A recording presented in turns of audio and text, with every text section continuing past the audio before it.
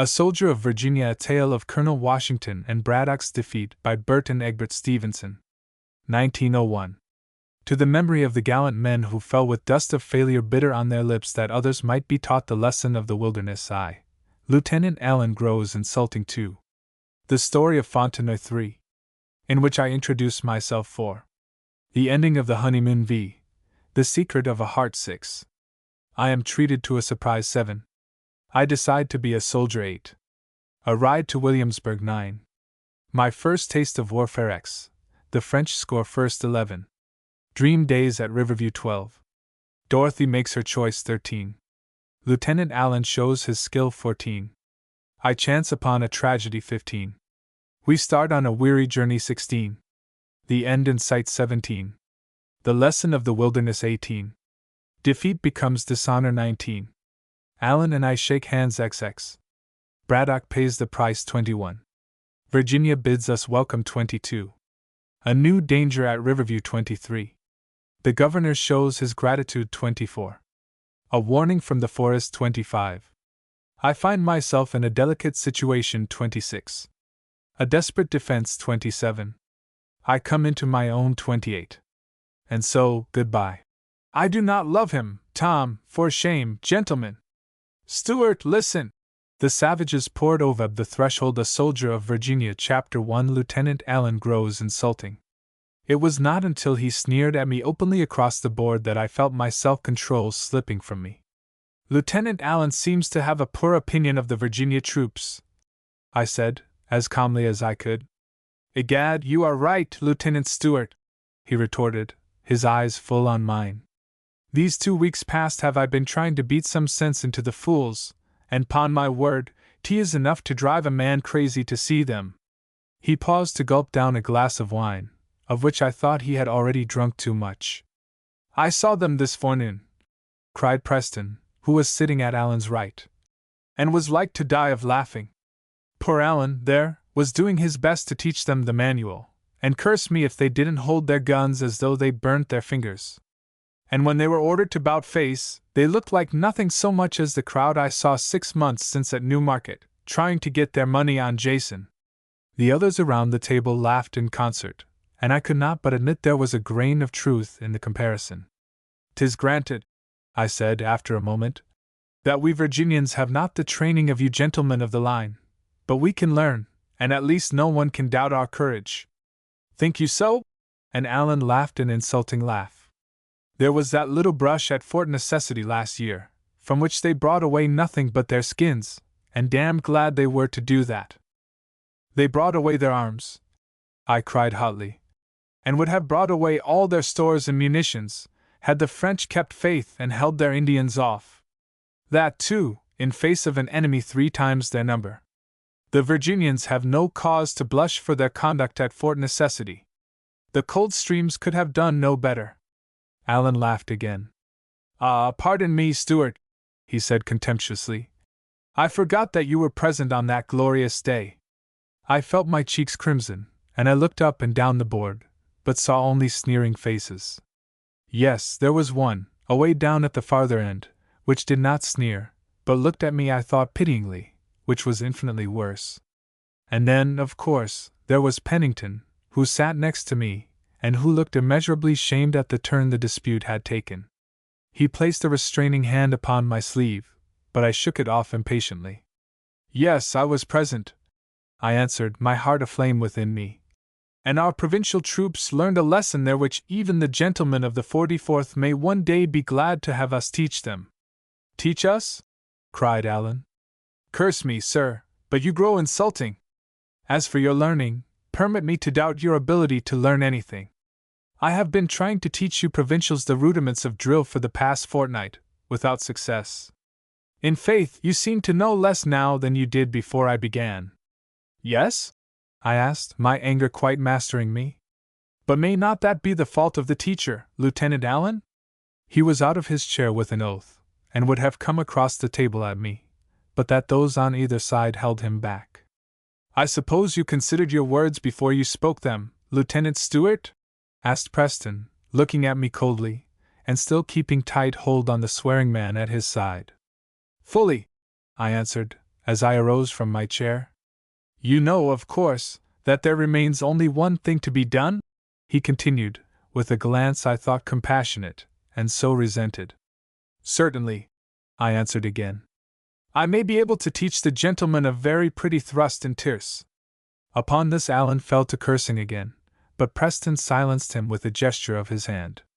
"I am very willing," I added, "to give him the lesson at once, if he so desires.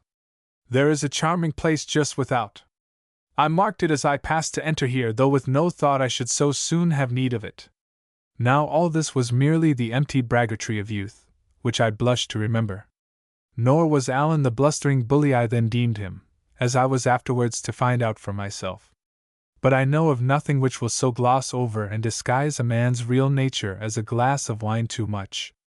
"I shall be happy to give the lesson at once," I repeated. "Yes, at once," cried Allan savagely. "I'll teach you, sir, to keep a civil tongue in your head when you address an officer of the line." "It seems that we are both to learn a lesson, then," I said lightly. "It remains only to be seen which is the better teacher. Will one of the other gentlemen present act as my second?" "I shall be happy to do so, Lieutenant Stewart," cried my neighbor, stepping forward. "Ah, Lieutenant Pennington, thank you." And I looked into his face with pleasure, for it was the one, of all those present, which I liked the best. "Will you arrange the details for me? May I speak to you a moment first?" he asked, looking at me anxiously. "Certainly," I answered, and together we walked over to one corner of the room. "Believe me, Lieutenant Stewart," he said in a low voice, "I deem you a brave man, and I honor you for defending the credit of your countrymen. I little thought, when I invited you to dine with us tonight, that there would be an issue such as this, for it can end in but one way. Allan is the best swordsman in the regiment, and a very devil when he is flushed with wine, as he is now." "You would have me decline to meet him, then?" I asked, looking at him steadily. "A word of apology," he stammered, but he did not meet my eyes. His heart was not in his words. "Impossible," I said. "You forget that it was he who insulted me, and that an apology, if there be one, must come from him. He has insulted not only myself, but the whole body of Virginia volunteers. Though I were certain he would kill me, I could not draw back in honor. But I am not so certain." And I smiled down into his face. "There be some good swordsmen even in Virginia, sir." "In faith, I am wondrous glad to hear it," he cried, his face brightening. "I could not do less than warn you. And I thank you for your interest." He held out his hand, and I clasped it warmly.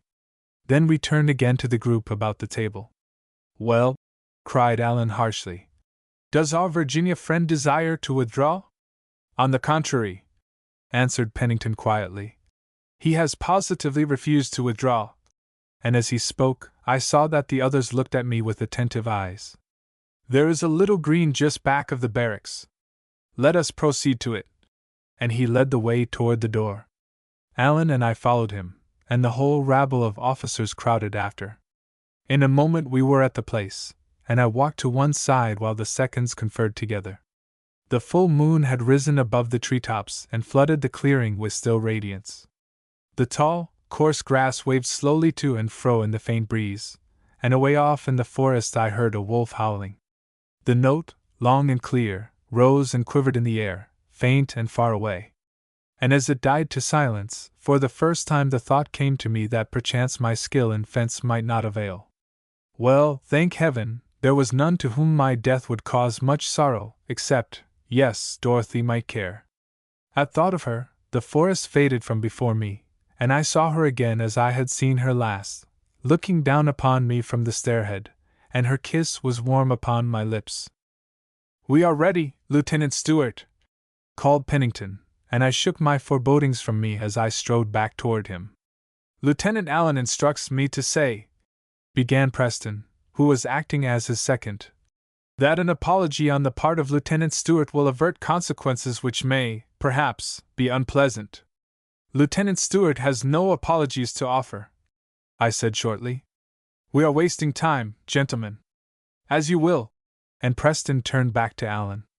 My coat was off in an instant, and I rolled the sleeve of my shirt above my elbow, the better to have it out of the way. "May I have your sword, Lieutenant?"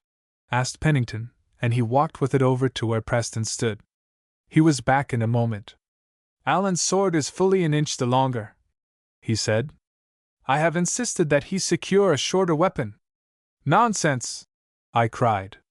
"Let him keep his sword. I am 2 or 3 inches the taller, and the advantage will still be on my side." Pennington looked at me a moment in something like astonishment. "Very well," he said at last, and stepped over and spoke another word to Preston. Then he came back and handed me my sword.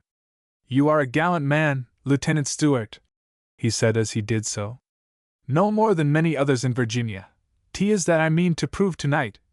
I answered lightly, and I saluted my adversary and felt his blade against my own. The first pass showed me that he was master of the weapon, but I was far from dismayed. I saw his eyes widen with surprise as I parried his thrust and pressed him so closely that he gave back a step. I smiled dryly, for I knew my advantage. The earliest lesson I had learned at the foils was that victory comes only to the man who keeps his coolness. I had drunk little wine, while Allen had drunk much, and his bloodshot eyes told of previous nights spent over the cups and dice. No, decidedly, I had little to fear. Allen must have read something of my thought in my eyes, for his face flushed to a yet darker crimson. He pulled himself together with an effort, and by a trick which I had never seen, got inside my guard. His point was at my breast, but I leaped back and avoided it. "Ah, you break!" he cried.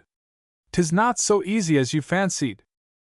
I did not answer, contenting myself with playing more cautiously than I had done in my self-satisfaction of a moment before. Out of the corners of my eyes I could see a portion of the circle of white faces about us, but they made no sound, and what their expression was I could not tell.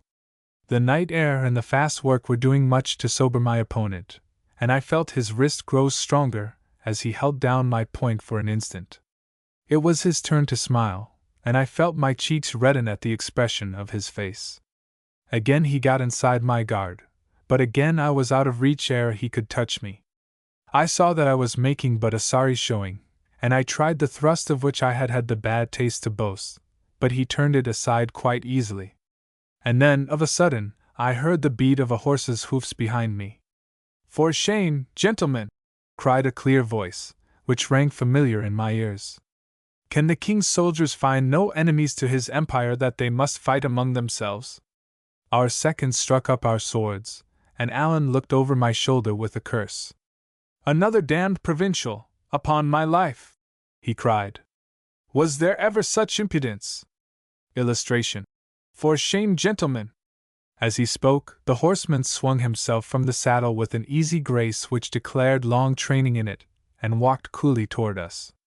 "Lieutenant Stewart," he said to me sternly, "I did not think to find you thus engaged, else had I thought twice before placing a sword in your hand. The insult was one which could not be passed over, Colonel Washington," I answered, as I saluted him. "It was not to myself only, but to all the Virginia troops who serve His Majesty." "So," sneered Allen, "he is the hero of Fort Necessity. I can well believe him averse to fighting." My cheeks were hot with anger, and I saw Washington flush darkly, but he gazed at Allen coldly, and his voice was calm as ever when he spoke. "It shall be my privilege at some future time," he said, "to call the gentleman to account for his words. At present, my sword is pledged to the king and may be drawn in no other service, more especially not in my own. I trust, Lieutenant Stewart, you will have the courage to sheathe your blade." I hesitated. It was a hard thing to ask a man to do. "Yes, put up your sword," cried Allen scornfully. "Allow yourself to be reproved like a naughty boy by this hero who knows only how to retreat. On my soul, 'T was well he arrived when he did. I should have finished with you long ere this." Washington looked at me steadily, without showing by the movement of a muscle that he had heard. "And I promise you, Lieutenant Stewart," he continued, as though there had been no interruption, "that I shall be happy to act as your second, once this campaign is closed." My cheeks flushed again, this time with pleasure, and I picked up my scabbard and sent my blade home. I must beg you to excuse me, Lieutenant Allen, I said. Colonel Washington says right. My sword is not my own until we have met the French. Then I shall be only too pleased to conclude the argument. Allen's lips curved in a disdainful smile. I thought you would be somewhat less eager to vindicate the courage of Virginia once you had pause for reflection, he sneered.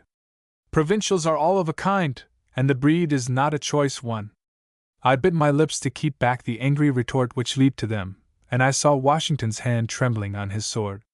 It did me good to see that even he maintained his calmness only by an effort. Oh, come, Allen, cried Pennington. You go too far. There can be no question of Lieutenant Stewart's courage. He was ready enough to meet you, God knows. Colonel Washington is right. Our swords belong to the king while he has work for them. And the young fellow, with flushed face, held out his hand to Washington, who grasped it warmly. I thank you, he said simply. I should be sorry to believe that all the king's officers could so far forget their duty. Come, Lieutenant, he added to me, and taking me by the arm, he walked me out of the group, which opened before us, and I ventured to think that not all of the faces were unfriendly.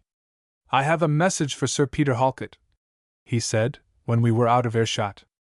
Show me his quarters, Tom, and so soon as I have finished my business, we will talk over this unhappy affair.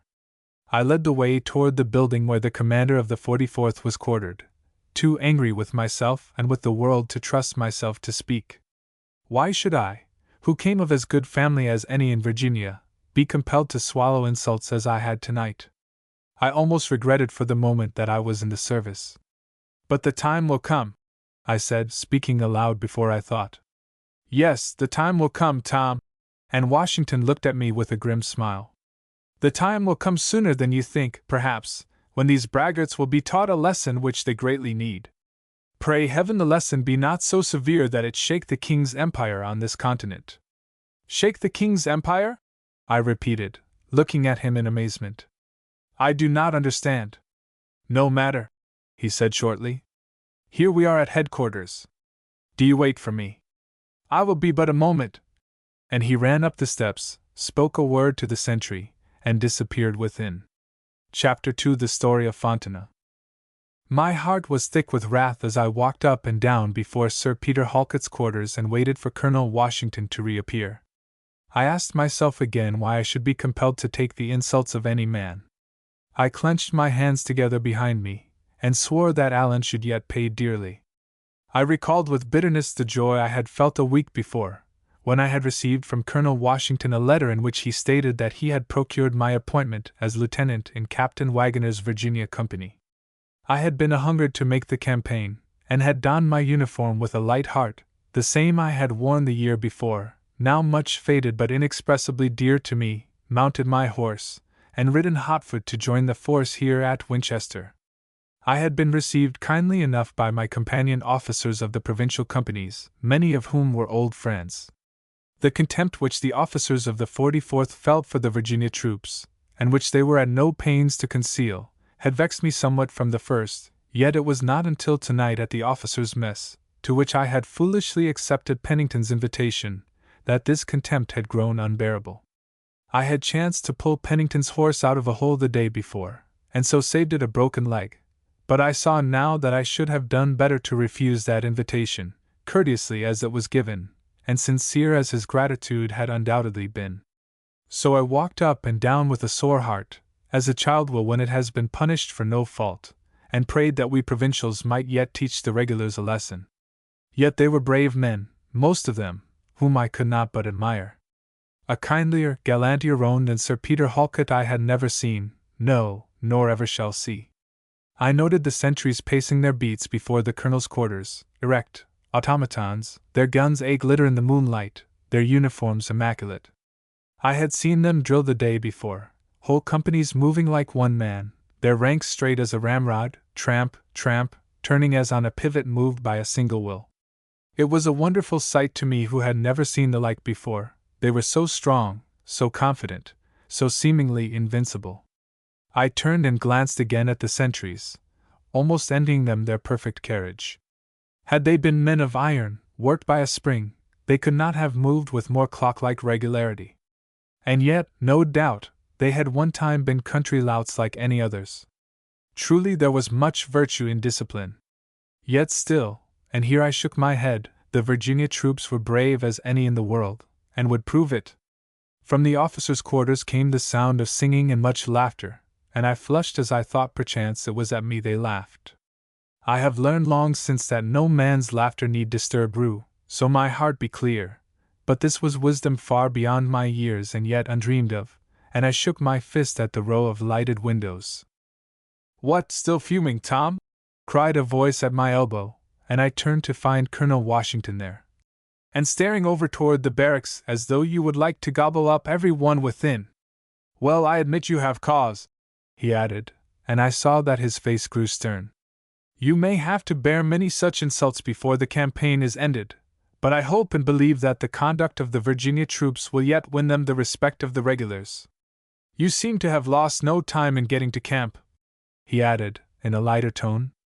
"There was nothing to keep me at Riverview," I answered bitterly. "My absence is much preferred to my presence there. Had I not come to Winchester, I must have gone somewhere else. Your letter came most opportunely." "You are out of humor tonight, Tom," said Washington, but his tone was kindly, and he placed one hand upon my arm as we turned back toward the cabin where my quarters were. He was scarce 3 years my senior, yet to me he seemed immeasurably the elder. I had always thought of him as of a man, and I verily believe he was a man in mind and temper while yet a boy in body. I had ridden beside him many times over his mother's estate, and I had noticed, and chafed somewhat at the knowledge, that women much older than he always called him Mr. Washington, while even that little chit of a Polly Johnston called me Tom to my face, and laughed at me when I assumed an air of injured dignity.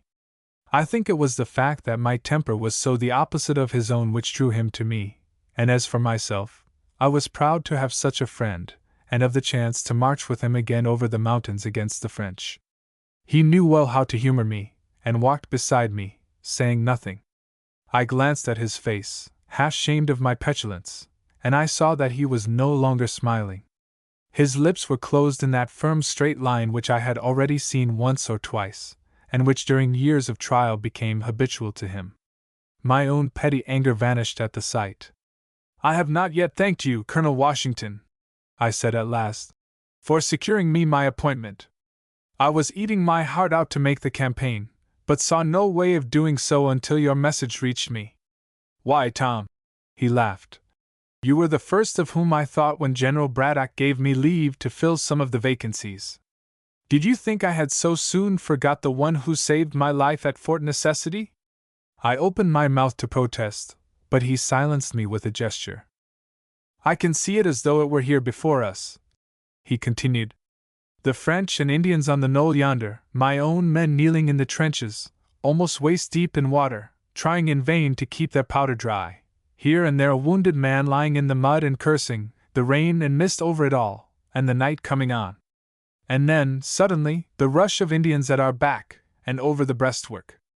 I had my pistol in my hand, you remember, Tom, but the powder flashed in the pan, and the foremost of the savages was upon me.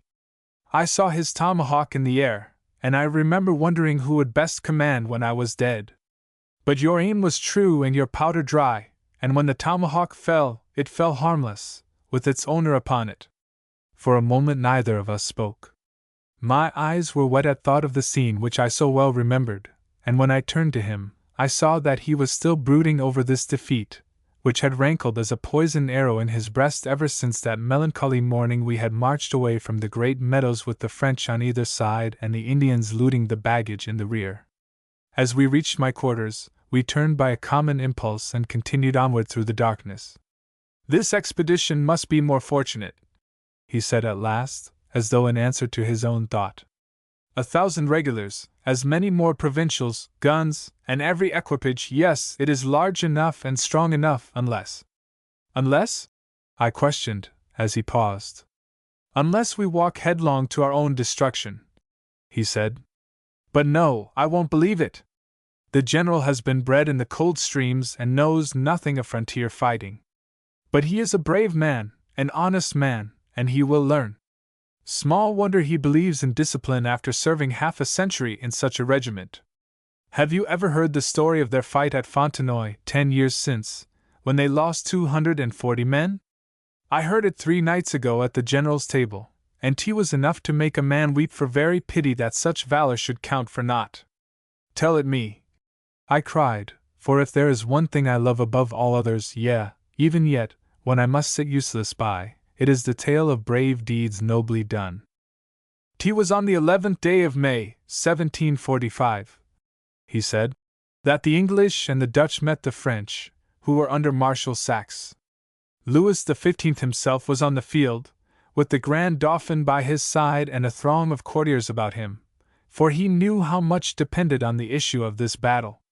A redoubt, held by the famous guards, bristling with cannon, covered the French position. The Dutch, appalled at the task before them, refused to advance, but His Grace of Cumberland, who commanded the English, rose equal to the moment. He formed his troops in column, the Coldstreams at its head, and gave the word for the assault. The batteries thundered, the redoubt was crowned with flame, but the Coldstreams turned neither to the right nor left.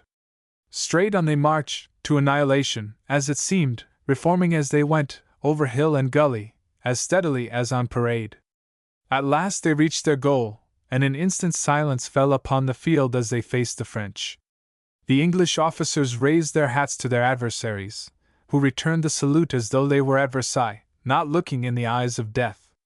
"Gentlemen of the French Guard," cried Lord Charles Hay, "fire, if you please."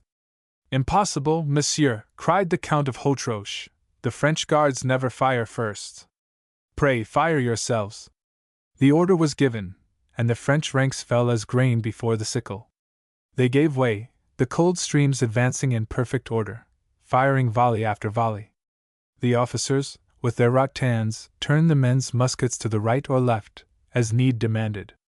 Nothing could stop that terrible approach, resistless as a whirlwind, and French and Swiss broke themselves against it, only to be dashed back as spray from a rocky coast.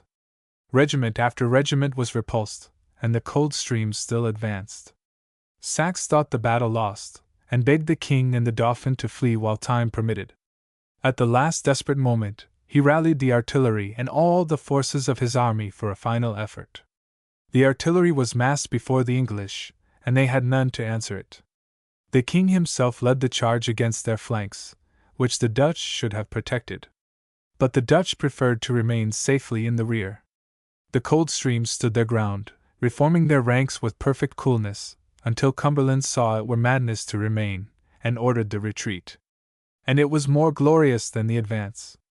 With only half their number on their feet, they faced about, without disorder, their ranks steady and unwavering, and moved off sullenly and slowly, as though ready at any moment to turn again and rend the ranks of the victors. It was a deed to match Thermopylae. I lifted my hat from my head, and my lips were trembling. "I salute them," I said. "'T was well done." And was General Braddock present on that day? He commanded 1 battalion of the regiment. It was for his gallantry there that he was promoted to the senior majorship. I shall not forget it. And then I added, "Perhaps the story you have told me will give me greater patience with our drill master." "I trust so, at least," said Washington with a smile. "Else I fear there will be little peace for you in the army." I was affected by the story, Tom, no less than you have been, but after I had left the hall, with its glamour of lights and gold lace and brilliant uniforms, I wondered if this discipline would count amid the forests of the Ohio as it did on the plains of Europe. I fancy, in the battle that is to come, there will be no question of who shall fire first, and a regiment which keeps its formation will be a fair mark for the enemy. Do you know, Tom, my great hope is that the French will send a scouting party of their Indian allies to ambush us, and that in defeating them, our commander may learn something of the tactics which he must follow to defeat the French. As for myself, I confess I shared none of these forebodings, and welcomed the chance to turn our talk to a more cheerful subject. "But about yourself?" I questioned. "There is much I wish to know. Until your note reached me, I had not heard a word from you since you rode away from Mount Vernon with Dinwiddie's messenger." His face cleared, and he looked at me with a little smile. "We went direct to Williamsburg," he said. where I first met the general, and told him what I know about the country which he has to cross. He treated me most civilly, despite some whisperings which went on behind my back, and shortly after sent me a courteous invitation to serve on his staff. Of course I accepted. You know how it irked me to remain at home, but I gave him at the same time a statement of my reason for quitting the Virginia service, that I could not consent to be outranked by every subaltern who held a commission from the king. I nodded, for the question was not new to me, and had already caused me much heartburning. It was not until long afterwards that I saw the general's letter among Mrs. Washington's treasures at Mount Vernon, but it seems to me worthy of reproduction here. Thus it ran: Williamsburg, March 2, 1755. Sir, the general having been informed that you expressed some desire to make the campaign, but that you declined it upon some disagreeableness that you thought might arise from the regulations of command, has ordered me to acquaint you that he will be very glad of your company in his family, by which all inconveniences of that kind will be obviated. I shall think myself very happy to form an acquaintance with a person so universally esteemed, and shall use every opportunity of assuring you how much I am, sir, your most obedient servant, Robert Orme, aide-de-camp. Had Braddock heeded the advice of the man whom he asked to join his family, the event might have been different. But I must not anticipate, and I find my hardest task in writing what is before me is to escape the shadow of the disaster which was to come. At that time, and indeed, until the storm burst, few of us had penetration to discern the cloud on the horizon. Colonel Washington, Mr. Franklin, and a few others, perhaps, but certainly not I. It is easy to detect mistakes after the event, and to conduct a campaign on paper, yet few who saw that martial array of troops, with its flying banners and bright uniforms, would have ordered the advance differently. But to return. It was not until 3 days ago, continued Washington, that I was able to rejoin the general, and he entrusted me with a message to Colonel Halkett, which I delivered this evening. I must start back to Mount Vernon tomorrow and place my affairs in order, and will then join the army at Cumberland, whence the start is to be made. And what make of man is the general? I asked. A cloud settled on Washington's face. Why, Tom, he said at last, I have seen so little of him that I may misjudge him. He is at least brave and honest, two great things in a commander. As for the rest, it is yet too soon to judge. But you have told me nothing about your affairs. How did you leave them all at Riverview? I left them well enough, I answered shortly. Washington glanced keenly at my downcast face, for indeed the memory of what had occurred at Riverview was not pleasant to me. Did you quarrel with your aunt before you came away? He asked quietly. Yes, I said, and stopped. How could I say more? I feared it might come to that, he said gravely. Your position there has been a false one from the start, and yet I see no way to amend it. We walked on in silence for some time, each busy with his own thoughts, and mine at least were not pleasant ones. Tom, said Washington suddenly, what was the quarrel about? Was it about the estate? Oh, no, I answered. We shall never quarrel about the estate. We have already settled all that. It was something quite different. I could not tell him what it was. The secret was not my own. He looked at me again for a moment, and then, stopping suddenly, wheeled me around to face him, and caught my hand. I think I can guess, he said warmly. And I wish you every happiness, Tom. My lips were trembling so I could not thank him, but I think he knew what was in my heart. Chapter 3, in which I introduce myself. I doubt not that by this time the reader is beginning to wonder who this fellow is that has claimed his attention, and so, since there is no one else to introduce me, I must needs present myself. It so happened that when that stern old lion, Oliver Cromwell, crushed a butterfly named Charles Stuart at Worcester in the dim dawn of the 3rd day of September, 1651, and utterly routed the army of that unhappy prince, one Thomas Stuart fell into the hands of the Roundheads, as, indeed, did near 7,000 others of the Royalist army. Now this Thomas Stuart had very foolishly left a pretty estate in Kincardine, together with a wife and 2 sturdy boys, to march under the banner of the princeling, as he conceived to be his duty, and after giving and taking many hard knocks, here he was in the enemy's hands, and Charles Stuart a fugitive.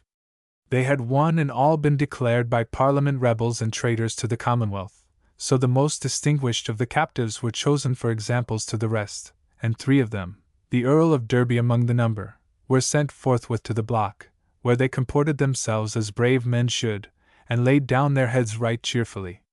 The others were sent to prison, since it was manifestly impossible to execute them all, nor was Cromwell so bloodthirsty. Now the rebellion was broken utterly, and some 1,600 of them were sentenced to be transported to the colony of Virginia, which had long been a dumping ground for convicts and felons and political scapegoats.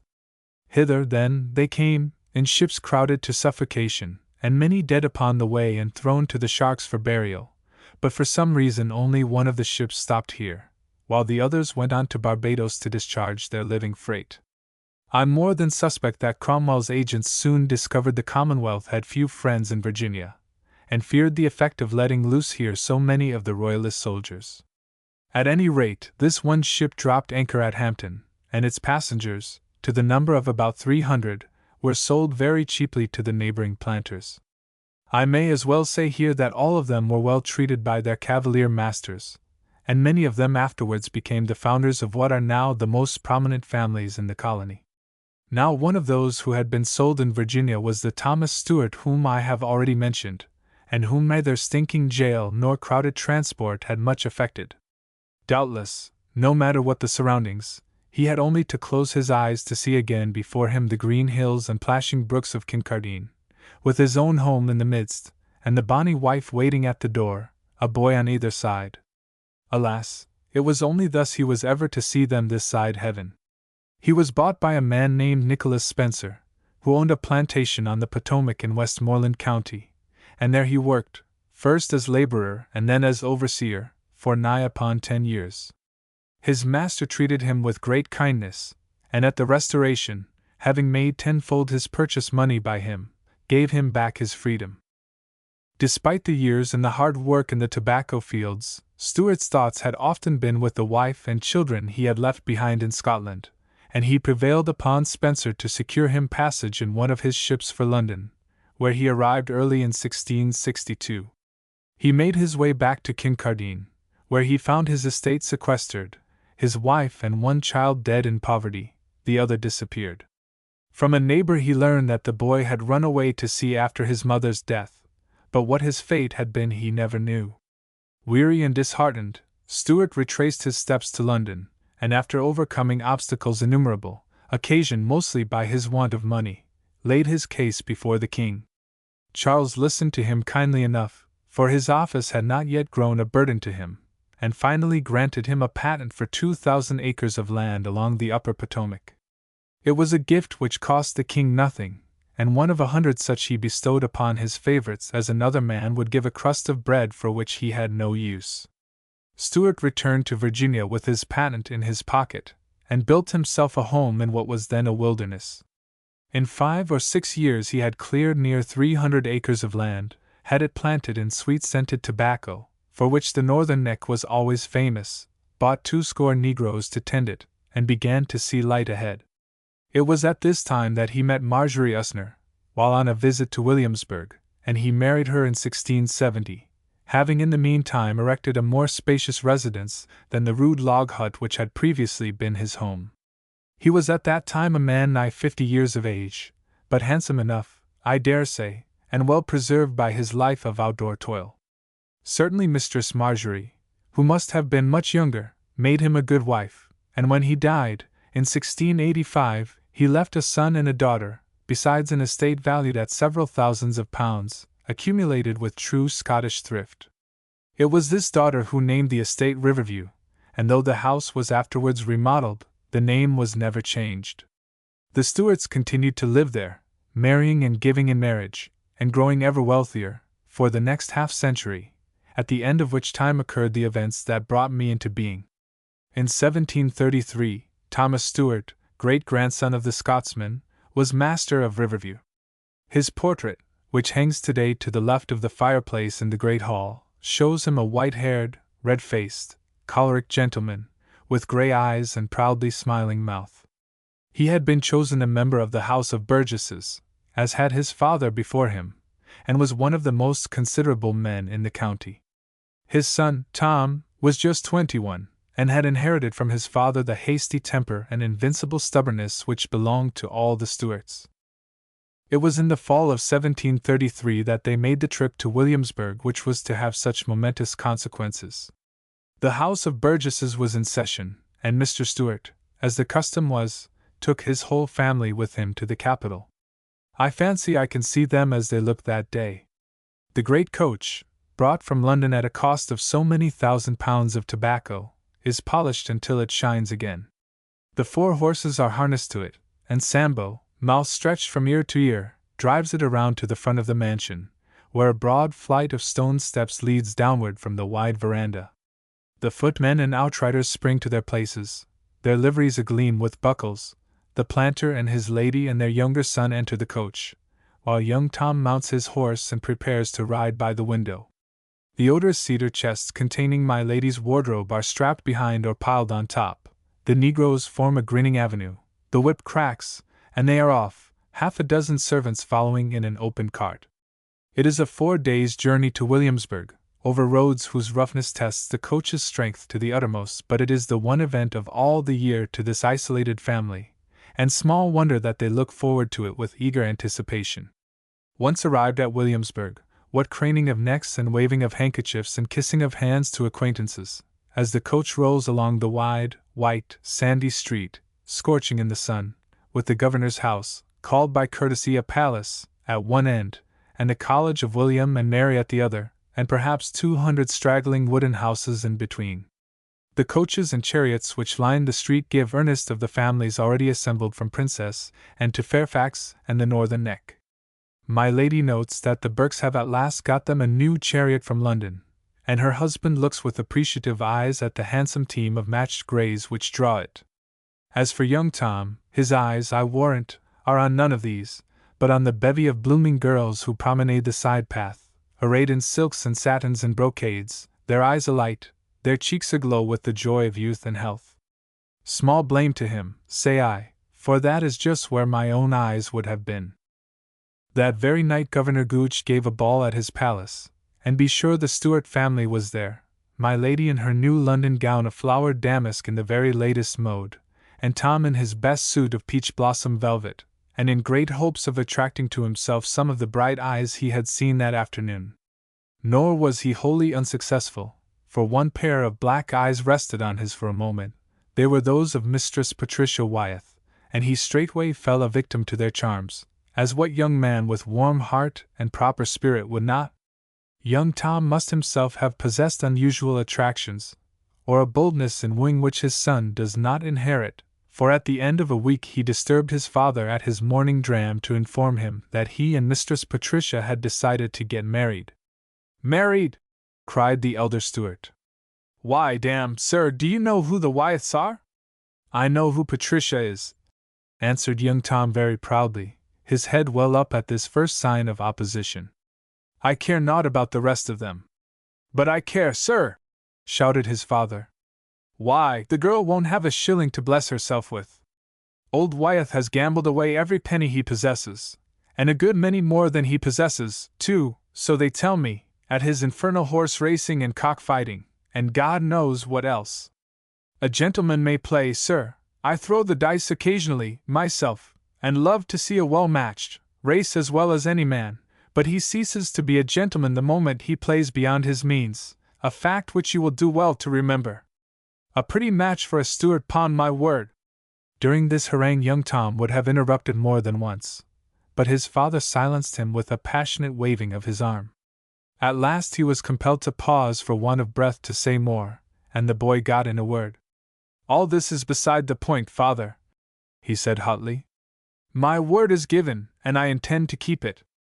Even if it were not given, I should still do my best to win Patricia, because I love her." "Love her, and welcome!" cried his father. "Marry her, if you want to. But you'll never bring a pauper like that inside my house while I am alive." "Nor after you are dead, if you do not wish it," answered Tom, with his head higher in the air than ever. "No, nor after I am dead!" thundered the old man, his anger no doubt carrying him farther than he intended going. You are acting like a scoundrel, sir. You know well enough I can't cut you out of the estate since you are the eldest, so you think to take advantage of me. Never fear, sir, cried Tom, his lips white with anger and his eyes ablaze. You shall ask me back to Riverview yourself ere I return there, yes, and beg my wife's pardon for insulting her. Then, by God, you'll never return, snorted his father, and without waiting to hear more, Tom stalked from the room and from the house. I think even then his father would have called him back, had the boy given him the chance, and his face was less red than usual when he heard the street door slam. Of course there was a great to-do immediately. Tom's mother interceded for him, and I doubt not a single word on his part would have won full pardon from his father, but one was no less stubborn than the other, and the word was never spoken. When Mistress Patricia heard of the quarrel, she straightway informed her lover that she would never marry him and ruin his inheritance, and returned to her home above Charles City, taking her old reprobate of a father with her, where he died not long afterwards, perhaps finding life not worth living when there remained no one who would take his wagers. At the close of the session, the Stewart coach rolled back to Riverview, but young Tom did not ride beside it. He remained at Williamsburg, and managed to pick up a scanty practice as an attorney, for he had read a little law in want of something better to do, and to fit himself for his coming honors as a member of the House of Burgesses. And at Riverview his father moped in his office and about his fields, growing ever more crabbed and more obstinate, and falling into a rage whenever any one dared mention Tom's name before him. It was in the spring of 1734 that Tom Stewart mounted his horse and rode out of Williamsburg across the Chickahominy, to try his fortune once more with Patricia Wyeth. The winter had been a hard one for a man brought up as Tom had been, and that suit of peach-bloom velvet had long since been converted into bread. Yet still he made a gallant figure when, on the evening of an April day, he cantered up the road to Patricia's home, and I dare say the heart of the owner of those bright eyes which peeped out upon him from an upper window beat faster when they saw him coming. But it was a very demure little maiden who met him at the great door as he entered, and gave him her hand to kiss. She was all in white, with a sprig of blossoms in her hair, and she must have made a pretty picture standing there, and one to warm the heart of any man.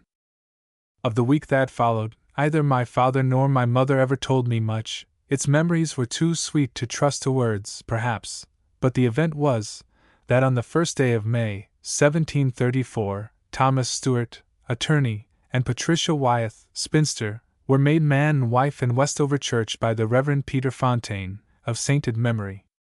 How well I recall his benign face, and what tears of affectionate remembrance brimmed my eyes when I heard, not long ago, that he was dead. The closing sentences of his will show how he ever thought of others and not of himself, for he wrote, "My will and desire is, that I may have no public funeral, but that my corpse may be accompanied by a few of my nearest neighbors, that no liquors be given to make any of the company drunk, many instances of which I have seen, to the great scandal of the Christian religion and abuse of so solemn an ordinance. I desire none of my family to go in mourning for me." His sister sent me a copy of the will, and a very pretty letter, in which she told me how her brother often spoke of me, and wished me to have his Bible. It is there on the shelf at my bedside, and while God gives me life I will read in no other. It was in the modest Wyeth homestead, on the bank of the James, that my father and mother entered upon their honeymoon. Of the depth of their love for each other I know best of all, and the summer slipped away on golden wings. My father thought no more of returning to Williamsburg, nor did he greatly regret Riverview.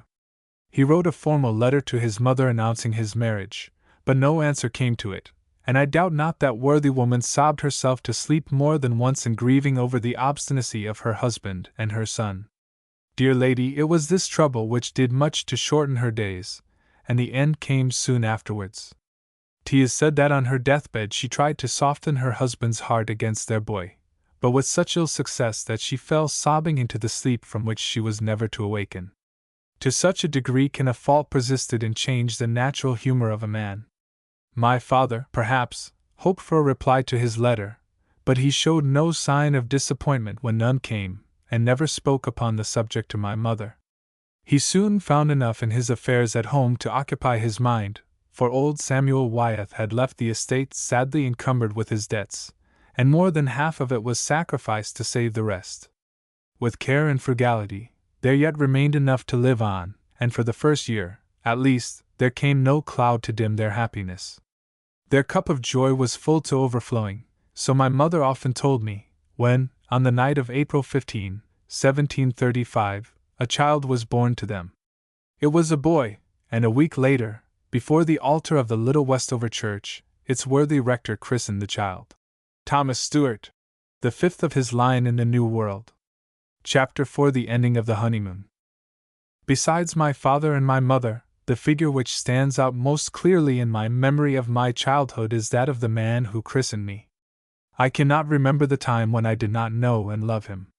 He was a tall, well-built man, with kindly face and clear blue eyes which darkened when any emotion stirred him, and rode, how well I remember it, a big, bony, gray horse. It was on this horse's back that I took my first ride, when I was scarce out of petticoats, and often after that, held carefully before him on the saddle, or, as I grew older, bumping joyously behind, my arms about his waist.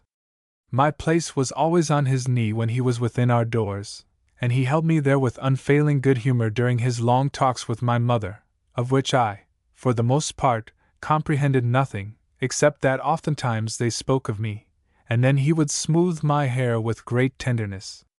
But I sat there quite content, and sometimes dozed off with my head against his flowered waistcoat. It was his one vanity, and wakened only when he set me gently down. It was not until I grew older that I learned something of his history.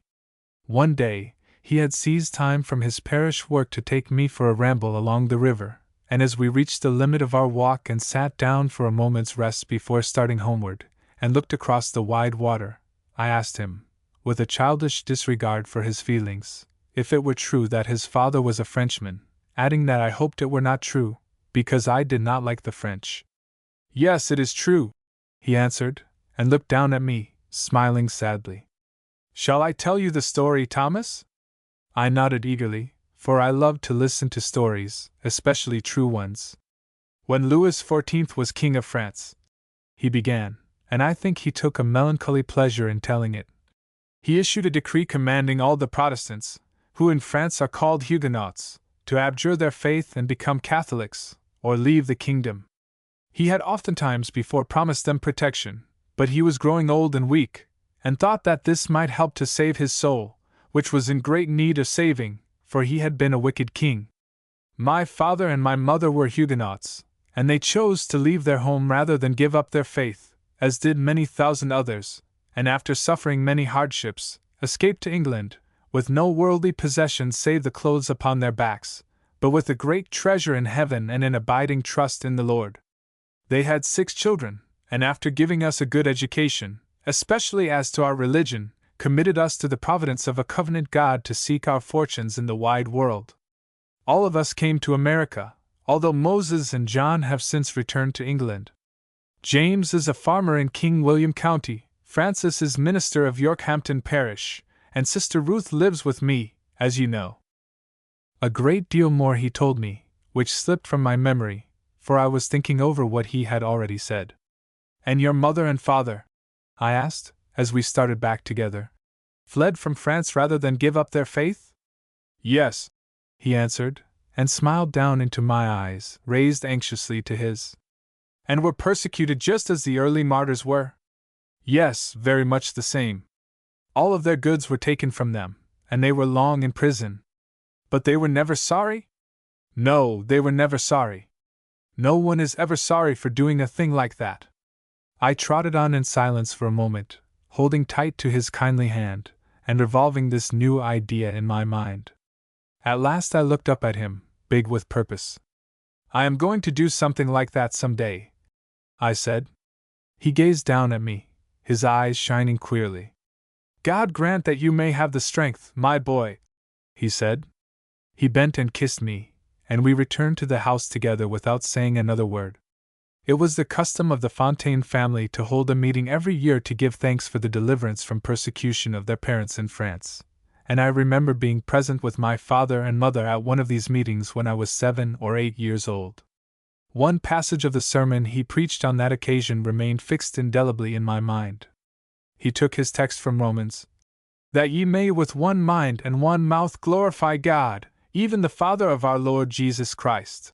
He applied the duty thus enjoined to the Fontaine family, saying, "For many weary months was our father forced to shift among forests and deserts for his safety, because he had dared to preach the word of God to the innocent and sincere people among whom he lived, and who desired to be instructed in their duty and to be confirmed in their faith. The forest afforded him a shelter and the rocks a resting place, but his enemies gave him no quiet, and pursued him even to these fastnesses, until finally, of his own accord, he delivered himself to them. They loaded his hands with chains, a dungeon was his abode, and his feet stuck fast in the mire. Murderers and thieves were his companions, yet even among them did he pursue his labors, until God, by means of a pious gentlewoman, who had seen and pitied his sufferings, relieved him." To my childish imagination, the picture thus painted was a real and living one, and filled me with a singular exultation. I think each of us at some time of his life has felt, as I did then, a desire to suffer for conscience' sake. The preachers of Virginia were, as a whole, anything but admirable, a condition due no doubt to the worldly spirit which pervaded the church on both sides of the ocean. The average parson was then, and many of them still are, coarse and rough, as contact with the forests and waste places of the world will often make men, even godly ones. But many of them were worse than that, gamblers and drunkards. They hunted the fox across country with great halloo, mounted on fast horses of their own. They attended horse races and cock-fights, almost always with some money on the outcome, and frequently with a horse or cock entered in the races or the pittings. And when the sport was over, they would accompany the planters home to dinner, which ended in a drinking bout, and it was seldom the parson who went under the table first. One fought a duel in the graveyard behind his church, our own little Westover church, it was, and succeeded in pinking his opponent through the breast, for which he had incontinently to return to England. Another stopped the communion which he was celebrating, and bawled out to his warden, "Here, George, this bread's not fit for a dog." Nor would he go on with the service until bread more to his liking had been brought. Another married a wealthy widow, though he had already a wife living in England. His bishop was compelled to recall him, but I never heard that he was discharged from holy orders. Another on a certain Saturday called a meeting of his vestry, and when they refused to take some action which he desired, thrashed them all soundly, and on the next day added insult to injury by preaching to them from the text. And I contended with them, and cursed them, and smote certain of them, and plucked off their hair. I should like to have seen the faces of the vestrymen while the sermon was in progress. It was not an unusual sight to see the parson riding home from some great dinner tied fast in his chaise to keep him from falling out, as the result of overindulgence in the planter's red wine. But our worthy pastor, during his 40 years' ministry in Charles City Parish, was concerned in no such escapades, and I count it one of the great happinesses of my life that I had the good fortune to fall under the influence of such a man. A passage of a letter written by him to one of his brothers in England on the subject of preserving health gives an outline of the rules of his life. After commending active exercise in the open air on foot and on horseback, he says, "I drink no spirituous liquors at all, but when I am obliged to take more than ordinary fatigue, either in serving my churches or other branches of duty, I take one glass of good old Madeira wine, which revives me, and contributes to my going through without much fatigue." One other figure do I recall distinctly. We had driven to church as usual one Sunday morning in early fall, and when we came in sight of the little brick building, peeping through its veil of ivy, I was surprised to see the parishioners in line on either side the path which led to the broad, low doorway. Mr. Fontaine stood there as though awaiting someone, and when he saw us, came down the steps and spoke a word to Father. In a moment, from down the road came the rumble of heavy wheels, and then a great, gorgeous, yellow chariot, with 4 outriders, swung into view and drew up with a flourish before the church. The footmen sprang to the door, opened it, and let down the steps.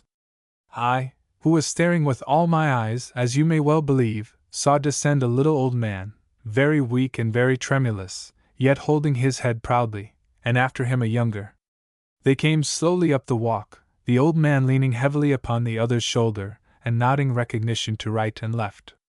As they drew near, I caught the gleam of a great jewel on his sword hilt, and then of others on finger, knee, and instep. The younger bore himself very erect and haughty, yet I saw the two were fashioned in one mold. On up the steps and into the church they went, Mr. Fontaine before and we after them. They took their seats in the great pew with the curious carving on the back, which I had never before seen occupied. "Who are the gentlemen, mother?" I whispered, so soon as I could get her ear. "It is Colonel Bird and his son come back from London," she answered. "Now take your eyes off them and attend the service." Take my eyes off them I did, by a great effort of will, but I fear I heard little of the service, for my mind was full of the great house on the river bank, which it had once been my fortune to visit. Mr. Fontaine had taken me with him in his chaise for a pastoral call at quite the other end of his parish, and as we returned, we were caught in a sudden storm of rain. My companion had hesitated for a moment, and then turned his horse's head through a gateway with a curious monogram in iron at the top, along an avenue of stately tulip trees, and so to the door of a massive square mansion of red brick, which stood on a little knoll overlooking the James. The door was closed and the windows shuttered, but half a dozen negroes came running from the back at the sound of our wheels and took us in out of the storm. A mighty fire was started in the deep fireplace, and as I stood steaming before it, I looked with dazzled eyes at the great carved staircase, at the paintings and at the books, of which there were many hundreds. Presently the old overseer, whom Mr. Fontaine addressed as Murray, and who had grown from youth to trembling age in the Bird service, came in to offer us refreshment, and over the table they fell to gossiping. "Westover's not the place it was," said Murray, sipping his flip disconsolately. "Not the place it was while Miss Evelyn was alive. There was no other like it in Virginia then. Why, it was always full of gay company, and the colonel kept a nigger down there at the gate to invite in every traveler who passed. But all that's changed, and has been these 6 year." Mr. Fontaine nodded over his tea. "Yes," he said, "Evelyn's death was a great blow to her father." "You may well say that, sir," assented Murray, with a sigh. "He was never the same man after. He used to sit there at that window and watch her in the garden, after they came back from London, and every day he saw her whiter and thinner. At night, after she was safe abed, I have seen him walking up and down over there along the river, sobbing like a baby. And when she died, he was like a man dazed, thinking, perhaps, it was he who had killed her."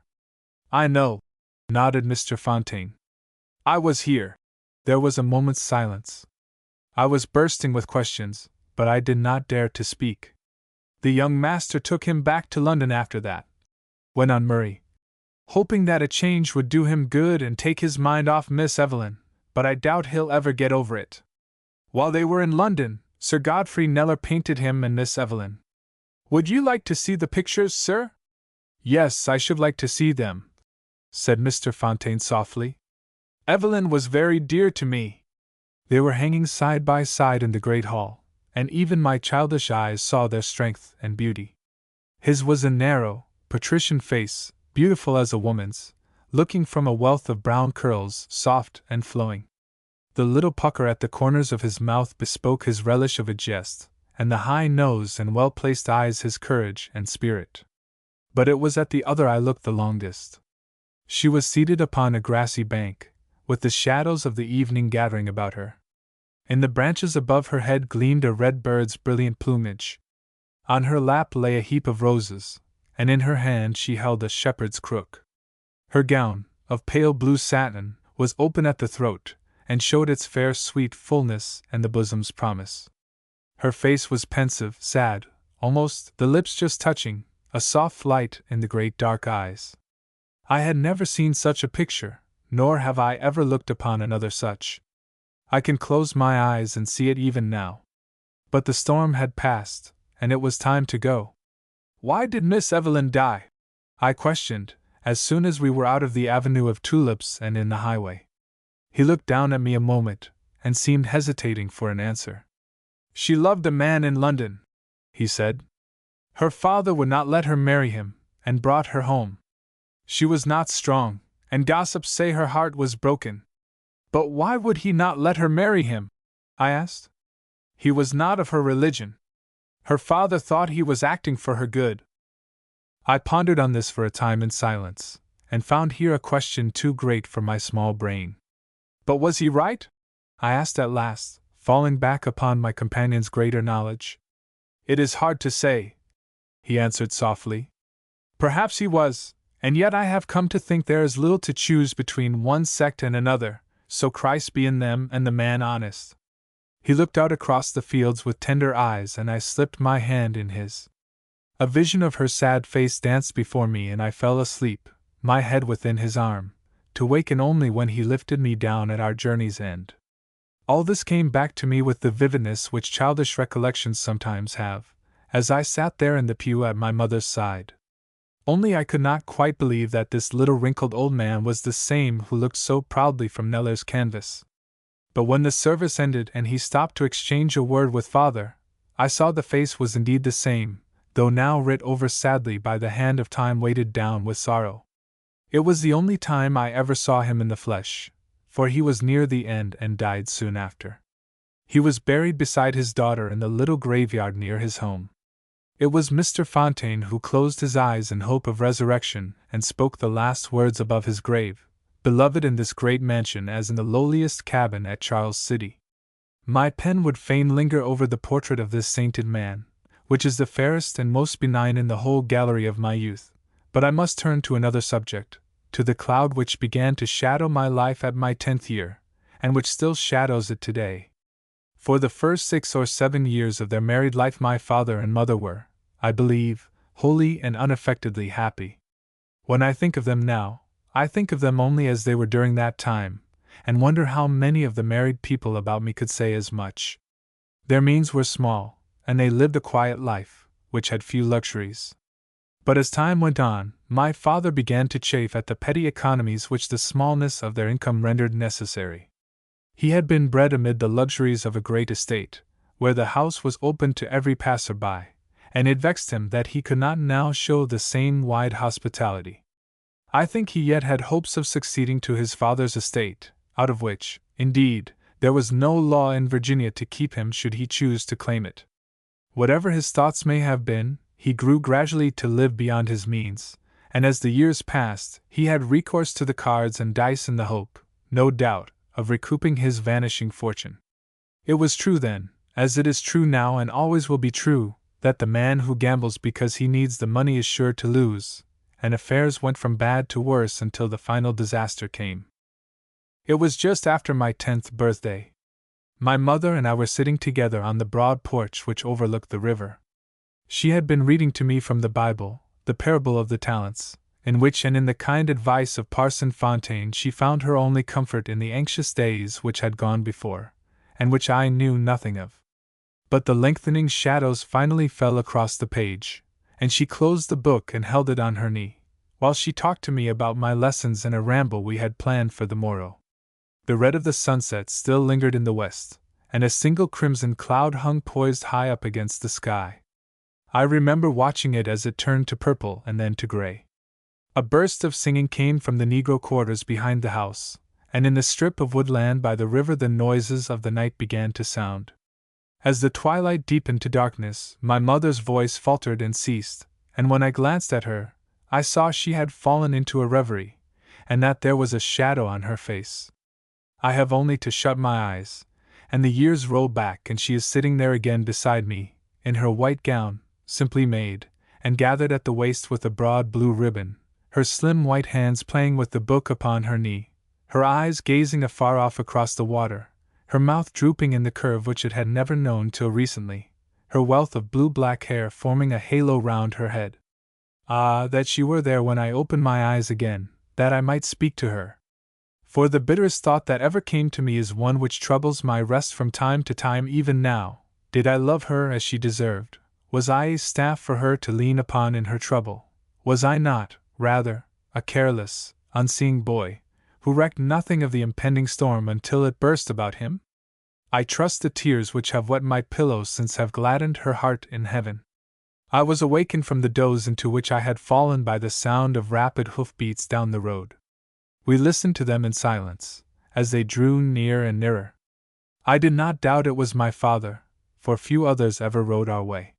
He had been from home all day, as he frequently was of late, only he did not usually return so early in the evening. Something in my mother's face as she strained her eyes into the shadows to catch a glimpse of the advancing horseman drew me from my chair and to her side. "It is your father," she said, in a voice almost inaudible, and as she spoke, the rider leaped from the shadow of the trees. He drew his horse up before the porch with a jerk and threw himself from the saddle. As he came up the steps, I saw that his face was strangely flushed and his eyes gleaming in a way that made me shiver. I felt my mother's arm about me trembling as she drew me closer to her. "Well, it's over," he said, flinging himself down upon the upper step. "And damn if I'm sorry. Anything's better than living here in the woods like a lump on a log." "What do you mean is over, Tom?" asked my mother very quietly. "I mean our possession of this place is over. Since an hour ago, it has belonged to Squire Blakesley, across the river." "You mean you have gambled it away?" "If you choose to call it that," said my father ungraciously, and he turned his back to us and gazed gloomily out over the water. For a moment there was silence. "Since we no longer possess this place," said my mother at last, "I suppose you intend to forget your foolish anger against your father, and claim your patrimony?" "Foolish or not," he cried, "I have sworn never to take it until it is offered to me, and I mean to keep my word." "You would make your boy a beggar to gratify a foolish whim," retorted my mother, her voice trembling with passion. I had never seen her so, and even my father glanced at her furtively in some astonishment. "Very well. In that it is for you to do as you may choose, but his estate here, or what is left of it, shall be kept intact for him." "What do you mean?" cried my father, and he sprang to his feet and slashed his boots savagely with his riding whip. "I mean," said my mother very quietly, "that since a gambling debt is not recoverable by law, we have only to live on quietly here and no one will dare disturb us." "And my honor?" cried my father with an oath, the first I had ever heard him use. "It seems to me that you forget my honor, madam." "You have been the first to forget your honor, sir," said my mother, rising to face him, but still keeping me within her arm, "in staking your son's inheritance upon a throw of the dice." My father started as though he had been struck across the face, but he was too far gone in anger to listen to the voice of reason. Indeed, I have always found that the more a man deserves rebuke, the less likely is he to take it quietly. "Come here, Tom," he said to me, and when I hesitated, added in a sterner tone, "Come here, sir, I say." I had no choice but to go to him, nor did my mother seek to hold me back. He caught me by the arms and bent until his face was close to mine. "You are to promise me two things, Tom," he said, and I perceived that his breath was heavy with the fumes of wine. "One is that you are never to claim your inheritance of Riverview until it is offered to you freely by them that now possess it. Do you promise me that?" "Yes," I faltered. "I promise you, sir." "Good," he said. "And the other is that you will pay my debts of honor after I am dead, if they be not paid before. Promise me that also, Tom." His eyes were on mine, and I could do nothing but obey, even had I thought of resisting. "I promise that also, sir," I said. "Very well." And he retained his grasp on my arms yet a moment. "Remember, Tom, that a gentleman never breaks his word. It is his most priceless possession, the thing which above all others makes him a gentleman." He dropped his hands and turned away into the house. A moment later, from the refuge of my mother's arms, I heard him heavily mounting the stairs to his room on the floor above. My mother said never a word, but she covered my face with kisses, and I felt that she was crying. She held me for a time upon her lap, gazing out across the river as before, and when I raised my hand and caressed her cheek, smiled down upon me sadly.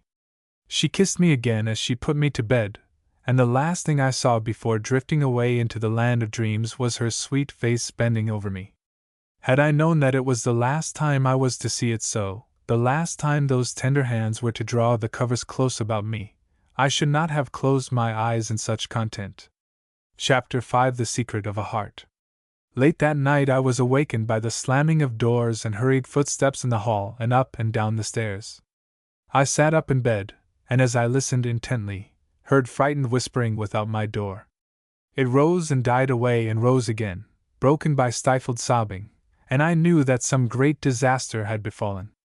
It seemed, somehow, natural that this should happen, after my father's recent conduct. With a cold fear at my heart, I threw the covers back, slid from the bed, and groped my way across the room. As I fumbled at the latch, the whispering and sobbing came suddenly to an end, as though those without had stopped with bated breath. At last I got the door open, and looking out, saw half a dozen Negro servants grouped upon the landing. One of them held a lantern, which threw slender rays of light across the floor and queer shadows up against their faces. They stared at me an instant, and then, finding their breath again, burst forth in lamentation. "What is it?" I cried. "What has happened?" My old mammy had her arms around me and caught me up to her face, down which the tears were streaming. "Oh, Lord, keep dis chilly," she sobbed, looking down at me with infinite tenderness. "Oh, Lord, bless and keep dis chilly." "But, mammy," I repeated impatiently, "what has happened?" Her trembling lips would not permit her answering, but she pointed to the door of my father's room and her tears broke forth afresh. "Is my mother there?" I asked. She nodded. "Then I will go to her," I said, and I had squirmed out of her arms and was running along the passage before she could detain me. In a moment I had reached the door, but all my courage seemed to fail me in face of the mystery within, and the knock I gave was a very feeble and timid one.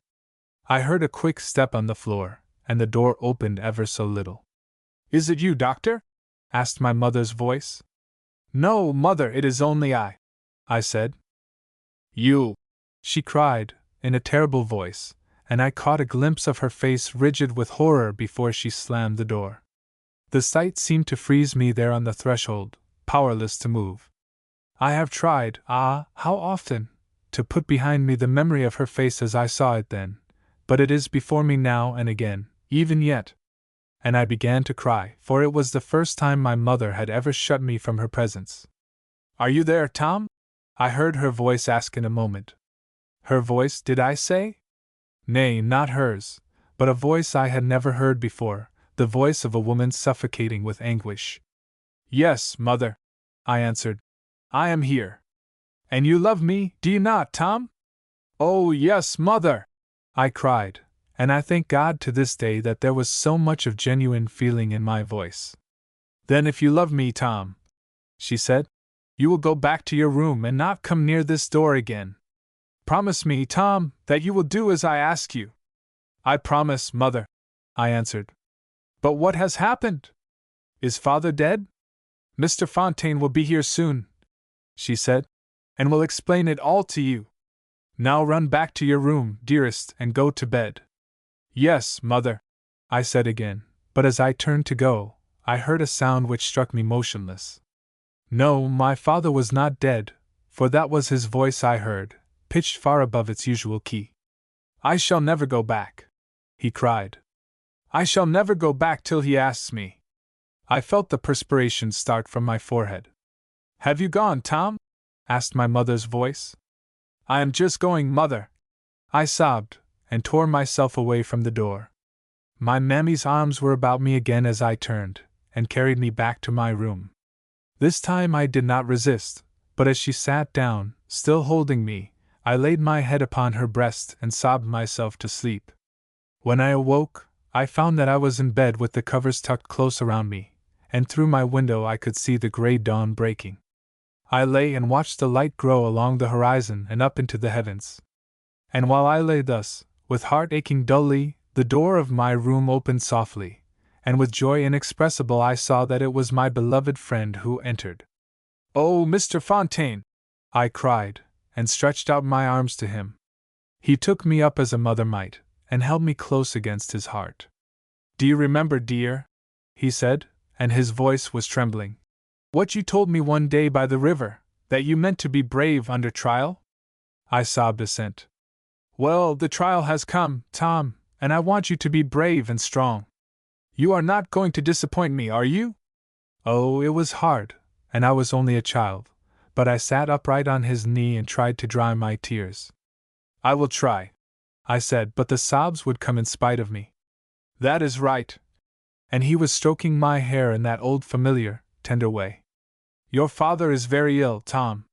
Well, if that was all, I could bear it, certainly. But he will get well, I said. He was looking far out at the purple sky, and his face seemed old and gray. I hope and pray so, he said at last. He has the smallpox, Tom. There are some cases along the river near Charles City, and he must have caught it there. Dr. Braille has done everything for him that can be done. But I was not listening. There was room for only one thought in my brain. And my mother is with him, I cried, and my heart seemed bursting. He held me tight against him, and I felt a tear fall upon my head. This was the trial, then, for him no less than me. Yes, she is with him, Tom. She believes it her duty, and will allow no one else to enter. Ah, she has not been found wanting. Dear heart, I knew she would never be. Of what came after, I have no distinct remembrance. Mr. Fontaine told me that my mother wished me to go home with him, so that I might be quite beyond reach of the infection. He had agreed that this would be the wisest course, and so, too stricken at heart to resist, I was bundled into his chaise with the chest of my clothes, and driven away through the crowd of sobbing Negroes to the little house at Charles City where he and his sister lived. The week that followed dwells in my memory as some tremendous nightmare, lightened here and there by the unvarying kindness of my friend and of his sister. I wandered along the river and gazed out across the changing water for hours at a time, with eyes that saw nothing of what was before them. Often I remained thus until someone came for me and led me gently back into the house. My brain seemed numbed, and no longer capable of thought. Mr. Fontaine took charge of our affairs, doing everything that could be done, keeping the frightened Negroes to their work, and praying with my mother through the tight closed door. He had no fear, and would have entered and prayed with her beside the bed, had she permitted. I was sitting by the river bank one evening, watching the shadows lengthen across the water, when I heard a step behind me, and turned to see my friend approaching. A glance at his face brought me to my feet. What is it? I cried, and ran to him. He took my hands in his. Your father died an hour ago, Tom, he said, and smoothed my hair in the familiar way which seemed to comfort him as well as me. And my mother? I asked, for it was of her I was thinking. Your mother is ill, too, he said, and placed his arms about me and held me close. But with God's grace we will save her life. But I had started from him. If she is ill, I cried, I must go to her. She will want me. He shook his head, still holding to my hands. No, she does not want you, Tom, he said. The one thing that will make her happy is the thought that you are quite removed from danger. I believed my place was at her bedside, but she would not permit it. And then he told me, with glistening eyes, that my old mammy, who had been my mother's 30 years before, was nursing her and would not be sent away. She had burst in the door of the plague chamber the moment she had heard that her mistress was ill, and dared any one disturb her. Old Dr. Braille had commanded that she be given her will, and declared that in this old Negro woman's careful nursing lay my mother's great chance of life.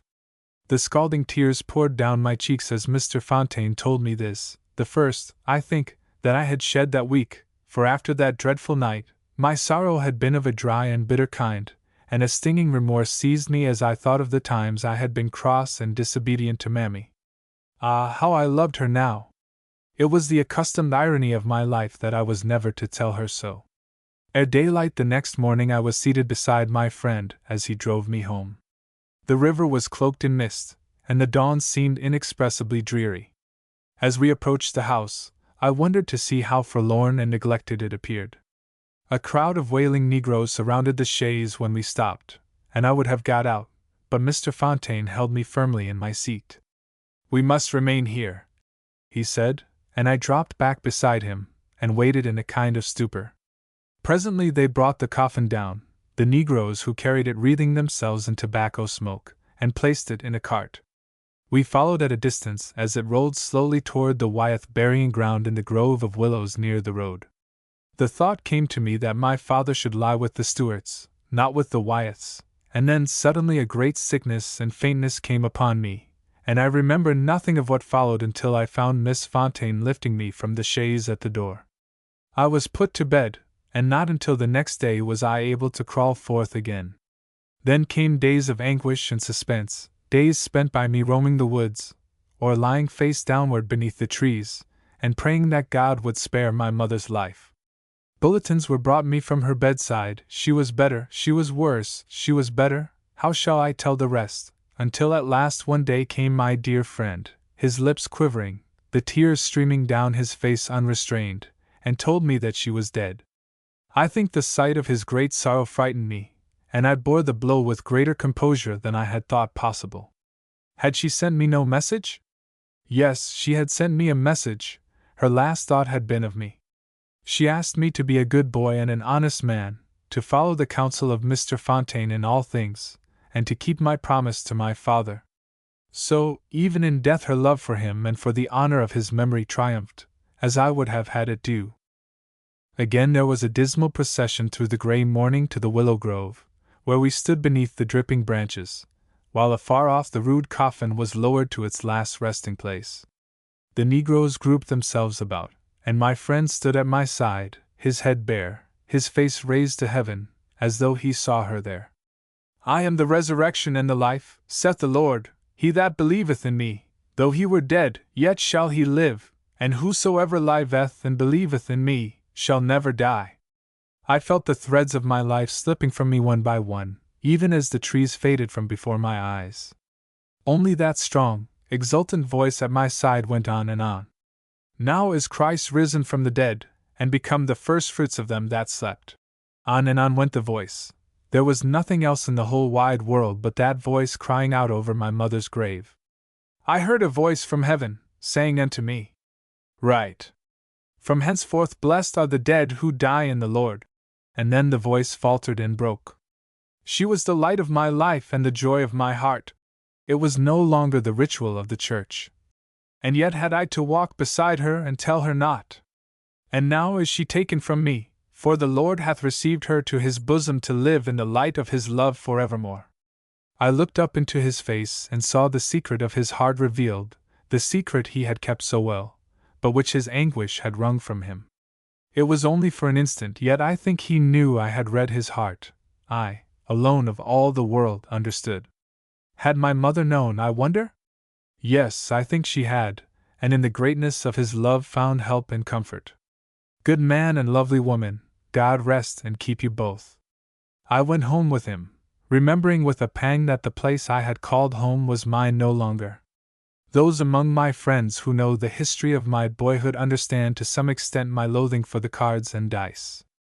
It is perhaps unreasonable, I might be the first to deem it so in any other man, but when I count up the woe they brought my mother, father and husband slaves to the same frenzy, how they wrecked her life and embittered it, my passion rises in my throat to choke me.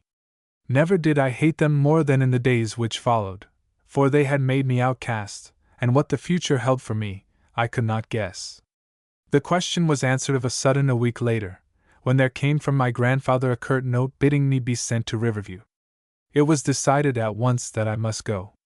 I myself looked forward to the change with a boy's blind longing for adventure, and said farewell to the man who had been so much to me with a willingness I winced to think upon.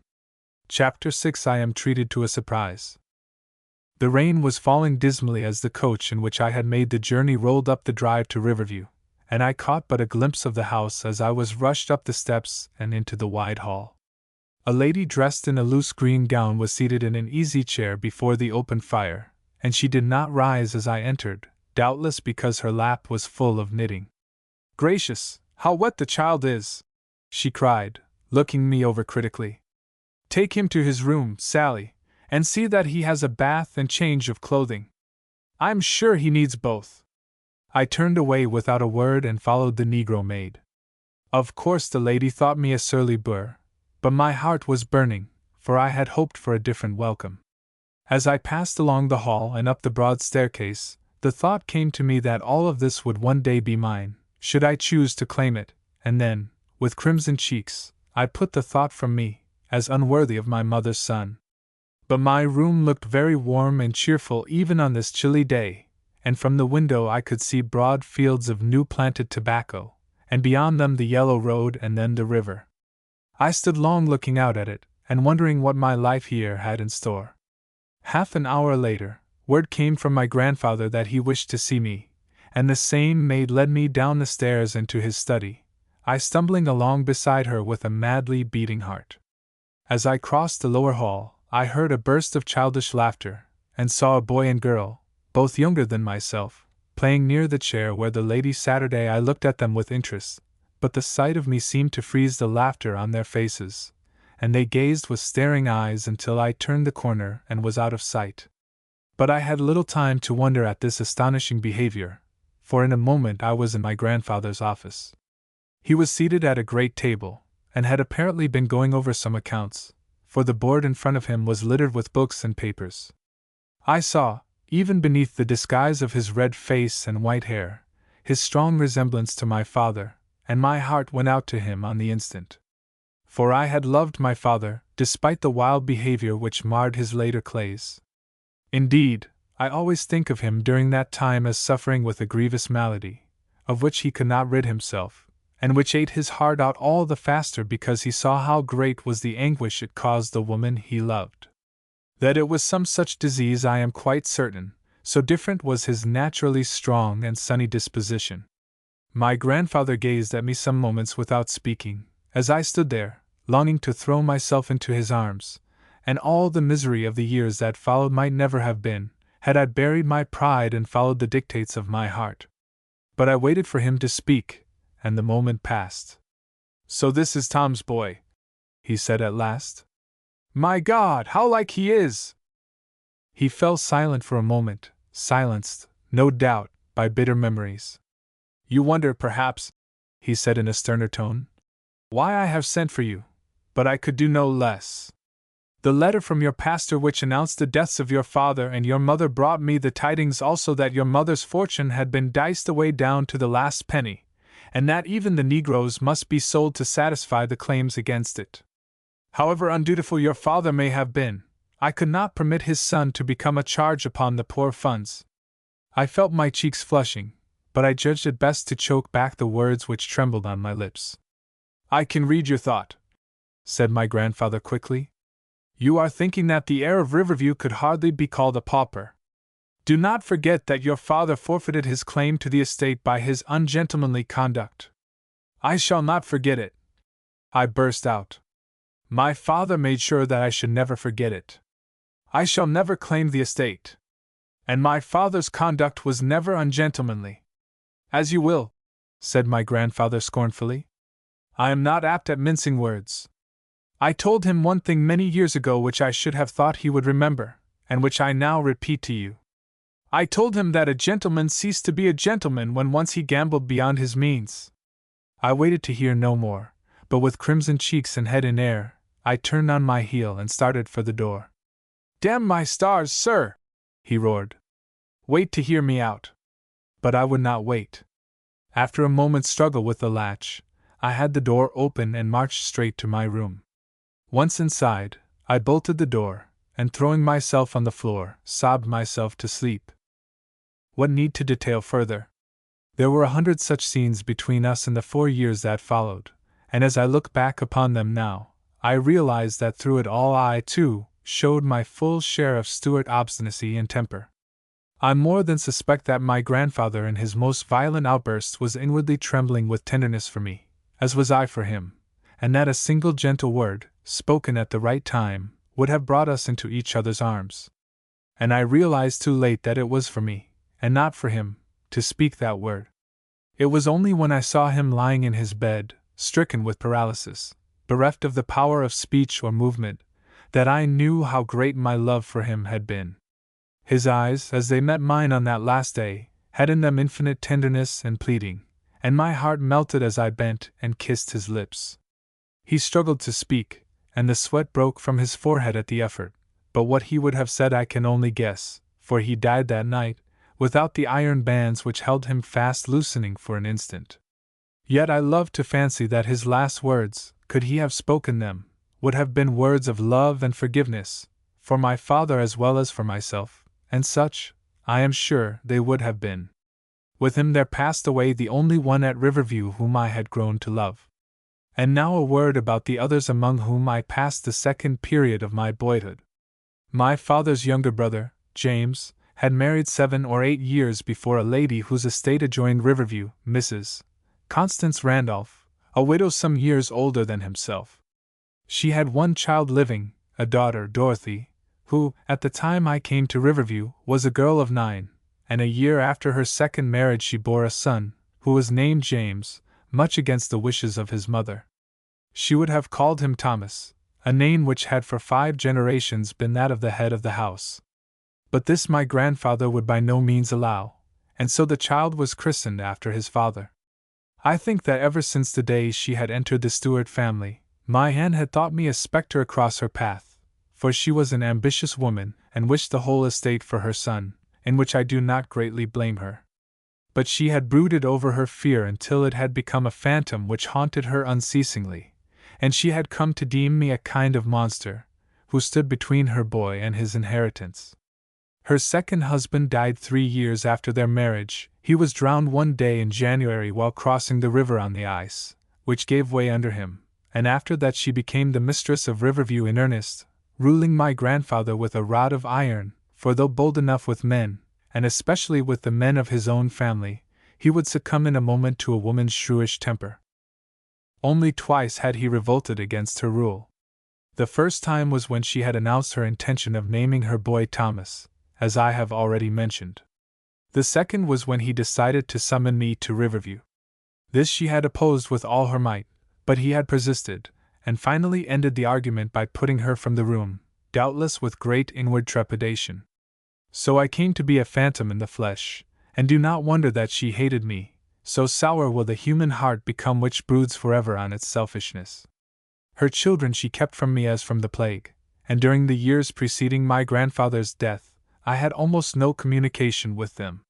He required, however, that every respect be shown me, placed me on his right at table. How often have I looked up from my plate to find his eyes upon me, selected 6 negroes to be my especial servants, engaged the Rev. James Scott, pastor of the Quantico Church, as my tutor, and even ordered for me an elaborate wardrobe from his factor in London.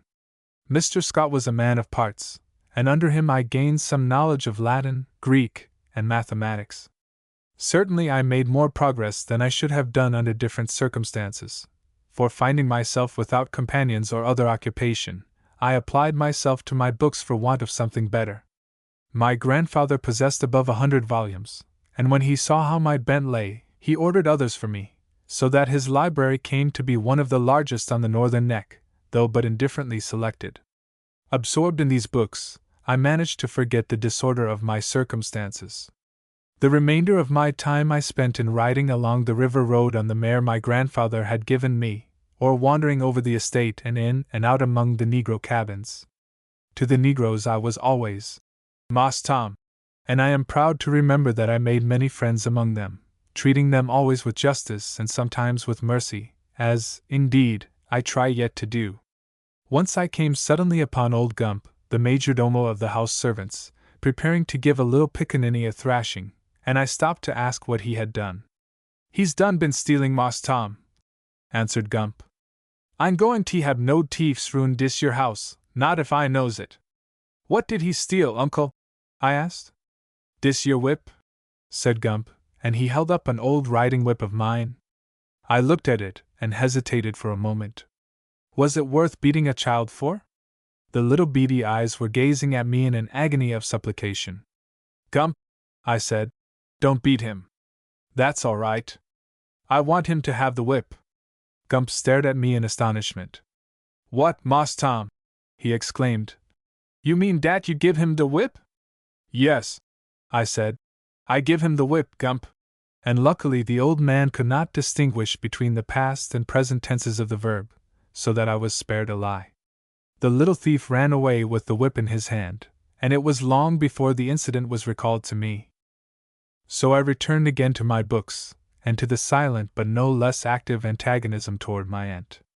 Yet I would not paint her treatment of me in too gloomy colors. Doubtless I gave her much just cause for offense, for I had grown into a surly and quick-tempered boy, with raw places ever open to her touch. That she loved her children I know well, and her love for them was at the bottom of her dislike for me. I have learned long since that there is no heart wholly bad and selfish. While my grandfather yet lived, I think she had some hope that something would happen to make me an outcast utterly, but after his death this hope vanished, and she sent for me one morning to come to her. I found her seated in the selfsame chair in which I had first seen him, and the table was still littered with papers and accounts. "Good morning, Thomas," she said politely enough, as I entered, and, as I returned her greeting, motioned me to a chair. She seemed to hesitate at a beginning, and in the moment of silence that followed, I saw that her face was growing thinner, and that her hair was streaked with gray. "I have sent for you, Thomas," she said at last, "to find out what your intention is with regard to this estate. You know, of course, that your father forfeited it voluntarily, and that you have no moral claim to it. Still, the law might sustain your claim, should you choose to assert it." "I shall not choose to assert it," I answered coldly, and as I spoke, her face was suffused with sudden joy. "I promised my father never to claim it, never to take it unless it were offered to me openly and freely, and I intend to keep my promise." For a moment her emotion prevented her replying, and she pressed one hand against her breast as though to still the beating of her heart. "Very well," she said at last. "Your resolution does credit to your honor, and I will see that you do not regret it. I will undertake the management of both estates until my son becomes of age. You shall have an ample allowance. Let me see, how old are you?" "I am 15 years old," I answered. "And have about sounded the depths of Master Scott's learning, I suppose?" she asked, smiling, the first smile, I think, she had ever given me. "He was saying only yesterday that I should soon have to seek another tutor. 'Tis as I thought. Well, what say you to a course at William and Mary?" She smiled again as she saw how my cheeks flushed. "I should like it above all things," I answered earnestly, and indeed, I had often thought of it with longing, so lonely was my life at Riverview. "It shall be done," she said. "The year opens in a fortnight's time, and you must be there at the beginning." I thanked her and left the room, and ran to my tutor, who had arrived some time before, to acquaint him with my good fortune. He was no less pleased than I, and forthwith wrote me a letter to Dr. Thomas Dawson, president of the college, commending me to his good offices. So, in due course, I rode away from Riverview, not regretting it, nor, I dare say, regretted. In truth, I had no reason to love the place, nor had any within it reason to love me. Of my life at college, little need be said. Indeed, I have small reason to be proud of it, for, reacting against earlier years, perhaps, I cultivated the Apollo Room at the Raleigh rather than my books, and toasted the leaden bust of Sir Walter more times than I care to remember. Yet I never forgot that I was a gentleman, thank God. And previous years of study brought me through with some little honor despite my present carelessness. I had a liberal allowance, and elected to spend my vacations at Williamsburg or at Norfolk, or coasting up the Chesapeake as far as Baltimore, and did not once return to Riverview, where I knew I should get cold welcome. In fact, I was left to do pretty much as I pleased, my aunt being greatly occupied with the care of the estate, and doubtless happy to be rid of me so easily. So I entered my 18th year, and the time of my graduation was at hand. And it was then that the great event happened which changed my whole life by giving me something to live for. It was the custom for the first class, the year of its graduation, to attend the second of the grand assemblies given by the governor, while the House of Burgesses was in session, and we had been looking forward to the event with no small anticipation.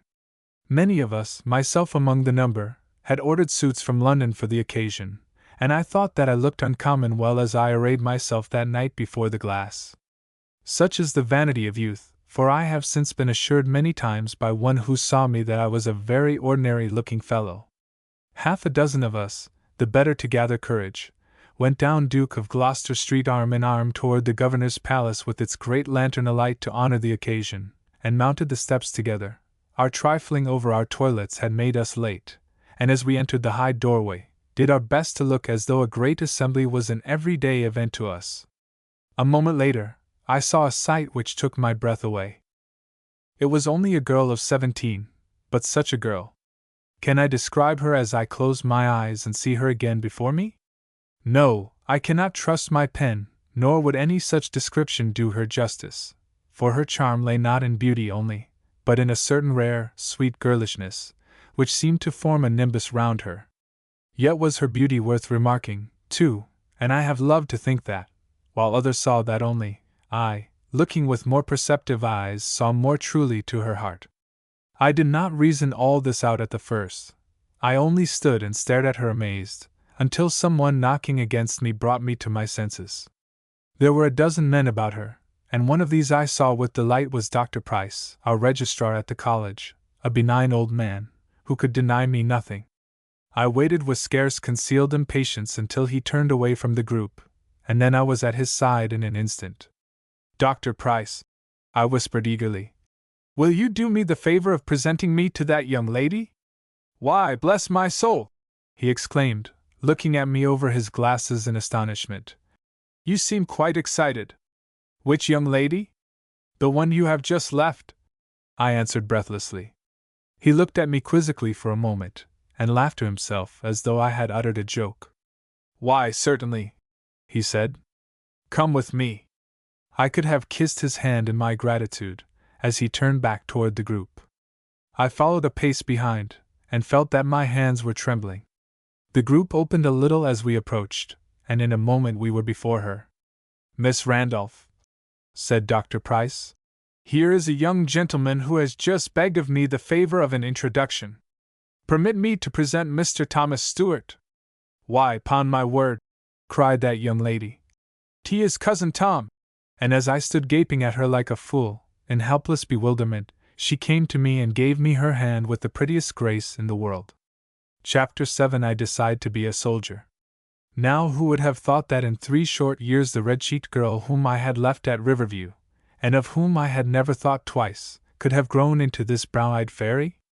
Certainly not I, and my hopeless astonishment must have been quite apparent, for Mistress Dorothy laughed merrily as she looked at me. "Come, cousin," she cried. "You look as though you saw a ghost." "I assure you I am not a ghost, but very substantial flesh and blood." "'Twas not of a ghost I was thinking," I said, recovering my wits a little under the magic of her voice, which I thought the sweetest I had ever heard, "but of the 3 Graces, and the thought I saw a 4th. She gazed at me a moment with bright, intent eyes, the faintest touch of color in her cheek. Then she smiled, a smile that brought 2 tiny dimples into being. Oh, such a smile! But there, why weary you with telling what I felt? You have all felt very like it when you gazed into a certain pair of eyes, or if you have not, you will some day, and if you never do, why, God pity you. She laid her hand on my arm and turned to the group about us.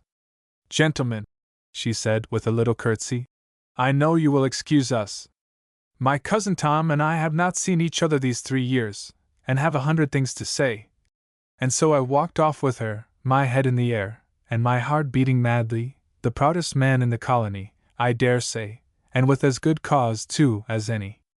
Dorothy led the way, for I was too blinded with joy to see where I was going, and with a directness which showed acquaintance with the great house, proceeded to a corner under the stair which had a bit of tapestry before it that quite shut us out from interruption. She sat down opposite me, and I pinched my arm to make sure I was not dreaming. "Why, Tom," she cried, with a little laugh, as she saw me wince at the pain, "you surely do not think yourself asleep?" "I know not whether 'T is dreaming or enchantment," said I. "But sleep or sorcery, 'T is very pleasant, and I trust will never end." "What is it that you think enchantment, Tom?" she asked. "What could it be but you?" I retorted, and she smiled the slyest little smile in the world.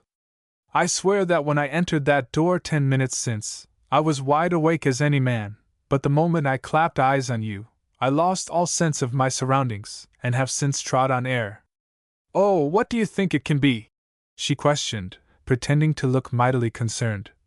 "Do you think it is the fever, Tom?" But I was far past teasing. "To think that you should be Dorothy," I said.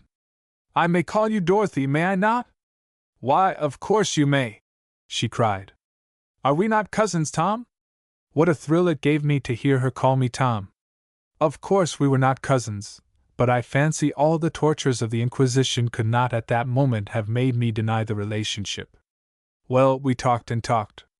Of what I said, I have not the slightest remembrance. It was all foolish enough, no doubt, but Dorothy told me how her mother had been managing the estate, greatly assisted by the advice of a Major Washington, living 10 miles up the river at Mount Vernon, how her brother James had been tutored by my old preceptor, but showed far greater liking for his horse and cocks than for his books, and how Mr. Washington had come to Riverview a month before to propose that Mistress Dorothy accompany him and his mother and sister to Williamsburg, and how her mother had consented, and the flurry there was to get her ready, and how she finally was got ready, and started, and reached Williamsburg, and had been with the Washingtons for a week, and had attended the first assembly, which accounted for her knowing the house so well, and had had a splendid time.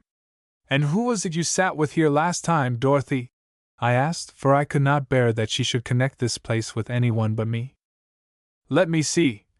And the sly minx seemed to hesitate in the effort at recollection. Was it Mr. Burke? No, I was with him on the veranda. Was it Mr. Forsyth? No, I have it.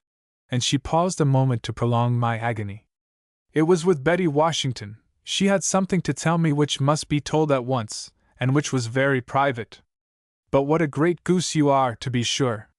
Do you know, Tom, I had no idea that melancholy boy I saw sometimes at Riverview would grow into such a what, Dorothy? I asked, as she hesitated. Such a big, overgrown fellow, with all his heart in his face. What a monstrous fine suit that is you have on, Tom!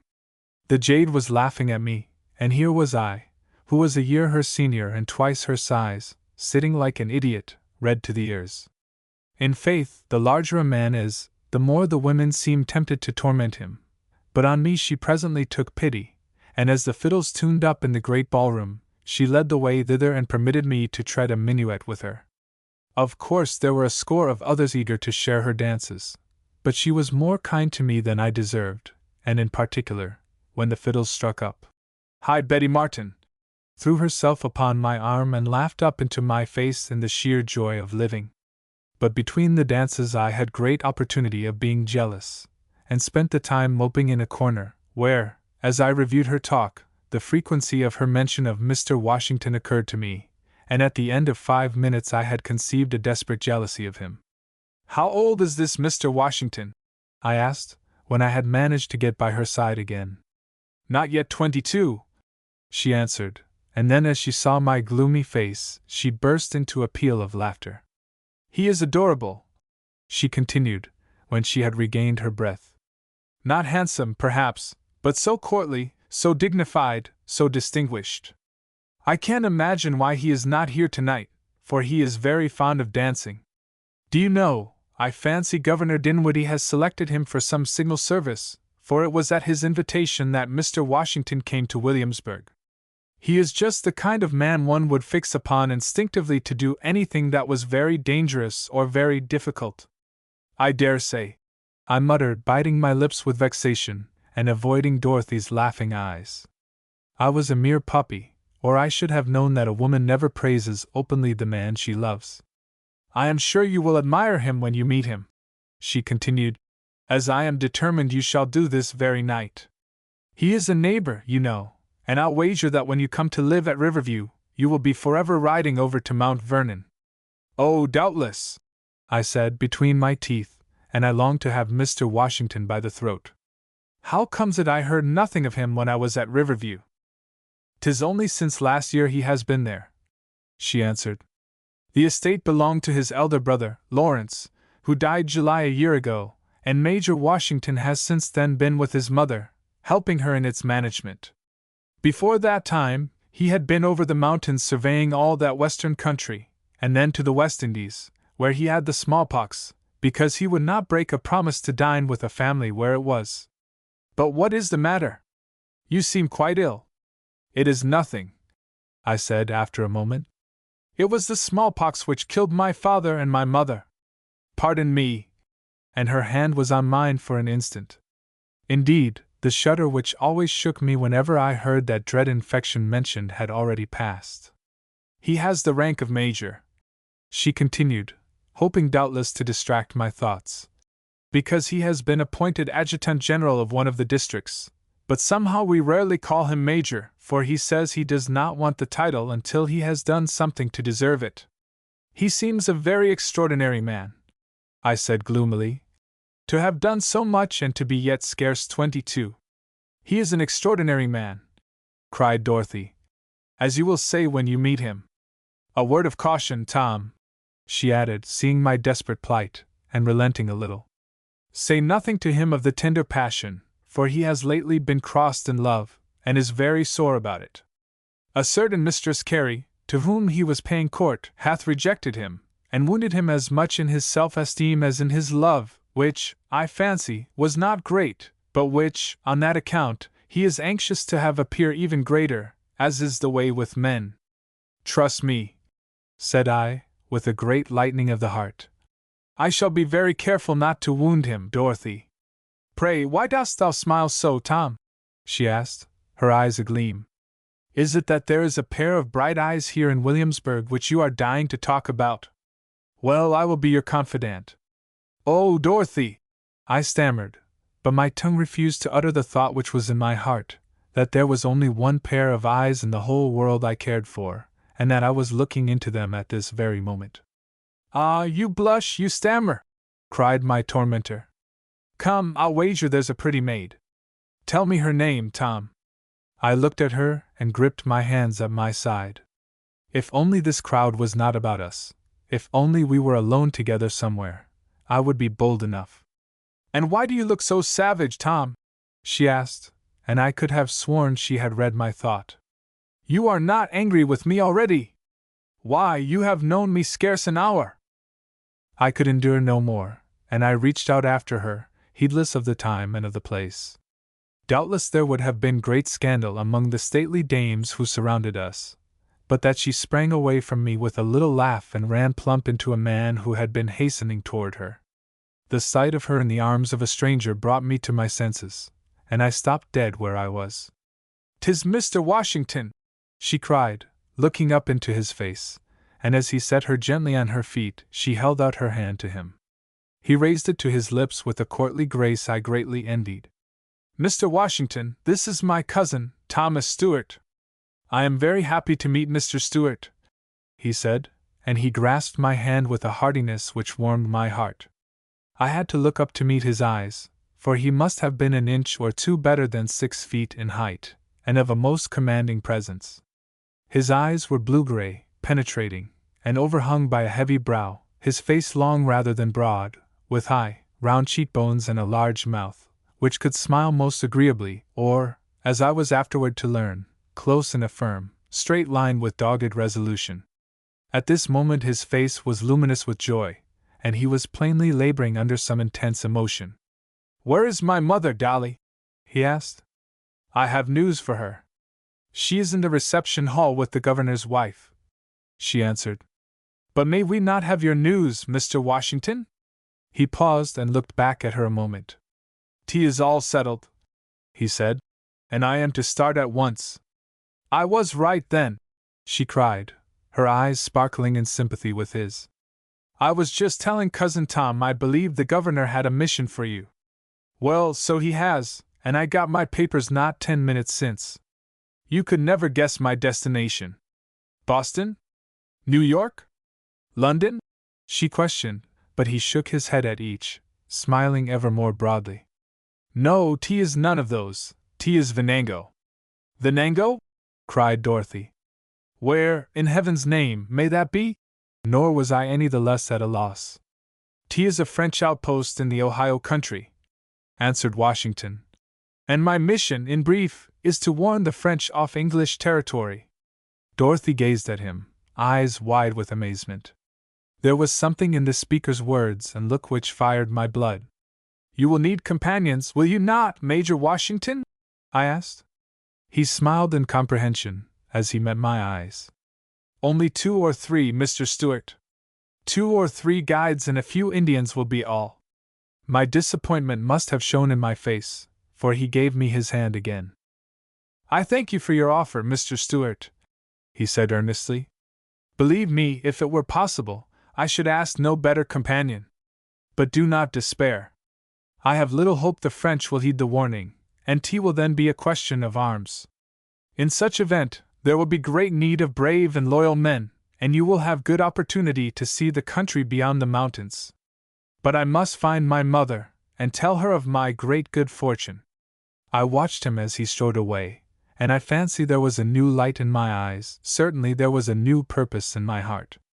For I had been often sadly puzzled as to what I should do when once I was out of college. I had no mind to become an idler at Riverview, but was determined to win myself a place in the world. Yet when I came to look about me, I saw small prospect of success.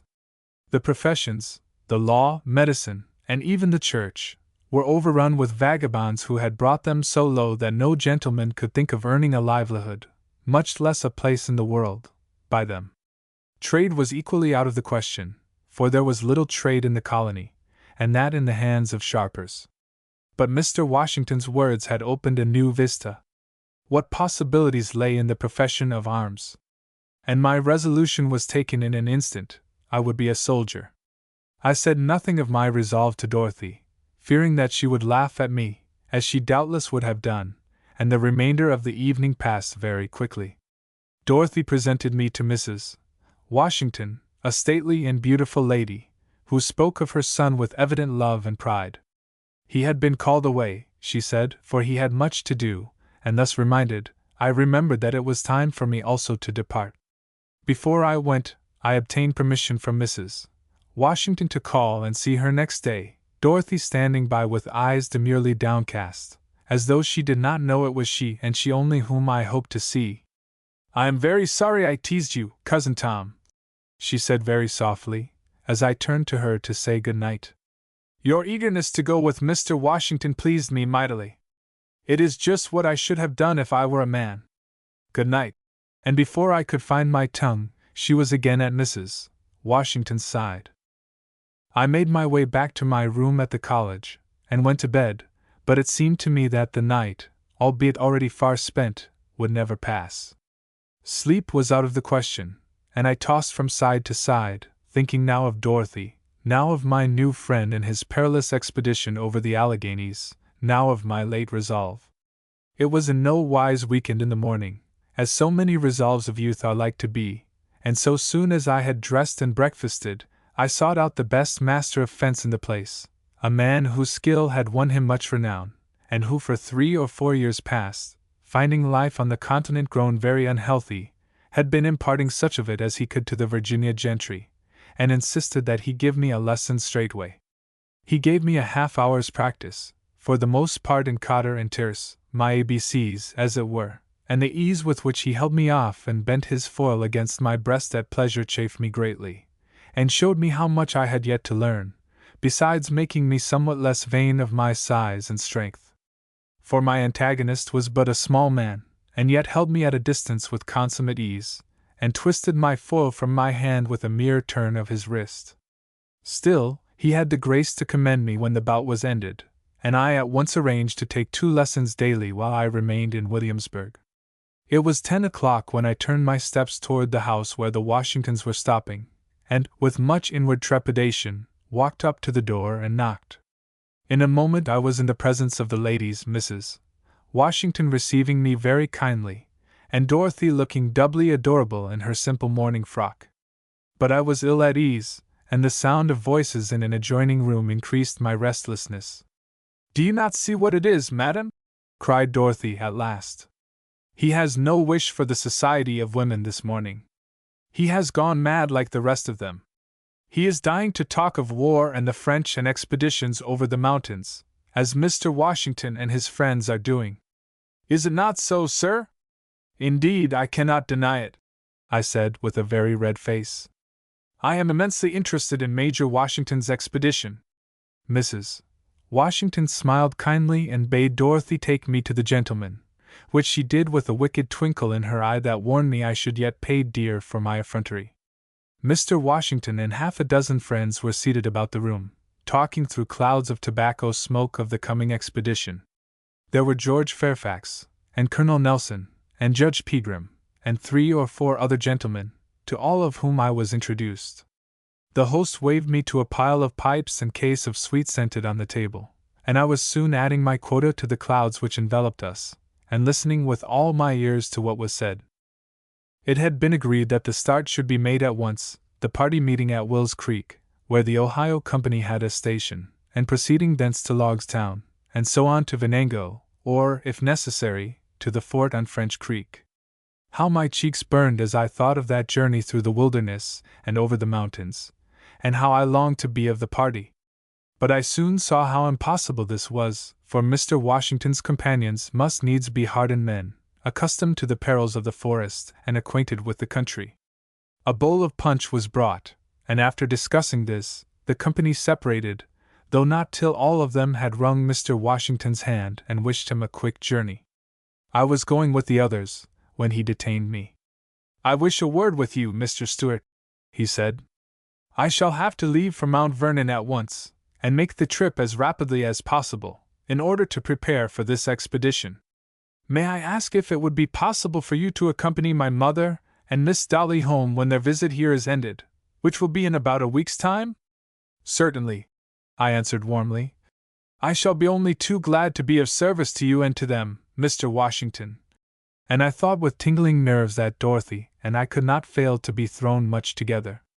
So it was arranged, and that afternoon he set out for Mount Vernon, whence he would go direct to Will's Creek. His mother cried a little after he was gone, so Dorothy told me, but she was proud of her boy, as she had good cause to be, and appeared before the world with smiling face. The week which followed flew by like a dream.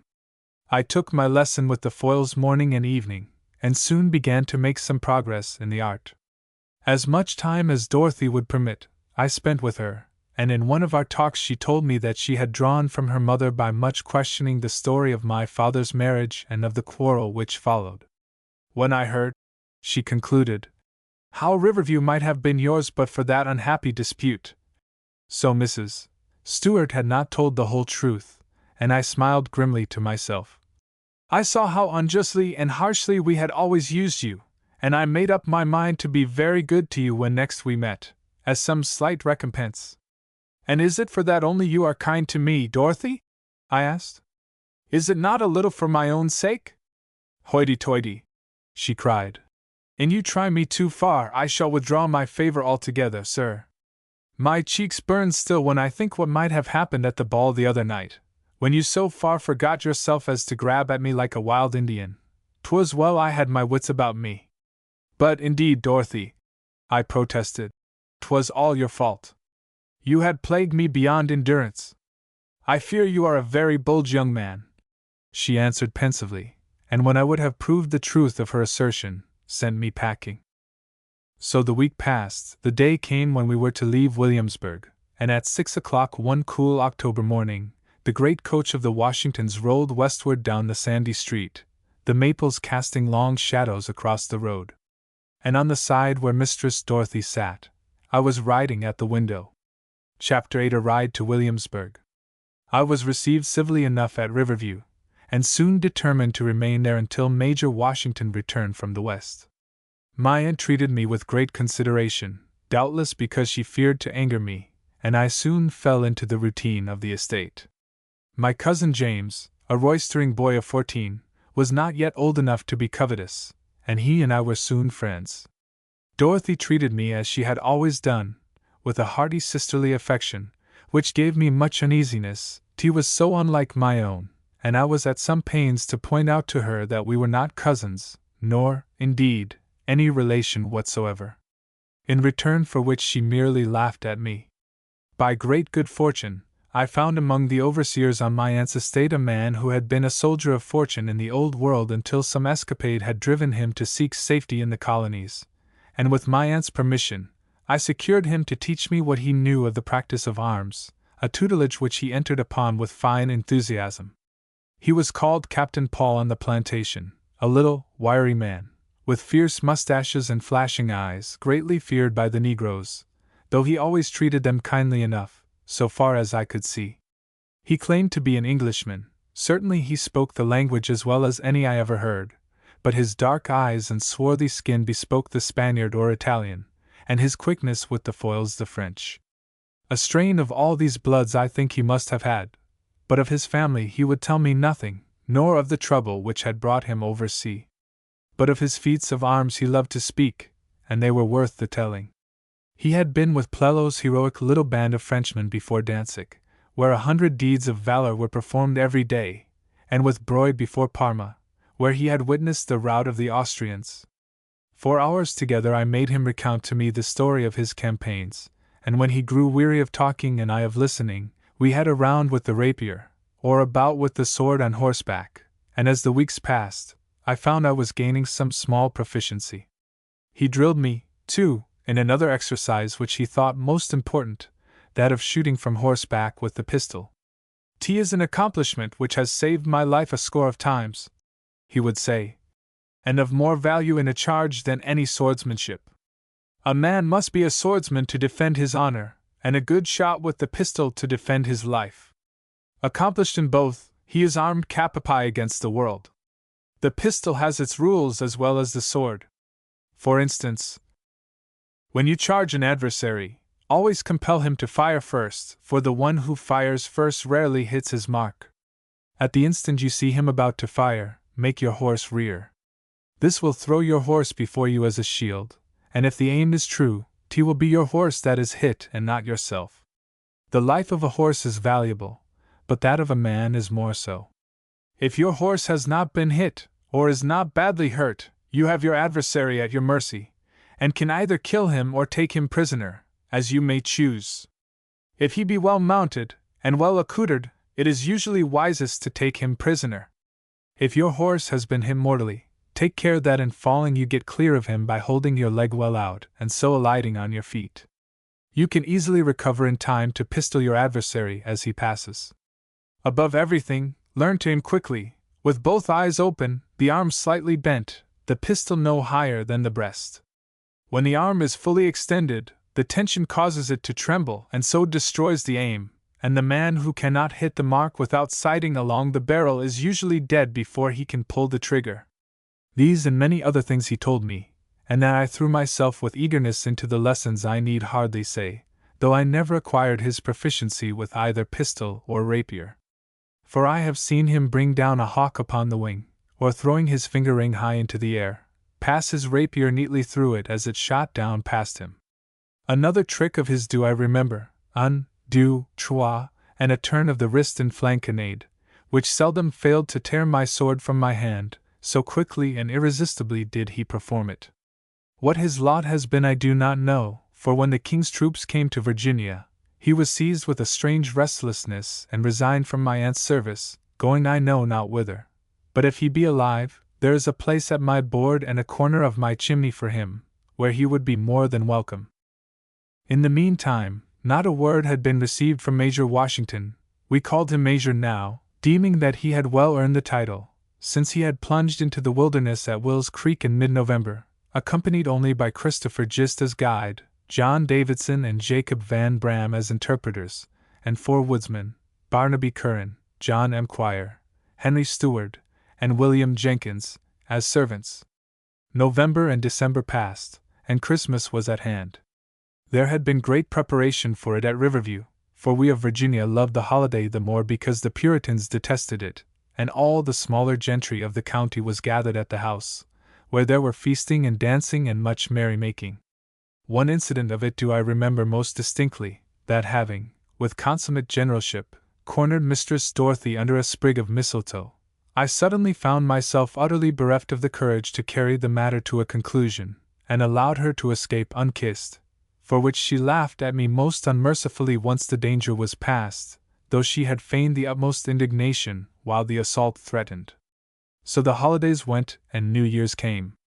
It was the 13th of January, and in the dusk of the evening I was riding back to the house as usual after my bout with Captain Paul, when I heard far up the road behind me the beat of horses' hoofs. Instinctively I knew it was Major Washington, and I drew rein and watched the rider swinging toward me. In a moment he was at my side, and we exchanged a warm handclasp from saddle to saddle. "I am on my way to Riverview," he said, as we again urged our horses forward. "I hope to stay there the night and start at daybreak for Williamsburg to make my report to the governor. Do you care to accompany me, Mr. Stewart?" "Do you need to ask?"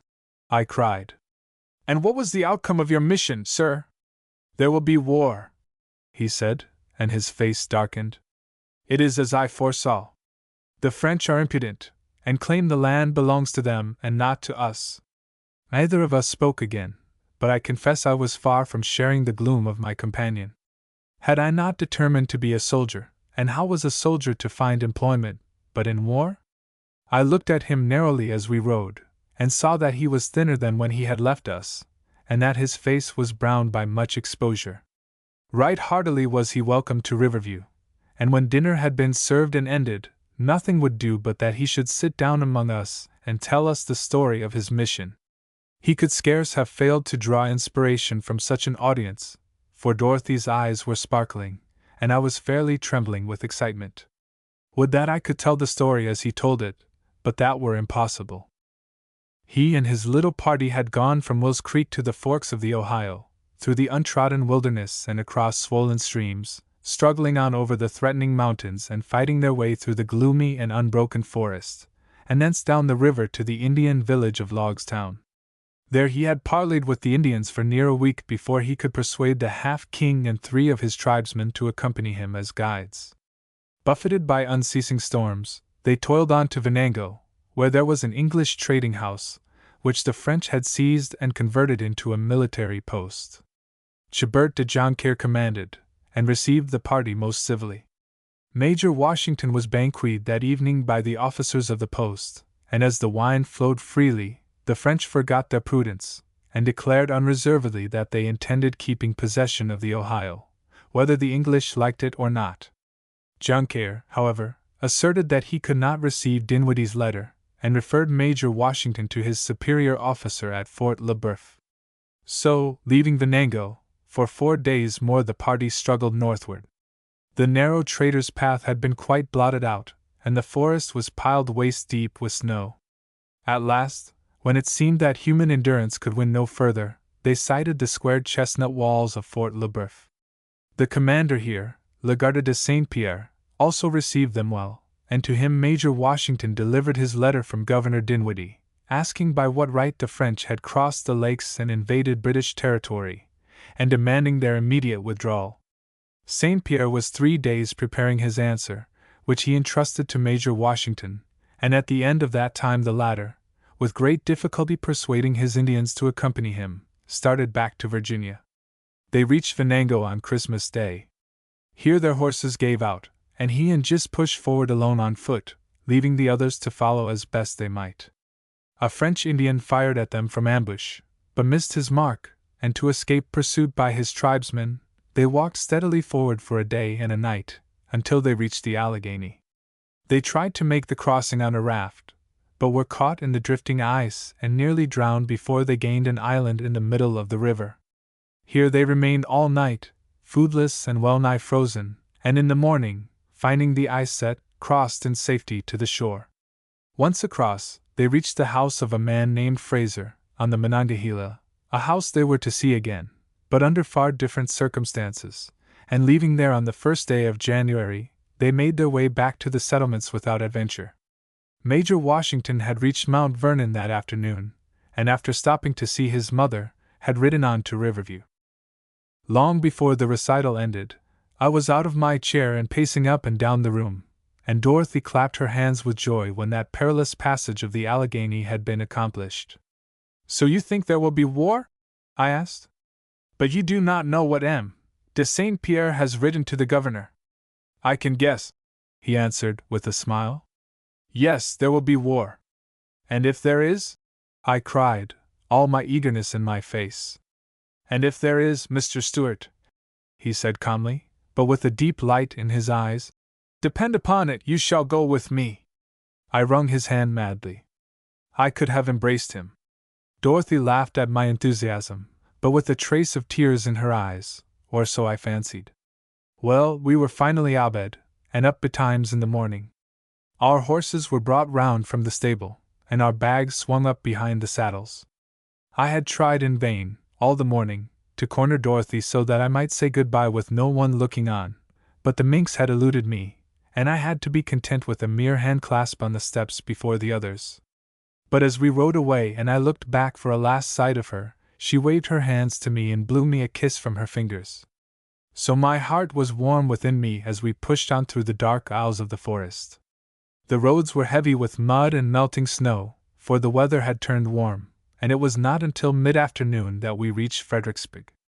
We stopped there an hour to feed and wind our horses, and then pressed on to the country seat of Mr. Philip Clayton, below Port Royal, on the Rappahannock. Major Washington had met Mr. Clayton at Williamsburg, and he welcomed us most kindly. By the evening of the second day we had reached King William Court House, where we found a very good inn, and the next day, just as evening came, we clattered into Williamsburg, very tired and very dirty. But without drawing rein, Major Washington rode straight to the governor's house, threw his bridle to a negro, and ordered a footman to announce him at once to his master. "You are to come with me, Mr. Stewart," he said, seeing that I hesitated. "'T will be a good time to present you to His Excellency." And we walked together up the wide steps which led to the veranda. Even as we reached the top, the door at the end of the hall was thrown violently open, and Governor Dinwiddie stumbled toward us, his face red with excitement.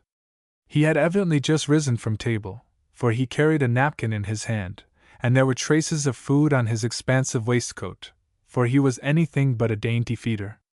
His uncertain gait showed that he still suffered from the effects of a recent attack of paralysis. "By God, Major Washington!" he cried. "But I'm glad to see you! I'd begun to think the French or the Indians had gobbled you up. So you've got back, sir? And did you see the French?" "I saw the French, Your Excellency," answered Washington, taking his outstretched hand. "I delivered your message, and brought one in reply. But first let me present my friend, Mr. Thomas Stewart, who is a neighbor of mine at Mount Vernon and a man of spirit." "Glad to meet you, Mr. Stewart," said Dinwiddie, and he gave me his hand for an instant. "We may have need ere long of men of spirit." "I trust so, certainly, Your Excellency," I cried, and bowed before him. Dinwiddie looked at me for an instant with a smile. "Come, gentlemen," he said. "You have been riding all day, I dare say, and must have some refreshment." But Washington placed a hand on his arm as he turned to give an order to one of the waiting negroes. "Not until I have made my report, Governor Dinwiddie," he said. Dinwiddie turned back to him. "You're a man after my own heart, Major Washington," he cried. "Come into my office, both of you, for, in truth, I am dying of impatience to hear of the journey." And he led the way into a spacious room, where there was a great table littered with papers, a dozen chairs, but little other furniture. The candles were brought, and Dinwiddie dropped into a deep chair, motioning Washington and myself to sit down opposite him. "Now, Major," he cried, "let us have your story." So Washington told again of the trip over the mountains and through the forests, Dinwiddie interrupting from time to time with an exclamation of wonder or approbation. "Here is the message from M. de Saint Pierre," concluded Washington, drawing a sealed packet from an inner pocket. "'T is somewhat stained by water, but I trust still legible." Dinwiddie took it with nervous fingers, glanced at the superscription, tore it open, and ran his eyes rapidly over the contents. My hands were trembling, for I realized that on this note hung the issue of war or peace for America.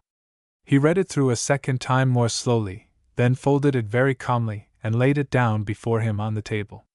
My heart sank within me. It was peace, then, and there would be no employment for my sword. I had been wasting my time with Captain Paul. But when Dinwiddie raised his eyes, I saw they were agleam.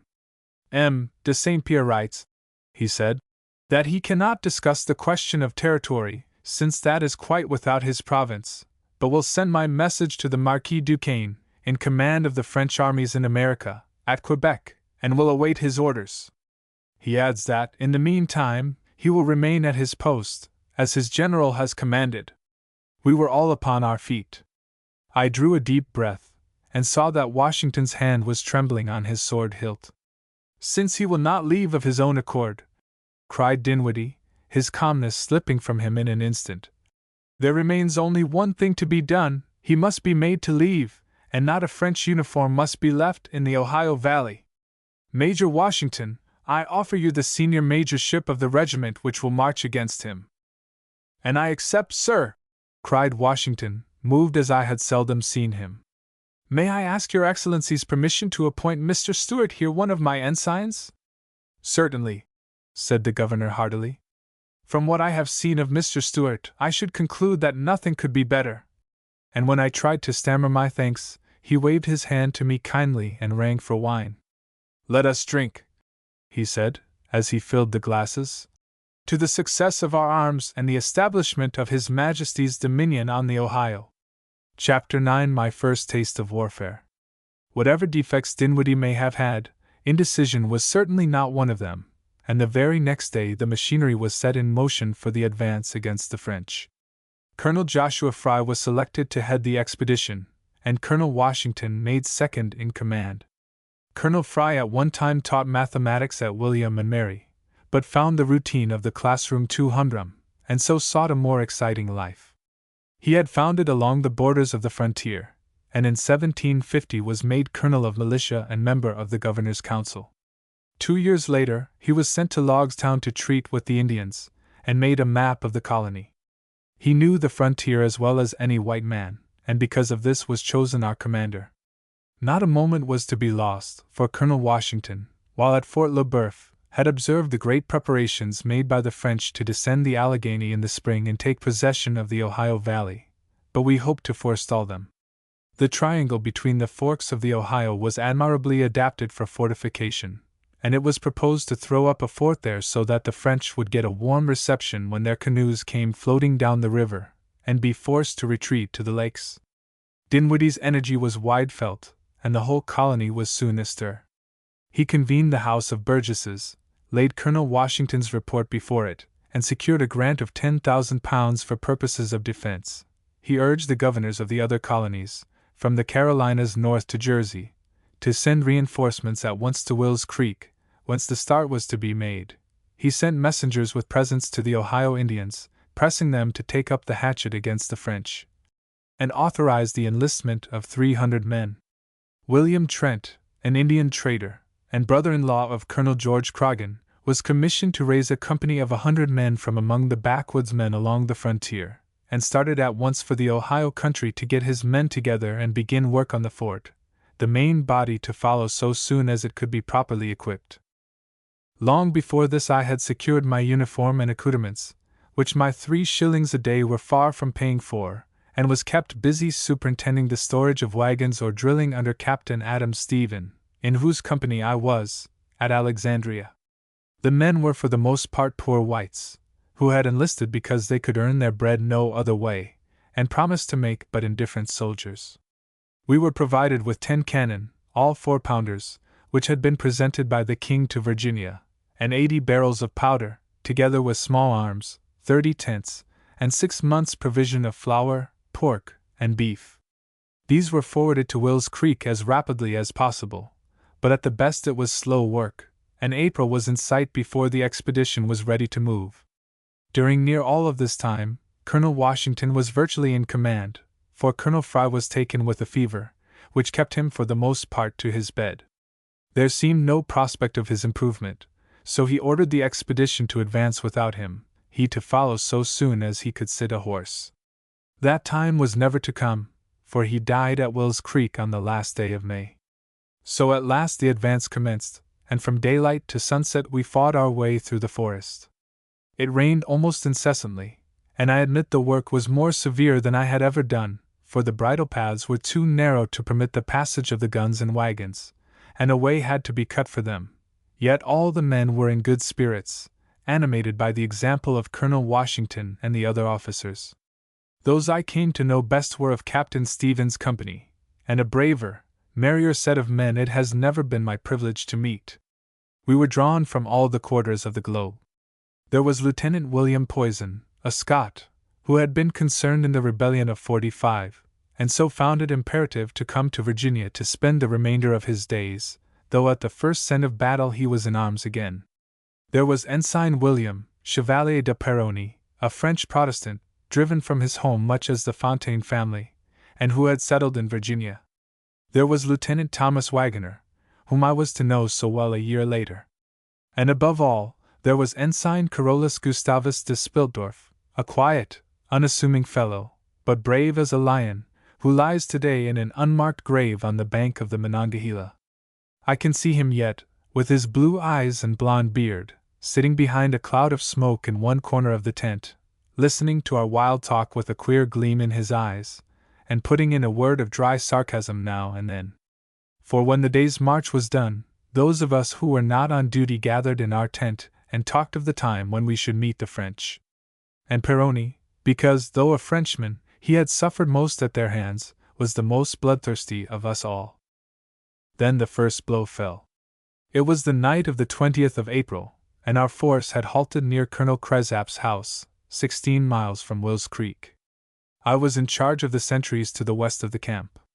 The weather had been cold and threatening, with a dash of rain now and then, and we had made only 5 miles that day, the guns and wagons miring in the muddy road, which for the most part was through a marsh. As evening came, the rain had set in steadily, and the sentries protected themselves as best they could behind the trees or under hastily constructed shelters. I had just made my first round and found all well, when I heard a sentry near by challenge sharply. "What is it?" I cried, hastening to him, and then I saw that he had stopped a horseman. The horse was breathing in short, uncertain gasps, as though near-winded. "A courier from the Ohio, so he says, sir," answered the sentry. "With an urgent message for Colonel Washington," added the man on horseback. "Very well," I said. "Come with me." And catching the horse by the bridle, I started toward the commander's tent, in which a light was still burning. A word to the sentry before it brought Colonel Washington himself to the door, and he signed for us to enter.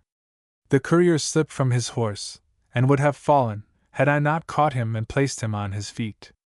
"'Tis the first time I have left the saddle for 2 days," he gasped, and I helped him into the tent, where he dropped upon a stool. Washington poured out a glass of brandy and handed it to him. He swallowed it at a gulp, and it gave him back a little of his strength. "I bring bad news, Colonel Washington," he said. "Lieutenant Ward and his whole command were captured by the French on the 17th, and the fort at the forks of the Ohio is in their hands." I turned cold under the blow, but Washington did not move a muscle, only his mouth seemed to tighten at the corners. "How did it happen?" he asked. "Captain Trent and his men arrived at the Ohio on the 10th of April," said the courier, "and we set to work at once to throw up the fort. We made good progress, but on the morning of the 17th, while Captain Trent and 30 of the men were absent, leaving Lieutenant Ward in command, the river was suddenly covered with canoes crowded with French and Indians. There were at least 800 of them, and they had a dozen pieces of artillery. We had no choice but to surrender." "On what terms?" questioned Washington quickly. "That we march out with the honors of war and return to Virginia." "And this was done?" "Yes, this was done. Lieutenant Ward and his men will join you in a day or 2. "You have done well," said Washington warmly. "I am sure Lieutenant Ward could have done naught else under the circumstances. 40 men are not expected to resist 800, and I shall see that the occurrence is properly represented to the governor. Lieutenant Stewart, will you see that a meal and a good bed be provided? Good night, gentlemen." We saluted and left the tent, and I led him over to our company quarters, where the best we had was placed before him. Other officers, who had got wind of his arrival, dropped in, and he told again the story of the meeting with the enemy. It was certain that there were from 600 to 800 French and a great number of Indians before us, while we were barely 300, and as I returned to my post, I wondered if Colonel Washington would dare press on to face such odds. The answer came in the morning, when the order was given to march as usual. 2 days later, we had reached Will's Creek, where we found Lieutenant Ward and his men awaiting us. He stated that there were not less than 1,000 French at the forks of the Ohio. It was sheer folly to advance with our petty force in face of odds so overwhelming, and a council of the officers was called by Colonel Washington to determine what course to follow. It was decided that we advance as far as Redstone Creek, on the Monongahela, 37 miles this side the Forks, and there erect a fortification and await fresh orders. Stores had already been built at Redstone for our munitions, and from there our great guns could be sent by water so soon as we were ready to attack the French.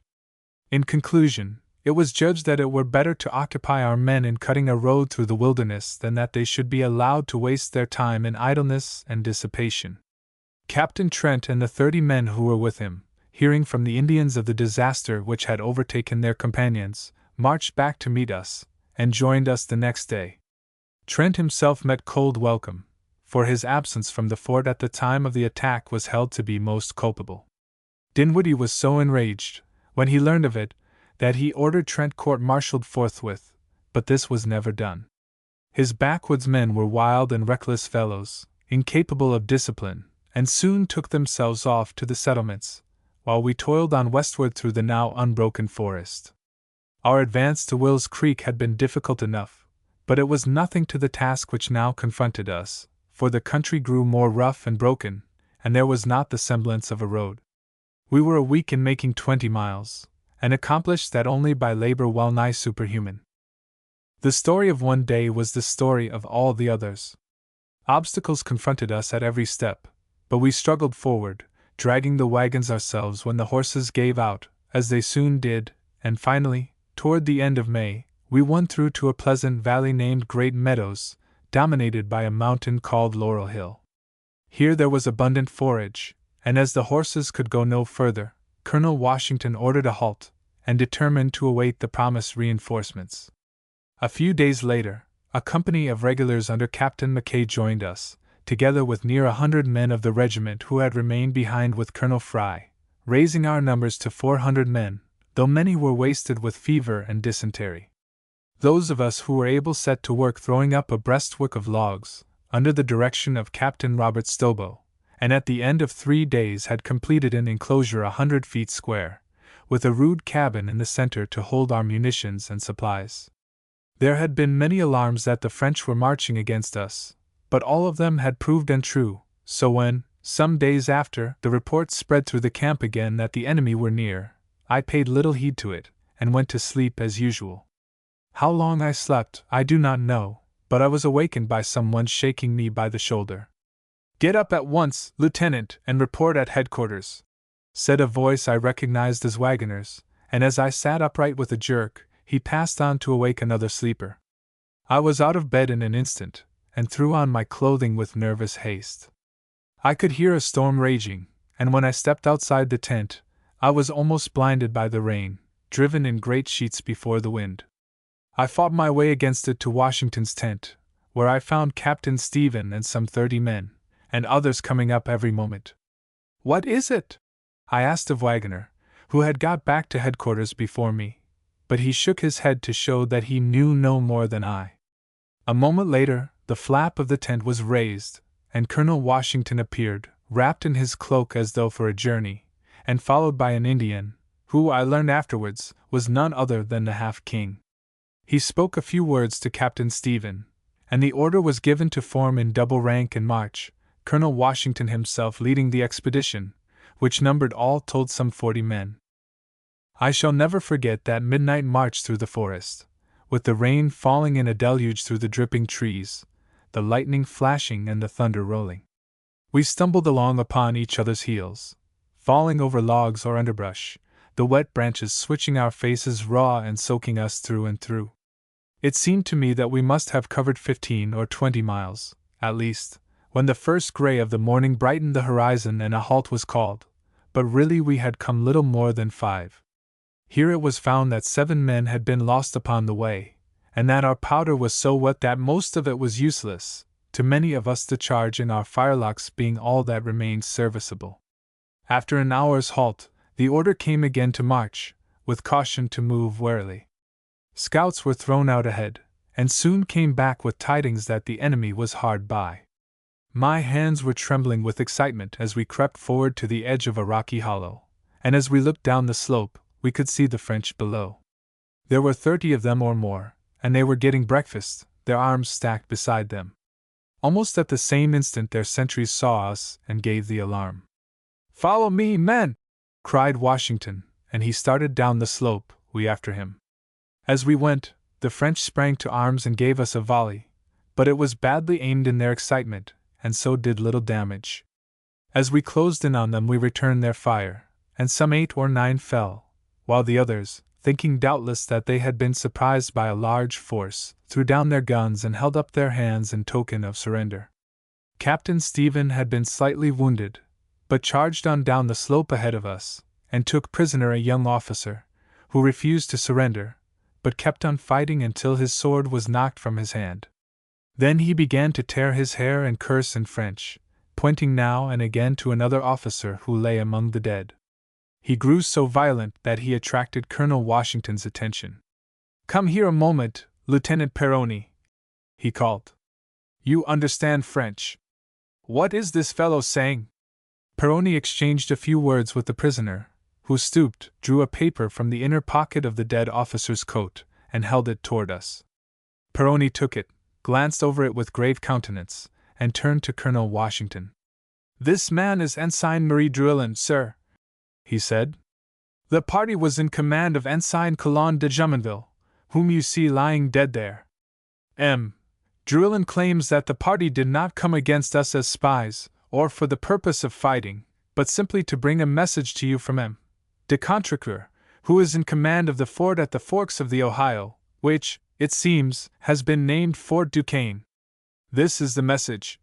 And he held out the paper to Washington. "'Tis in French," said the latter, glancing over it. "What does it say?" "It warns you to return to the settlements," answered Perroni, "on the pretext that all the land this side the mountains belongs to France." Here the prisoner, who was evidently laboring under great excitement, broke in, and said something rapidly in a loud voice, which made Perroni flush, and drew nods and cries of approbation from the other prisoners. "What does he say?" asked Washington, seeing that Perroni hesitated. "He says, sir," answered Perroni, with evident reluctance, "that M. de Jumonville came in the character of an ambassador and has been assassinated." Washington flushed hotly and his eyes grew dark. "Ask M. Drouillon," he said, "why an ambassador thought it necessary to bring with him a guard of 30 men. Perroni put the question, but Drouillon did not reply. "Ask him also," continued Washington, "why he remained concealed near my troops for 3 days, instead of coming directly to me as an ambassador should have done." Again Perroni put the question, and again there was no answer. "Tell him," said Washington sternly, "that I see through his trick, that I comprehend it thoroughly. M. Jumonville counted on using his pretext of ambassador to spy upon my camp, and to avert an attack in case he was discovered. Well, he produced his message too late. He has behaved as an enemy, and has been treated as such. That he is dead is wholly his own fault. Had he chosen the part of an ambassador instead of that of a spy, this would not have happened." He turned away, and apparently dismissed the matter from his mind, but that it troubled him long afterward I am quite certain, though in the whole affair no particle of blame attached to him. The French made a great outcry about it, but I have never heard that any of them ever answered the questions which were put to M. Drouillon. The truth of the matter is, that they were only too eager for some pretext upon which to base the assertion that it was the English who began hostilities, and this flimsy excuse was the best they could invent. But that little brush under the trees on that windy May morning was to have momentous consequences, for it was the beginning of the struggle which drenched the continent in blood. Chapter 10. The French score first. We marched back to the camp at Great Meadows with our prisoners, some 20 in all, much elated at our success, but near dead with fatigue. Lieutenant Spiltorf was selected to escort them to Virginia, and set off with them toward noon, together with 20 men, cursing the ill luck which deprived him of the opportunity to make the remainder of the campaign with us. For that the French would march against us in force was well nigh certain, once they learned of Jumonville's defeat, of which the Indians would soon inform them, and that we should be outnumbered 3 or 4 to 1 seemed inevitable. But no one thought of retreat, our commander, I am sure, least of all. He seemed everywhere at once, heartening the men, inspecting equipment, overseeing the preparations for defense. The only hostile element in the camp was the company of regulars under Captain Mackay, who refused to assist in any of the work, asserting that they were employed only to fight. Captain Mackay, too, holding his commission from the king, claimed to outrank Colonel Washington, and yielded him but a reluctant and sullen obedience. Christopher Gist, who had just come from Will's Creek with tidings of Colonel Fry's death, was of the opinion that a much more effective resistance might be made at his plantation, 12 miles further on, where there were some strong log buildings and a ground, so he claimed, admirably suited for entrenchment. Accordingly, we set out for there, arriving after a fatiguing journey. The horses were in worse case than ever, and only 2 miserable teams and a few tottering pack horses remained capable of working. Finally, on the 29th of June, the Half-King, who had been our faithful friend throughout, brought us word that 700 French and 300 or 400 Indians had marched from Fort Duquesne against us. As the news spread through the camp, the officers left the entrenchments upon which they had been at work, and gathered to discuss the news. There a message from Colonel Washington summoned us to a conference at Gist's cabin. "Gentlemen," he said, when we had all assembled, "I need not tell you that the situation is most critical.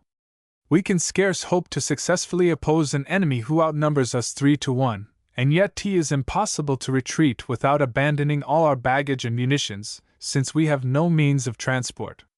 He fell silent for a moment, and no one spoke. I saw that the worry of the last few weeks had left its mark upon him, for there was a line between his eyes which I had never seen before, but which never left him afterward. "What I propose," he said at last, "is to fall back to Great Meadows.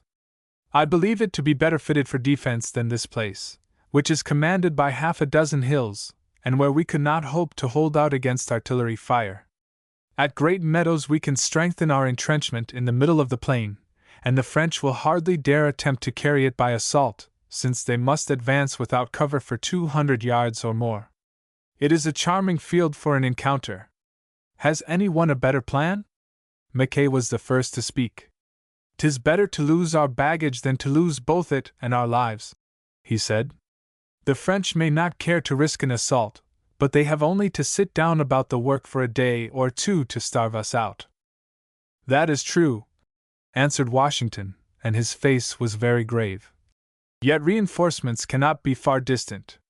2 independent companies from New York reached Annapolis a fortnight since, and are doubtless being hurried forward.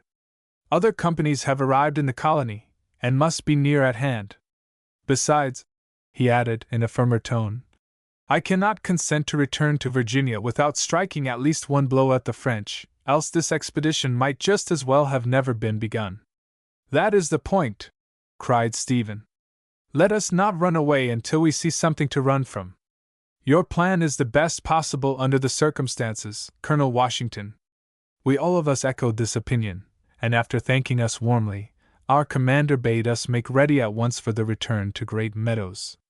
The baggage was done into packs as large as a man could carry. A force was told off to drag the swivels. The officers added their horses to the train, and prepared to carry packs just as the men did. Colonel Washington left half of his personal baggage behind, paying some soldiers 4 pistoles to carry the remainder. So at daybreak we set out, the sufferings of our men being greatly aggravated by the conduct of the regulars, who refused to carry a pound of baggage or place a hand upon the ropes by which we dragged our guns after us. The miseries of that day I hope never to see repeated. Men dropped senseless on the road, or fell beneath the trees, unable to go further. The main body of the troops struggled on, leaving these stragglers to follow when they could, and on the morning of the next day we reached Great Meadows, weak, trembling, and exhausted. But even here there was no rest for us, for it was necessary to strengthen our defenses against the attack which could not be long deferred. The breastwork seemed all too weak now we knew the force which would be brought against it, and we started to dig a trench around it, but so feeble were the men that it was only half completed. Even at the best, our condition was little short of desperate. Much of our ammunition had been ruined, and our supply of provisions was near gone. We had been without bread for above a week, and while we had plenty of cattle for beef, we had no salt with which to cure the meat, and the hot summer sun soon made it unfit to eat. Yet, with all this, there was little murmuring, the example of our commander encouraging us all. At our council in our tent that evening, Peroni, with invincible good humor, declared that no man could complain so long as the tobacco lasted, and in a cloud of blue-gray smoke, we gave our hastily constructed fort the suggestive name of Fort Necessity. The morning of the 3rd of July was spent by us in overhauling the firelocks and making the last dispositions of our men. Colonel Washington inspected personally the whole line, and saw that no detail was overlooked. He had not slept for 2 nights, but seemed indefatigable, and even the regulars cheered him as he passed along the breastwork. But at last the inspection was finished, and we settled down to wait. Peroni and myself had been stationed at the northwest corner of the fort with 30 men, and just before noon, from far away in the forest, came the sound of a single musket shot. We waited in suspense for what might follow, and in a moment a sentry came running from the wood with one arm swinging useless by his side. "They have come!" he cried, as he tumbled over the breastwork. "They will be here in a moment." And even as he spoke, the edge of the forest was filled with French and Indians, and a lively fire was opened against us, but the range was so great that the bullets did no damage. The drums beat the alarm, and expecting a general attack, we were formed in column before the entrenchment.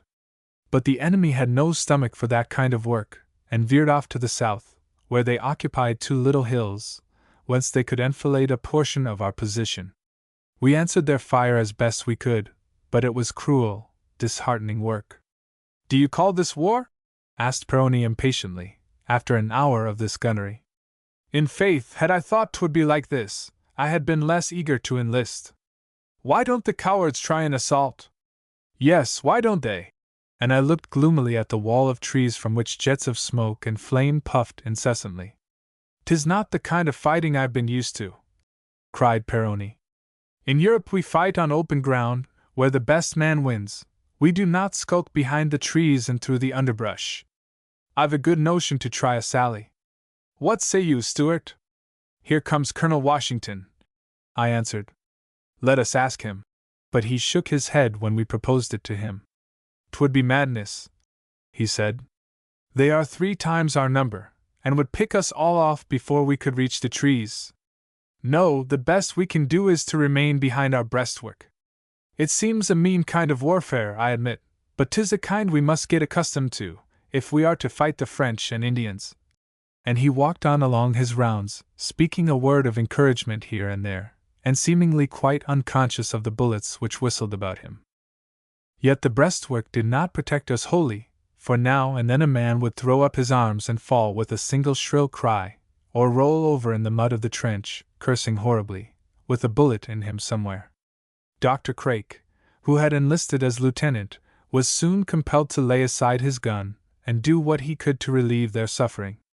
Not for a moment during the afternoon did the enemy's fire slacken, and the strain began to tell upon our men. The pieces grew foul, there were only 2 screw rods in the camp with which to clean them, and as the hours passed, our fire grew less and less. The swivels had long since been abandoned, for the gunners were picked off so soon as they showed themselves above the breastwork. There had been mutterings of thunder and dashes of rain all the afternoon, and now the storm broke in earnest, the rain falling in such fury as I had never seen. The trenches filled with water, and we tried in vain to keep dry the powder in our cartridge boxes. Not only was this wet, but the rain leaked through the magazine we had built in the middle of the camp, and ruined the ammunition we had stored there. So soon as the rain slackened, the enemy resumed their fire, but Major Washington forbade us to reply, since there was scarce a dozen rounds in the fort. I confess that this species of fighting took the heart out of me, and I could see no chance of a successful issue. I was sitting thus, looking gloomily out at the forest in front of me, and wondering why the fire from there had ceased, when I noticed that there seemed to be many more rocks and bushes scattered about the plain than I had ever before observed. The gloom of the evening had fallen, and I rubbed my eyes and looked again to make sure I was not mistaken. No, there was no mistake, and I suddenly understood what was about to happen. "Peroni," I whispered to my neighbor, who was sitting in the mud, swearing softly under his mustache, We are going to have some excitement presently. The Indians are creeping up to carry us by assault. What? He exclaimed, sitting suddenly upright. Oh, no such luck! Yes, but they are, I insisted. Watch those bushes out there. See, they're moving up toward us. He rose to his knees and peered keenly out through the gloom. Pardieu, he muttered after a moment. So they are. Well, we shall be ready for them. We passed the word around to our men, and startled them into new life. The muskets were primed sparingly with dry powder, and we waited with tense nerves for the assault. The fusillade from the hills had been redoubled, but a terrible and threatening silence hung over the entrenchment, and doubtless encouraged our assailants to believe that our ammunition was quite gone. Near and nearer crept the Indians, 50 or 60 of them at least, and perhaps many more, and we lay still with bursting pulses and waited. Now the foremost of them was scarce 40 yards away, and suddenly, with a yell, they were all upon their feet and charging us. Tires, tires! Shouted Peroni, forgetting his English in his excitement, and we sent a volley full into them. It was a warmer reception than they had counted on, and they wavered for a moment, but there must have been a Frenchman leading them, for they rallied, and came on again with a rush. We met them with fixed bayonets, but they outnumbered us so greatly that we must have given way before them had not Colonel Washington, hearing the uproar and guessing its meaning, dashed over at the head of reinforcements and given them another volley. As I was reloading with feverish haste, I saw an Indian rush at Colonel Washington with raised tomahawk. Washington raised his pistol, coolly took aim, and pulled the trigger, but the powder flashed and did not explode. With the sweat starting from my forehead, I dashed some powder into the pan of my pistol, jerked it up, and fired. Ah, Captain Paul, how I blessed your lessons in that moment! For the ball went true, and the Indian rolled in the mud almost at Washington's feet. They had had enough, and those who were still alive leaped the trench and disappeared into the outer darkness. They won't try that again, I remarked to Peroni, who was sitting against the breastwork. But what is it, man? Are you wounded? I cried, seeing that he was very pale and held both hands to his breast. Yes, I am hit here, he answered, and added, as I fell on my knees beside him and began to tear the clothing from the wound. But do not distress yourself, Stuart. I can be attended after the battle is won. Nonsense, I said. You shall be attended at once. He smiled up at me, and then went suddenly white and fell against my shoulder. I tore away his shirt, and saw that blood was welling from a wound in the breast. I propped him against the wall, and ordering one of the men to go for Dr. Craik, stanched the blood as well as I could. The doctor hastened to us so soon as he could leave his other wounded, but he shook his head gravely when he saw Peroni's injury. A bad case, he said. Clear into the lungs, I think. But I have seen men recover of worse hurts, he added, seeing how pale I was. I watched him as he bound up the wound with deft fingers, and then between us we carried him to the little cabin, which had been converted from magazine to hospital, and was already crowded from wall to wall. It was with a sore heart that I left him and returned to the breastwork, for I had come to love Peroni dearly. The event was not so serious as I then feared, for, after a gallant fight for life, he won the battle, recovered of his wound, and lived to do service in another war. The repulse of the Indians seemed to have disheartened the enemy, for their fire slackened until only a shot now and then broke the stillness of the night. Our condition was desperate as it could well be, yet I heard no word of surrender. I was sitting listlessly, thinking of Peroni's wound, when a whisper ran along the lines that the French were sending a flag of truce. Sure enough, we could see a man in white uniform approaching the breastwork, waving a white flag above his head. He was halted by the sentries while yet some distance off, and Colonel Washington sent for. He appeared in a moment. "Where is Lieutenant Peroni?" he asked. "We will have need of him." "He is wounded, sir," I answered. "He was shot through the breast during the assault." Washington glanced about at the circle of faces. "Is there any other here who speaks French?" he asked. There was a moment's silence.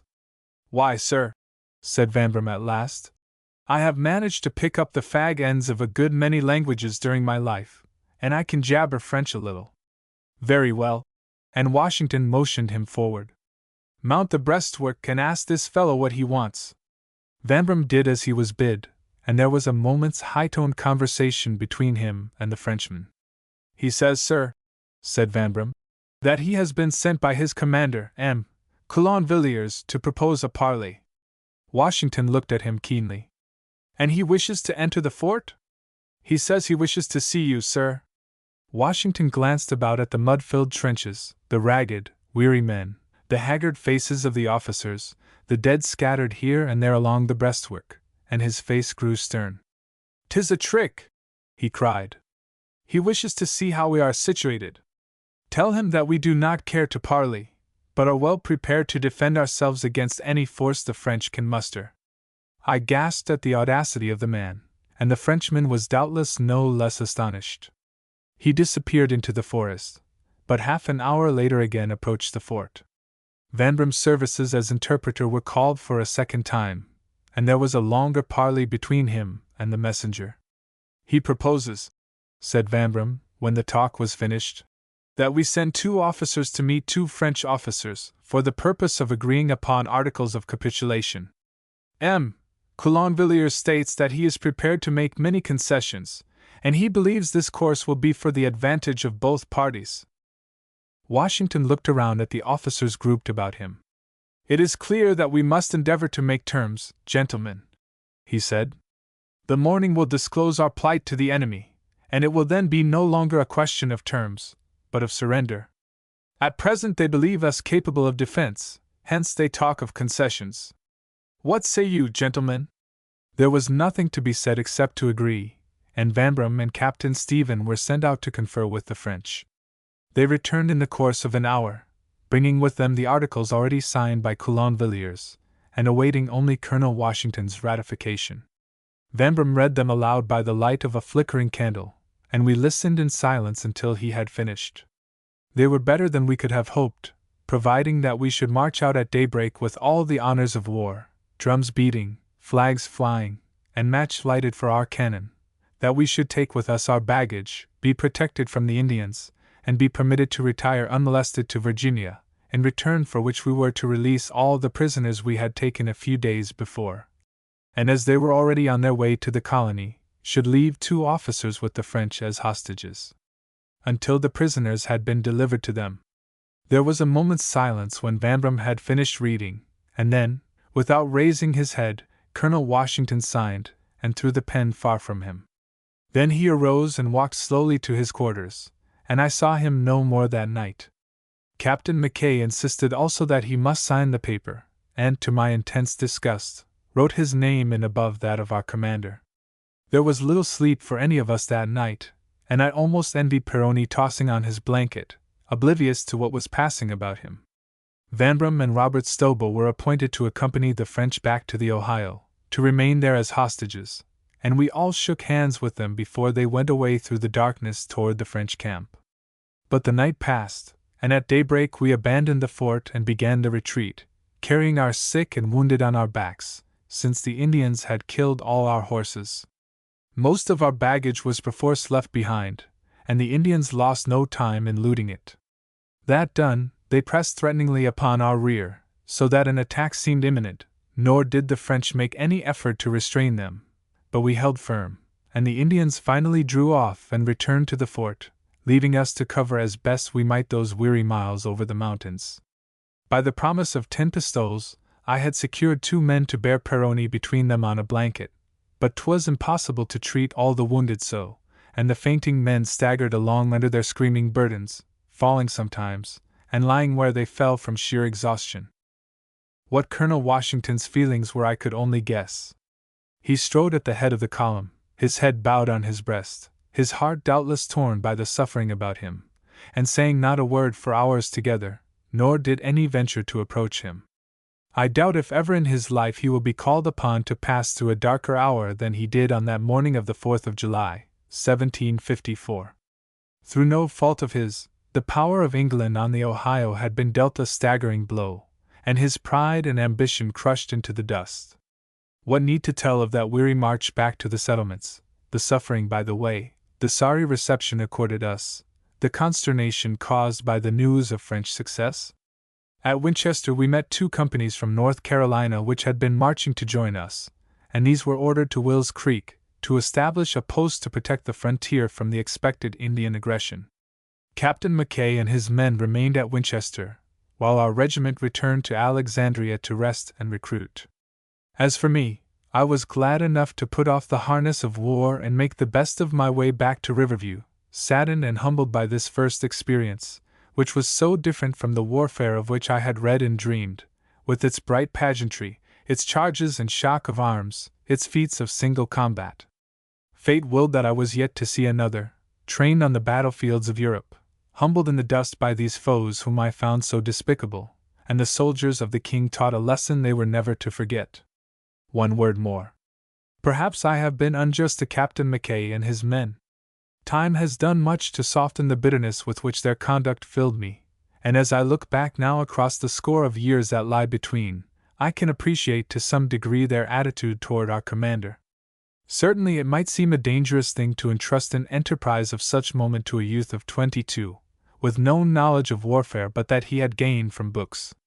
It is perhaps not wonderful that veterans should have looked at him askance, and I would not think of them too harshly. He doubtless made mistakes, as what man would not have done, yet I believe that not even the first captain of the Empire could have snatched victory from odds so desperate. Chapter 11 Dream Days at Riverview. In the many summer evenings which followed, I played the part of that broken soldier, who, as Mr. Goldsmith tells us so delightfully, talked the night away, wept o'er his wounds, or tales of sorrow done, shouldered his crutch and showed how fields were won. Alas, I could show not how they were won, but only how they were lost, and how was one to clothe in romance a battle which had been fought in the midst of mud and rain, from behind a breastwork, and with scarce a glimpse of the enemy? But I had a rapt audience of 2 in James and Dorothy. They were not critical, and I told the story of Great Meadows over and over again, a score of times. 100 yards from the house, overlooking on one side the willow-draped waters of Occoquan Inlet, and on the other the broad and placid river, a seat had been fashioned between 2 massive oaks, and here, of an evening, it was our wont to go. Sometimes, by great good fortune, James did not accompany us, and Dorothy and I would sit there alone together, and watch the shadows deepen across the water. Our talk would falter and die away before the beauty of the scene, and there would be long silences, broken only now and then by a half-whispered sentence. I had never known a sweeter time, and even yet, when night is coming on, I love to steal forth to sit there again and gaze across the water and dream upon the past. During the day, I saw but little of the other members of the family, and was left greatly to my own resources. My aunt was ever busy with the management of the estate, to every detail of which she gave personal attention, and which she administered with a thrift and thoroughness I could not but admire. The worry of incessant business left its mark upon her. The lines in her face deepened, and the silver in her hair grew more pronounced, but though she doubtless felt her strength failing, she clung grimly to the work. I would have offered to assist her but that I knew she would resent the suggestion, and would believe I made it to gain some knowledge of the income from the estate, of which I had always been kept in densest ignorance, and with which, indeed, I troubled myself but little. I think her old fear of my claiming the place came on her again, and though she always tried to treat me civilly, the effort in the end proved too great for her overwrought nerves, as you shall presently hear. Upon Dorothy fell the duty of looking after the household, and she went about it cheerfully and willingly. Her mornings were passed in instructing the servants in their duties and seeing that their work was properly done. There were visits to the pantry and kitchen, and a long conference with the cook, so that noon was soon at hand. The afternoon was spent in the great workroom on the upper floor, into which I ventured to peep once or twice, only to be bidden to go about my business. But it was a pleasant sight, and I sometimes gathered courage to steal down the corridor for a glimpse of it. There sat Dorothy in a dainty gown of Covent Garden calico, directing 6 old Negro women, who were cutting out and sewing together the winter clothing of Fear Not for the slaves. 2 or 3 girls had been brought in to be taught the mysteries of needlecraft, and Dorothy turned to them from time to time to watch their work and direct their rebellious fingers. I would fain have taken a lesson, too, but when I proposed this one day, representing how great my need might be when I was over the mountains far away from any woman, Dorothy informed me sternly, amid the titters of the others, that my fingers were too big and clumsy to be taught to manage so delicate an instrument as a needle, and sent me from the room. Young James had also much to occupy his time. His mother was as yet in doubt whether he should complete his education at William and Mary, as I had done, or should be sent to London to acquire the true polish. The boy greatly favored the latter course, as any boy of spirit would have done, and his mother would have yielded to him readily, but for the stories she had heard of the riotous living which prevailed among the young blades in London, and of which she had had ample confirmation from Parson Scott, who, I suspect, before coming to his estate at Westwood, had ruffled it with the best of them. Whether it should be Williamsburg or London, the boy was required to be kept at his books every morning, and was off every afternoon to the Dumfries Tavern, where there was always a crowd of ne'er-do-wells, promoting a cock-fight, or a horse race, or eye-gouging contest. Sometimes he elected to spend the evening in this company, and it was then that Dorothy and I were left alone together on the seat beside the river. But when Sunday came, there was another story. The great coach was brought from the stable and polished till it shone again. Indeed, it had been polished so often and so vigorously that its gilding and paint began to show the marks of it. The 4 horses were led out, rubbed down from nose to heel, and harnessed in their brightest trappings.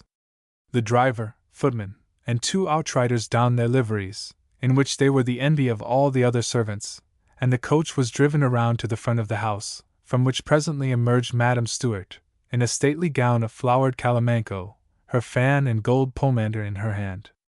Then came Dorothy, her sweet face looking most coquettish under her Ranelagh mob of gauze, the ribbons crossed beneath her chin and fluttering half a yard behind. As she tripped down the steps and lifted her Tiffany petticoat ever so little, I could catch a glimpse of the prettiest pair of ankles in the world in silk-locked hose, for the reader can guess without my telling that I was close behind, holding her kerchief or her fan or her silver étui until she should be safely seated in the coach. And that once done, the whip cracked, the wheels started, and I swung myself on horseback and trotted along beside the window, on Dorothy's side, you may be sure. So, in great state, we proceeded to the new Quantico church near Dumfries, a prodigious fine structure of brick, built the year before at a cost of 100,000 weight of tobacco, of which my aunt had contributed 1/10. The other members of the congregation awaited our arrival, grouped before the door, and entering after us, remained decently standing till we had mounted to the loft and taken our seats, a show of deference which greatly pleased my aunt. The church was built in a little recess from the road, in the midst of a grove of ancient trees cruciform, as so many others were throughout the colony, and stands today just as it stood then, as I have good cause to know, for tea was in that church, before that altar, but there, you shall learn it all in time.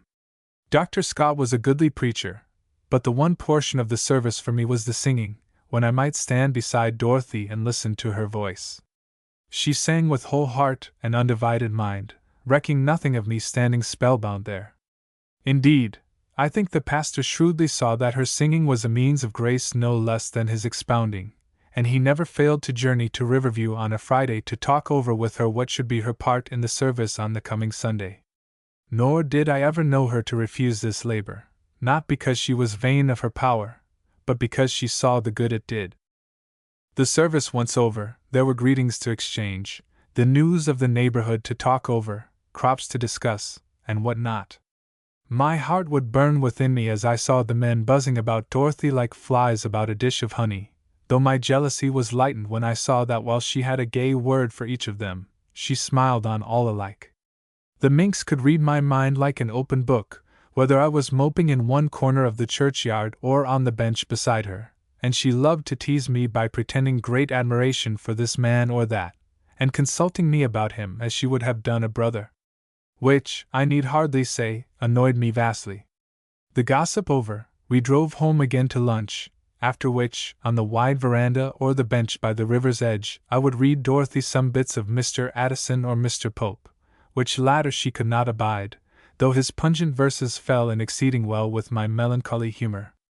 Evening passed and bedtime come, I lighted Dorothy's candle for her at the table in the lower hall, where the silver sticks were set out in their knightly array like French soldiers, gleaming all in white, and when I gave it to her and bade her good night at the stairfoot, I got her hand to hold for an instant. Then to my room, where over innumerable pipes of sweet-scented, I struggled with some halting verses of my own until my candle guttered in its stick. Hours and hours did I pass thinking how I might tell her of my love, but at the last I concluded it were better to say nothing, until I had something more to offer her. What right had I questioned bitterly, to offer marriage to any maid, when I had no home to which to take a wife, and I had never felt the irksomeness of my circumstances as I did at that moment. Something of my thought she must have understood, for she was very kind to me, and never by any word or act showed that she thought of the poverty of my condition. So August and September passed, and great events were stirring. The House of Burgesses had met, and had been much impressed by the showing we had made against the French, so that they passed a vote of thanks to Colonel Washington for his distinguished services, and to the officers and men who had been with him. Dinwiddie was most eager that another advance should be made at once against Duquesne, but Colonel Washington pointed out how hopeless any such attempt must be against the overwhelming odds the enemy would bring against us. The news of French aggression on the Ohio and of our defeat at Fort Necessity had opened the eyes of the court to the danger which threatened the colonies, and great preparations were set on foot for an expedition to be sent to Virginia in the early spring. Parliament voted £50,000 toward its expenses, and it was proposed to equip it on such a scale that the French could not hope to stand before it. So it was decided that nothing more should be attempted by the colony until the forces from England had arrived. And then, one day, came the astounding news that Colonel Washington had resigned from the service and returned to Mount Vernon. A Negro whom Dorothy had sent on some errand to Betty Washington had brought the news back with him. I could scarcely credit it, and was soon galloping toward Mount Vernon to confirm it for myself. I dare say the 10 miles of river road were never more quickly covered. As I turned into the broad gravelled way which led past the garden up to the house, I saw a tall and well-known figure standing before the door, and he came toward me with a smile as I threw myself from the saddle. "Ah, Tom," he cried, "I thought I should see you soon." And he took my hand warmly. "Is it true?" I asked, too anxious to delay an instant the solution of the mystery. "That you have left the service?" "Yes, it is true." "And you will not make the campaign?" "I see no prospect now of doing so." "But why?" I asked. "Pardon me if I am indiscreet. 'Tis a reason which all may know." And he smiled grimly. "Which, indeed, I wish all to know, that my action may not be misjudged." We were walking up and down before the door, and he paused a moment as though to choose his words, lest he say more than he desired. "You know there has been great unpleasantness," he said at last, "between officers holding royal commissions and those holding provincial ones, concerning the matter of precedence. You may remember that Captain Mackay held himself my superior at Fort Necessity, because he had his commission from the Crown. Of course I remembered it, as well as the many disagreements which the contention had occasioned. It was evident that the question must be settled one way or another," continued Washington, "and to do this, an order has just been issued by the governor. The order provides that no officer who does not derive his commission immediately from the king can command one who does." It was some minutes before I understood the full effect which such an order would have. "Do you mean," I asked at last, "that you would be outranked by every subaltern in the service who holds a royal commission?" "Unquestionably." And Washington looked away across the fields with a stern face. "But that is an outrage!" I cried. "What, every whippersnapper in the line be your superior? Why, it's rank folly!" "So I thought," said Washington, "and therefore I resigned, and refused to serve under such conditions." "And you did right," I said warmly. "You could have taken no other course." But much pressure was brought to bear upon him to get him back into the service. General Sharp was most anxious to secure the services of the best fighter and most experienced soldier in Virginia, and urged him to accept a company of the Virginia troops. But he replied shortly that, though strongly bent to arms, he had no inclination to hold a commission to which either rank nor emolument attached. And that remained his answer to all like importunities. Whereat the authorities were greatly wroth at him, from Governor Dinwiddie down, and seeking how they might wound him further, cut from the rolls the names of half a dozen officers whom they knew to be his friends. I was one of those who got a discharge, the reason alleged in my case being that the companies had been so reduced in number that there was not need of so many officers. It was a heavy blow to me, I admit, and I think for a time Washington wavered in his purpose. But his friends, of whom many now came to Mount Vernon, persuaded him to remain firm in his resolution, confident that when the commander-in-chief arrived and learned how matters stood, he would make every reparation in his power. At the bottom of the entire trouble was, I think, Dinwiddie's jealousy of Washington's growing popularity and influence, a jealousy which had been roused by every man who had come into great favor with the people since Dinwiddie had been Lieutenant Governor of Virginia. During the months that followed I was much at Mount Vernon. Indeed, it was during that winter that we formed the warm attachment which still continues. The family life there attracted me greatly, and I cannot sufficiently express my admiration for Mrs. Washington. She was slight and delicate of figure, but not even her eldest son, who towered above her, possessed a greater dignity or grace. I loved to sit at one corner of the great fireplace, and see her eyes kindle with pride and affection as she gazed at him, nor did her other children love him less than she. With the new year came renewed reports of activity in England. 2 regiments under command of Major General Braddock were to be sent to Virginia, whence, after being enforced by provincial levies, they were to march against the French. I need not say how both Colonel Washington and myself chafed at the thought that we were not to make the campaign, but when he suggested accepting a commission as captain of the provincial troops, his friends protested so against it that he finally abandoned the idea for good and all, and we settled down to bear the inactivity as best we could. But at last the summons came. It was Colonel Washington's 23rd birthday, and there was quite a celebration at Mount Vernon. The members of the family were all there, as were Dorothy, her brother, and myself, as well as many other friends from farther down the neck. Dinner was served in the long, low-ceilinged dining room, with the wide fireplace in one corner. What a meal it was, with Mrs. Washington at the table head and her son at the foot, yes, and Dorothy there beside me with the brightest of bright eyes. I was ever a good trencherman, and never did venison, wild turkey, and great yellow sweet potatoes taste more savorsome than they did that day, with a jar of Mrs. Washington's marmalade for relish.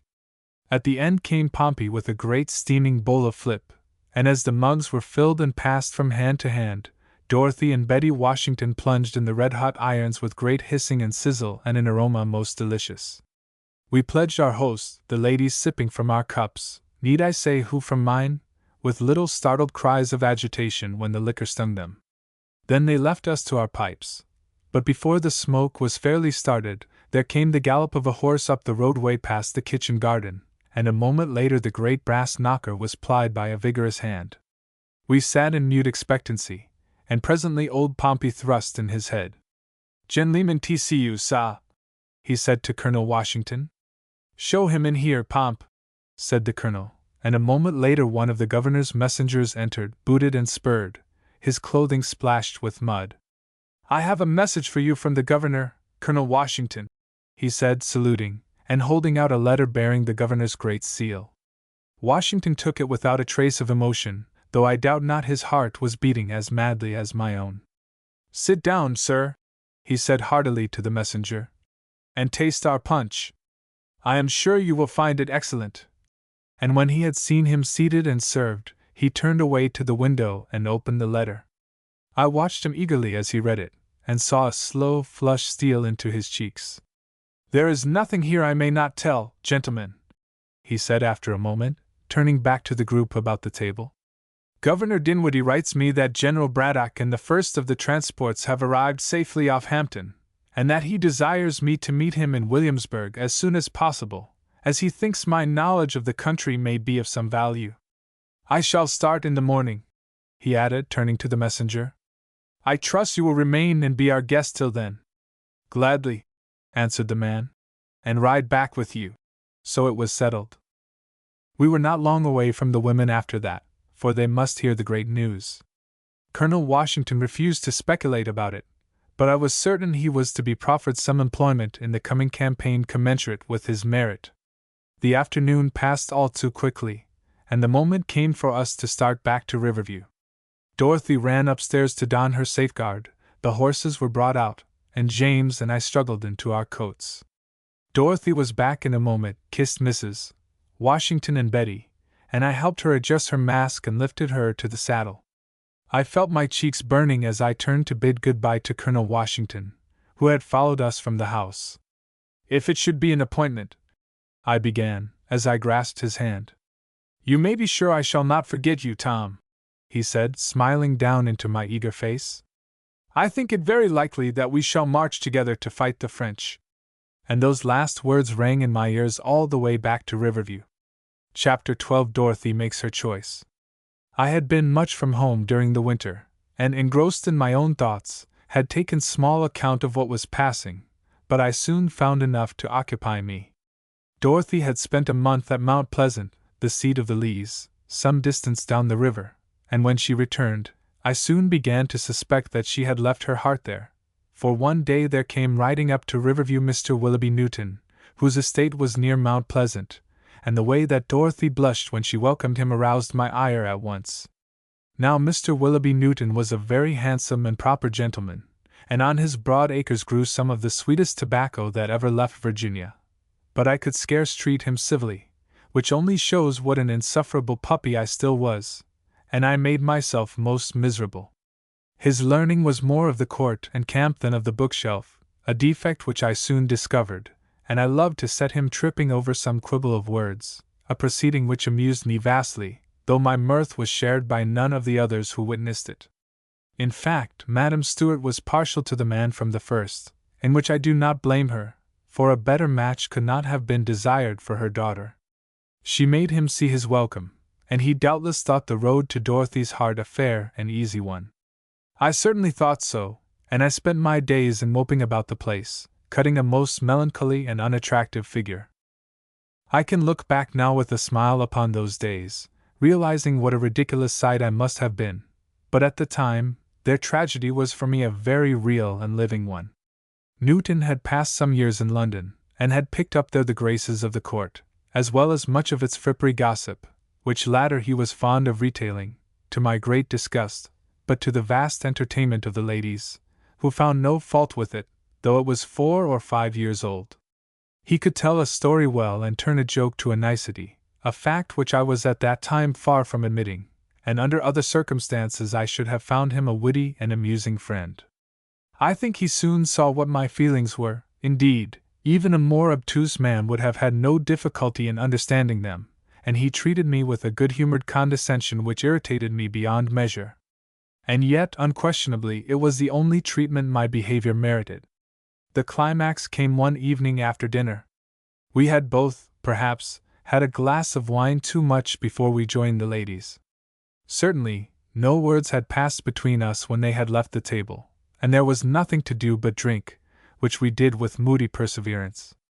But once before the fire in the great hall, with Madame Stuart knitting on one side and Dorothy bending over her tambour on the other, his mood changed and he grew talkative enough, while I sat down near the candles and pretended to be absorbed in a book. "Do you know, ladies," he said, "this reminds me of nothing so much as a night in London just 5 years ago, when the great earthquake was. We were sitting around the fire, just as we are sitting now, Tommy Collier on my right, and Harry Sibley on my left, when the bottles on the table began to clink and the windows to rattle, and poor Harry, who was leaning back in his chair, crashed over backwards to the floor. We picked him up and went out into the street, where there was confusion worse confounded. Windows were thrown open, women were running up and down clad only in their smocks, and one fellow had mounted a barrel and was calling on the people to repent because the day of judgment was at hand.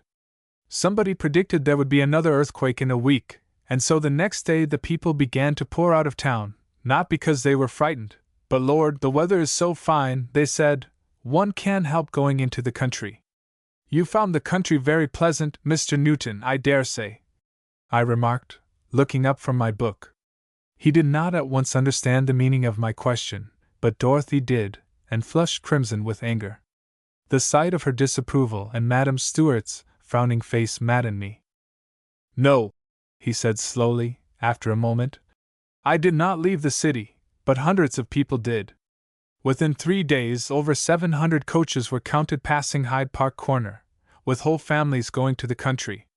The clergy preached that it was judgment on London for its wickedness, and that the next earthquake would swallow up the whole town. The ridotto had to be put off because there was no one to attend it, and the women who remained in town spent their time between reading Sherlock's sermons and making earthquake gowns, in which they proposed to sit out of doors all night."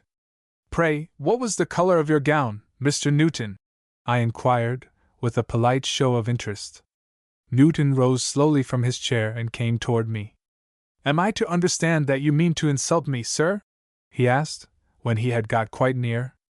"You are to understand whatever you please," I answered hotly, throwing my book upon the table. "Tom!" cried Dorothy. "For shame, sir! Have you taken leave of your senses?" "Do not be frightened, I beg of you, Miss Randolph," interrupted Newton, restraining her with one hand. "I assure you that I have no intention of injuring the boy." "Injuring me, indeed!" I cried, springing to my feet, furious with rage, for I could not bear to be patronized. "It is you who are insulting, and by God you shall answer for it." "As you will," he said, with a light laugh, and turned back to the fire. I knew that I had got all the worst of the encounter, that I had behaved with a rudeness for which there was no excuse, and that I cut a sorry figure standing there, and my face burned at the knowledge. But preserving what semblance of dignity I could, I stalked from the hall and upstairs to my room. I sat a long time thinking over the occurrence, and the more I pondered it, the more clearly I saw that I had played the fool. I did not know then, but I learned long afterward, that my conduct that night came near losing me the great happiness of my life. My cheeks flush even now as I think of my behavior. How foolish do the tragedies of youth appear, once time has tamed the blood! I did not wonder in the morning to receive a summons from my aunt, and I found her in her accustomed chair before the table piled with papers. She glanced at me coldly as I entered, and finished looking over a paper she held in her hand before she spoke to me. "I need not tell you," she said at length, "how greatly your boorish conduct of last night surprised me. To insult a guest, and especially to do so without provocation, is not the part of a gentleman." I flushed angrily, for the justness of this statement only irritated me the more. I think it is always the man who is in the wrong that shows the greatest violence, and the man that most deserves rebuke who is most impatient of it. "There is no need for you to counsel me how a gentleman should behave," I answered hotly. "I did not summon you here to counsel you," she said still more coldly, "but to inform you that this disgraceful affair is to go no further, at least beneath this roof. Mr. Newton has promised me to overlook your behavior, which is most generous on his part, and I trust you will see the wisdom of making peace with him." "And why, may I ask, madam?" "Because," she said, looking me in the eyes, "it is most likely that he will marry my daughter, and nothing is more vulgar than a family whose members are forever quarreling." I clenched my hands until the nails pierced the flesh. She had hit me a hard blow, and she knew it. "And what does Dorothy think of this arrangement?" I asked, with as great composure as I could muster. She smiled with a calm assurance which made my heart sink. "Dorothy would be a fool not to accept him, for he is one of the most eligible gentlemen in Virginia. Indeed, perhaps she has already done so, for I gave him leave to speak to her this morning." And she smiled again as she noted my trembling hands, which I tried in vain to steady. "You seem much interested in the matter." I turned from her without replying. I could trust myself no further. Not that I blamed her for hating me, for she loved her son and I was the shadow across his path, but she was pressing me further than I had counted on. I snatched up my hat as I ran along the hall and out the great door toward the river. Spring was coming, the trees were shaking out their foliage, along the river the wild flowers were beginning to show their tiny faces, but I saw none of these as I broke my way through the brush along the water's edge, for perhaps even now he was asking Dorothy to be his wife, and she was yielding to him. The thought maddened me, Yet why should she do otherwise? What claim had I upon her? And yet I had builded such a different future for her and me. I had walked I know not how long when I came out suddenly upon the road which wound along the bank and finally dipped to the ferry, and here I sat down upon a log to think. If Dorothy accepted him, I could no longer stay at Riverview. I must go away to Williamsburg and seek employment in the campaign, if only as a ranger. It must soon commence, and surely they would not refuse me in the ranks. As I sat absorbed in bitter thought, I heard the sound of hoof beats up the road and saw a horseman coming. I drew back behind a tree, for I was in no mood to talk to anyone, and gloomily watched him as he drew nearer. There seemed something strangely familiar about the figure, and in an instant I recognized him. It was Willoughby Newton. In another moment he had passed, his face a picture of rage and shame. He was riding away from Riverview in anger, and as I realized what that meant, I sprang forward with a great cry of joy. He must have heard me, for he turned in the saddle and shook his whip at me, and for an instant drew rein as though to stop. But he thought better of it, for he settled again in the saddle, and was soon out of sight down the road. I had not waited so long, for settling my hat on my head, I set off up the road as fast as my legs would carry me. It seemed to me I should never reach the house, and I cursed the folly which had taken me so far away, but at last I ran up the steps and into the hall. As I entered, I caught a glimpse of a well-known gown in the hall above, and in an instant I was up the stairs. "Dorothy!" I gasped, seizing one of her hands. "Dorothy, tell me, you have told him no?" I must have been a surprising object, covered with dust and breathless, but she leaned toward me and gave me her other hand. "Yes, Tom," she said very softly. "I told him no. I do not love him, Tom, and I could not marry a man I do not love." "Oh, Dorothy!" I cried. "If you knew how glad I am! If you knew how I was raging along the river at the very thought that he was asking you, and fearing for your reply, for he is a very fine fellow, Dorothy." And I realized with amazement that all my resentment and anger against Newton had vanished in an instant. "But when I saw him ride by like a madman, I knew you had said no, and I came back as fast as I could to make certain." Somehow, as I was speaking, I had drawn her toward me, and my arm was around her. "Can you not guess, dear Dolly," I whispered, "why I was so angry with him last night? It was because I knew he was going to ask you, and I feared that you might say yes." I could feel her trembling now, and would have bent and kissed her, but that she sprang from me with a little frightened cry, and I turned to see her mother standing in the hall below. "So," she said, mounting the steps with an ominous calmness, "my daughter sees fit to reject the addresses of Mr. Newton and yet receive those of Mr. Stewart. I perceive now why he was so deeply concerned in what I had to tell him this morning. May I ask, Mr. Stewart, if you consider yourself a good match for my daughter?" "Good match or not, madam," I cried, "I love her, and if she will have me, she shall be my wife." "Fine talk," she sneered. "To what estate will you take her, sir? On what income will you support her? My daughter has been accustomed to a gentle life. And if I have no estate to which to take her," I cried, "if I have no income by which to support her, remember, madam, that it is from choice, not from necessity."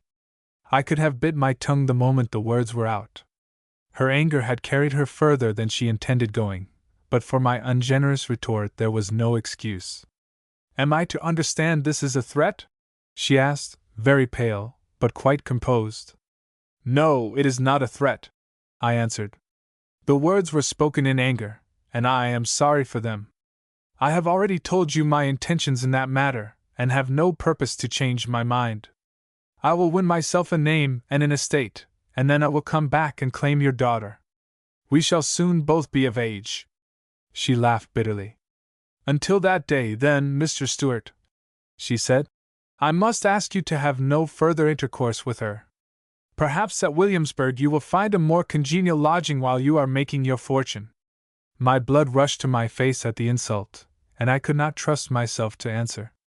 "Come, Dorothy," she continued, "you will go to your room." And she pushed her on before her. I watched them until they turned into the other corridor, and then went slowly down the stairs.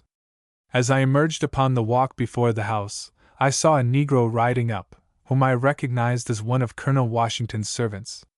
Some message for Dorothy from Betty Washington, no doubt, and I turned moodily back toward the stables to get out my horse, for I was determined to leave the place without delay. But I was arrested by the Negro calling to me. "What is it, Sam?" I asked, as he cantered up beside me. "Letter F from Colonel Washington, sah," he said, and handed me the missive. I tore it open with a trembling hand. "Dear Tom," it ran, "I have procured you an appointment as lieutenant in Captain Wagoner's company of Virginia troops, which are to make the campaign with General Braddock. They are now in barracks at Winchester, where you will join them as soon as possible. Your friend G. Washington." "Sam," I said, "go back to the kitchen and tell Suki to fill you up on the best she's got." And I turned and ran into the house. I tapped at the door of my aunt's room, and her voice bade me enter. "I have just received a note from Colonel Washington," I said, "in which he tells me that he has secured me a commission as lieutenant for the campaign, so I will not need to trespass on your hospitality longer than tomorrow morning." There was a queer gleam in her eyes, which I thought I could read aright. "Yes, there are many chances in war," I said bitterly, "and I am as like as another to fall." "I am not quite so bloodthirsty as you seem to think," she answered coldly, "and perhaps a moment ago I spoke more harshly than I intended. Everything you need for the journey you will please ask for. I wish you every success." "Thank you," I said, and left the room. My pack was soon made, for I had seen enough of frontier fighting to know no extra baggage would be permitted, and then I roamed up and down the house in hope of seeing Dorothy. But she was nowhere visible, and at last I gave up the search and went to bed. I was up long before daylight, donned my old uniform, saw my horse fed and saddled, ate my breakfast, and was ready to go. I took a last look around my room, picked up my pack, and started down the stairs.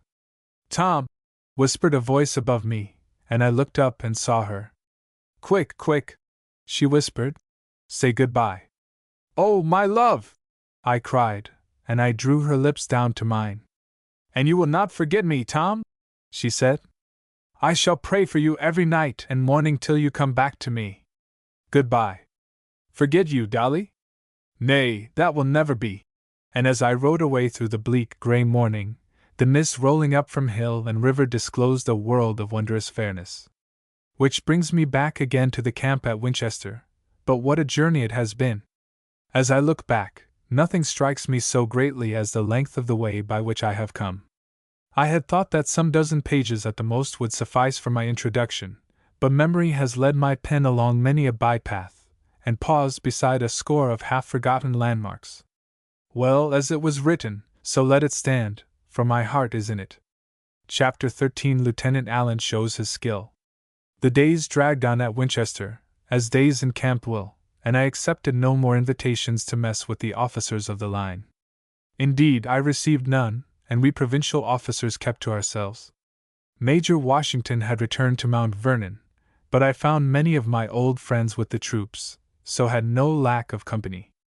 There was Captain Wagoner, who had got his promotion 8 months before, and Perroni, recovered of his wound and eager for another bout with the French. He also had been promoted for his gallantry, and now had his own company of rangers. There was Captain Polson, for whom a tragic fate was waiting, and my old captain, Adam Stephen. And there was Carolus Spildorf, advanced to a lieutenancy like myself, and by great good fortune in my company. We began to chum together at once, sharing our blankets and tobacco, and continued so until the end. Another friend I also found in young Harry Marsh, a son of Colonel Henry Marsh, who owned a plantation some 8 or 10 miles above the Frederick Ferry, and a cousin of my aunt. Colonel Marsh had stopped one day at Riverview, while on his way home from Hampton, and had made us all promise to return his visit, but so many affairs had intervened that the promise had never been kept. The boy, who was scarce 19, had secured a berth as ensign in Perroni's company, and he came frequently with his captain to our quarters to listen with all his ears to our stories of the Fort Necessity affair. He was a fresh, whole-hearted fellow, and though he persisted in considering us all as little less than heroes, was himself heroic as any, as I was in the end to learn.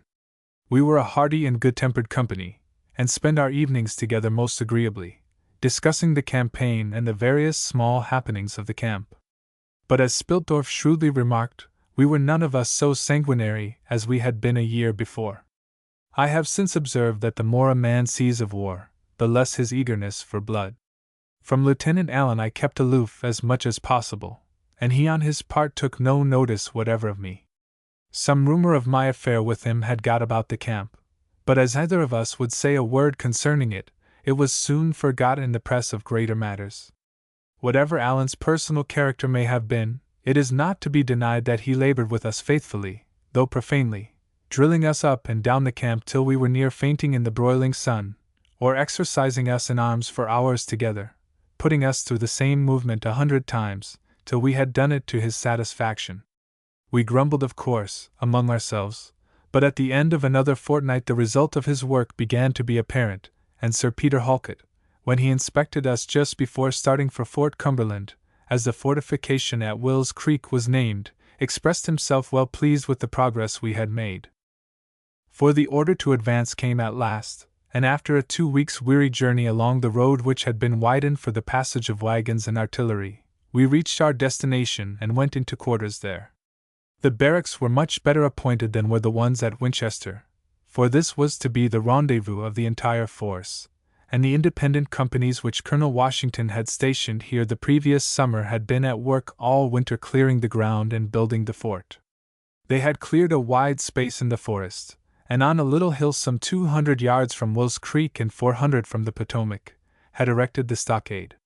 It was near 200 yards in length from east to west, and some 50 in width, but rude enough, consisting merely of a row of logs set upright in the ground and projecting some 12 feet above it, loopholed, and sharpened at the top. There were embrasures for 12 cannon, 10 of which, all 4-pounders, were already mounted. Though frail as it could well be, it was deemed sufficient to withstand any attack likely to be brought against it. A great 2-storied barrack for the officers of the line had been erected within the stockade, and 2 magazines of heavy timber. The men were camped about the fort, and half a mile away through the forest 100 Indians had pitched their wigwams. And here, on the 10th of May, came the 48th under Colonel Dunbar, and General Braddock himself in his great traveling chariot, his staff riding behind and a body of light horse on either side. We were paraded to welcome him, the drums rolled out, the grenadiers, the 17 guns prescribed by the regulations were fired, and the campaign was on in earnest. The morning of the next day, the general held his first levee in his tent, and all the officers called to pay their respects. He was a heavy-set, red-faced man of some 60 years, with long, straight nose, aggressive, pointed chin, and firm-set lips, and though he greeted us civilly enough, there was a touch of insolence in his manner which he made small effort to conceal, and which showed that it was not upon the Virginia troops he placed reliance. Still, there was that in his heavy-featured face and in his bearing which bespoke the soldier, and I remembered Fontenoy and the record he had made there. In the afternoon, there was a general review, and he rode up and down with his staff in front of the whole force, most gorgeous in gold lace and brilliant accoutrement. Of the 2,200 men he looked at that day, the 9 Virginia companies found least favor in his eyes, for he deemed them listless and mean-spirited, an opinion which he was at no pains to keep to himself, and which had the effect of making the bearing of his officers toward us even more insulting. As we were drawn up there in line, the orders for the camp were published, the articles of war were read to us, and in the days that followed there was great show of discipline. But it was only show, for there was little real order, and even here on the edge of the settlements the food was so bad and so scarce that foraging parties were sent to the neighboring plantations to seize what they could find, and a general market established in the camp. To encourage the people to bring in provisions, the price was raised a penny a pound, and any person who ventured to interfere with one bringing provisions, or offered to buy of him before he reached the public market, was to suffer death. These regulations produced some supplies, though very little when compared to our great needs. A thing which encouraged me greatly to believe in the sagacity of our commander was the pains he took to engage the good offices of the Indians, such of them, that is, as had not already been hopelessly estranged by the outrages committed upon them by traders and frontiersmen. Mr. Croghan, one of the best known of the traders, had brought some 50 warriors to the camp, together with their women and children, and on the morning of the 12th, a congress was held at the general's tent to receive them. All the officers were there, and when the Indians were brought, the guard received them with firelocks rested. There was great powwowing and smoking the pipe, and the general gave them a belt of wampum and many presents, and urged them to take up the hatchet against the French. This they agreed to do, and doubtless would have done, but for the conduct of some of the officers of the line. The Indian camp, with its bark wigwams and tall totem pole, had become a great place of resort with certain of the officers. They had been attracted first by the dancing and queer customs of the savages, and had they come away when once their curiosity was satisfied, little harm had been done. Unfortunately, after looking at the men they looked at the women, and found some of them not unattractive. So, for want of something better to do, they set about debauching them, and succeeded so well that the warriors finally took their women away from the camp in disgust, and never again came near it. Other Indians appeared from time to time, but after begging all the rum and presents they could get, they left the camp and we never saw them again. Many of them were Delawares, doubtless sent as spies by the French. Another visitor was Captain Jack, the Black Rifle, known and feared by the Indians the whole length of the frontier. He had sworn undying vengeance against them, having come home to his cabin one night to find his wife and children butchered, and had roamed from the Carolinas to the St. Lawrence, leaving a trail of Indian blood behind him. He would have made a most useful ally, but he took offense at some fancied slight, and one day abruptly disappeared in the forest. Never during all these weeks did the regulars get over their astonishment at sight of the tall warriors stalking through the camp, painted in red, yellow, and black, and greased from head to foot, their ears slit, their heads shaved save for the scalp lock with its tuft of feathers, nor did they cease to wonder at their skill in throwing the tomahawk and shooting with the rifle, a skill of which we were to have abundant proof ere long. It was not until 4 or 5 days after his arrival with General Braddock that I had opportunity to see Colonel Washington. I met him one evening as I was returning from guard duty, and I found him looking so pale and dispirited that I was startled. "You are not ill?" I cried, as I grasped his hand. "Ill rather in spirit than in body, Tom," he answered, with a smile. "Life in the General's tent is not a happy one. He has met with nothing but vexation, worry, and delay since he has been in the colony, and I believe he looks upon the country as void of honor and honesty. I tried to show him that he has seen only the darker side, and we have frequent disputes, which sometimes wax very warm, for he is incapable of arguing without growing angry. Not that I blame him greatly," he added with a sigh, "for the way the colonies have acted in this matter is inexcusable. Wagons, horses, and provisions which were promised us are not forthcoming, and without them we are stalled here beyond hope of advance." He passed his hand wearily before his eyes, and we walked some time in silence. "'Tis this delay which is ruining our great chance of success," he continued at last. "Could we have reached the fort before the French could reinforce it, the garrison must have deserted it or surrendered to us. But now they will have time to send whatever force they wish into the Ohio Valley, and rouse all the Indian tribes for 100 miles around. For with the Indians, the French have played a wiser part than the English, Tom, and have kept them ever their friends, while today we have not an Indian in the camp." "They will return," I said. "They have all promised to return." Washington shook his head. "They will not return. Gist knows the Indians as few other white men do, and he assures me that they will not return." "Well," I retorted hotly, "Indians or no Indians, the French cannot hope to resist successfully an army such as ours." For a moment Washington said nothing. "You must not think me a croaker, Tom," and he smiled down at me again. "But indeed I see many chances of failure. Even should we reach Fort Duquesne in safety, we will scarce be in condition to besiege it, unless the advance is conducted with rare skill and foresight." I had nothing to say in answer, for in truth I believed he was looking too much on the dark side, and yet did not like to tell him so. "How do you find the General?" I asked.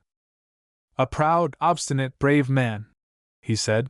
Who knows the science of war, perhaps, but who is ill-fitted to cope with the difficulties he has met here and has still to meet? His great needs are patience and diplomacy and a knowledge of Indian warfare. I would he had been with us last year behind the walls of Fort Necessity. He has good advisers, I suggested. Surely you can tell him what occurred that day. But again Washington shook his head. My advice, such as I have ventured to give him, has been mostly thrown away.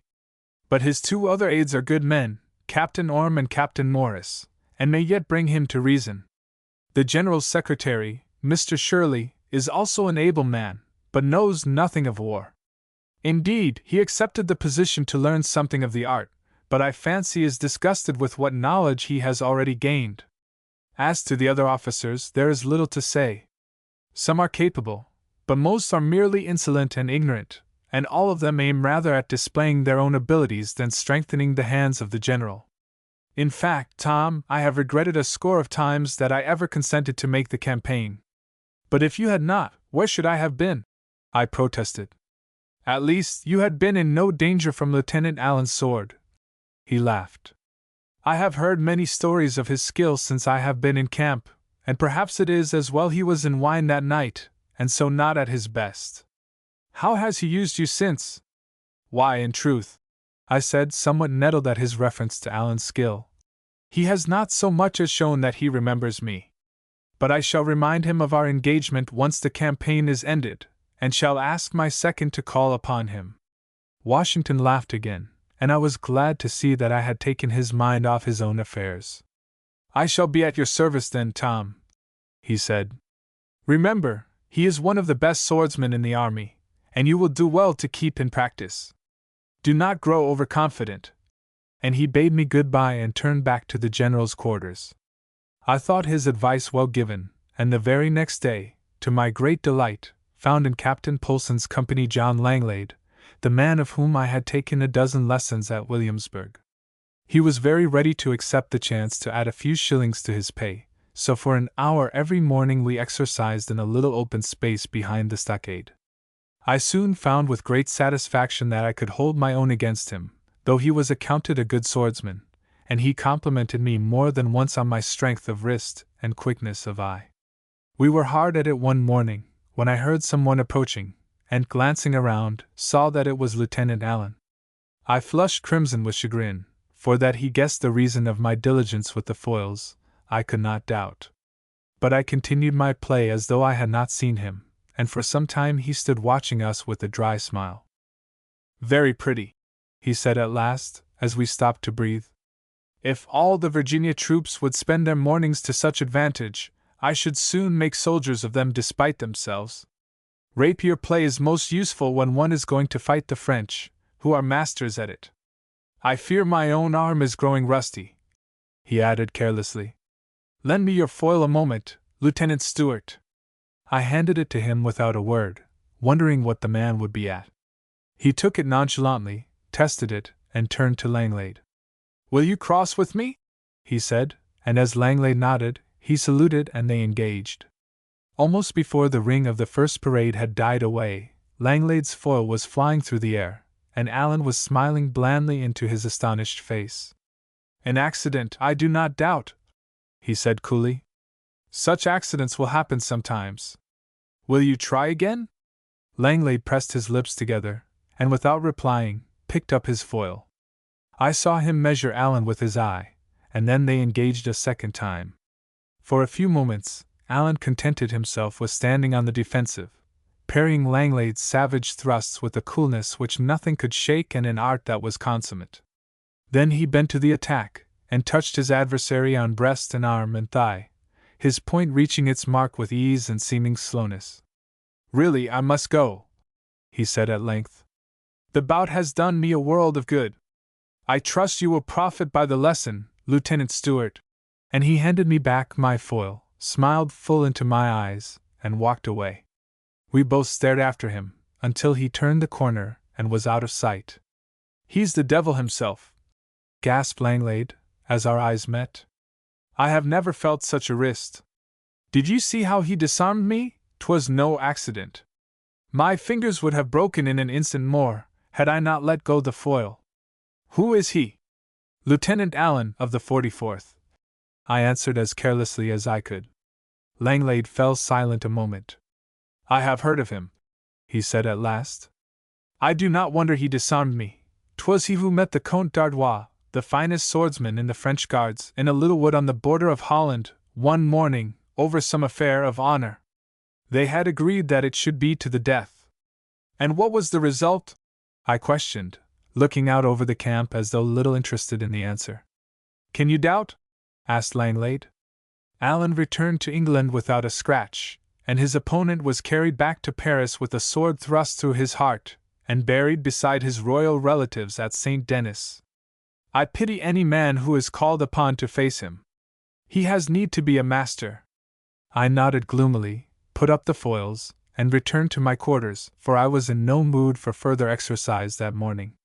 What Allen had meant by his last remark I could not doubt. The lesson I was to profit by was that I should stand no chance against him. Chapter 14. I chance upon a tragedy. As the first weeks of May passed, we slowly got into shape for the advance, and I began to realize the magnitude of the task before us. Our march to Great Meadows the year before, arduous as it had been, was mere child's play to this, and I did not wonder that on every hand the general found himself confronting obstacles well nigh insurmountable. And each day, as though to cover other defects, the discipline grew more exacting. Arms were constantly inspected and overhauled. Roll was called morning, noon, and night. Each regiment attended divine service around the colors every Sabbath, though either officers nor men got much good from it that I could see. Guard mount occurred each morning at 8 o'clock.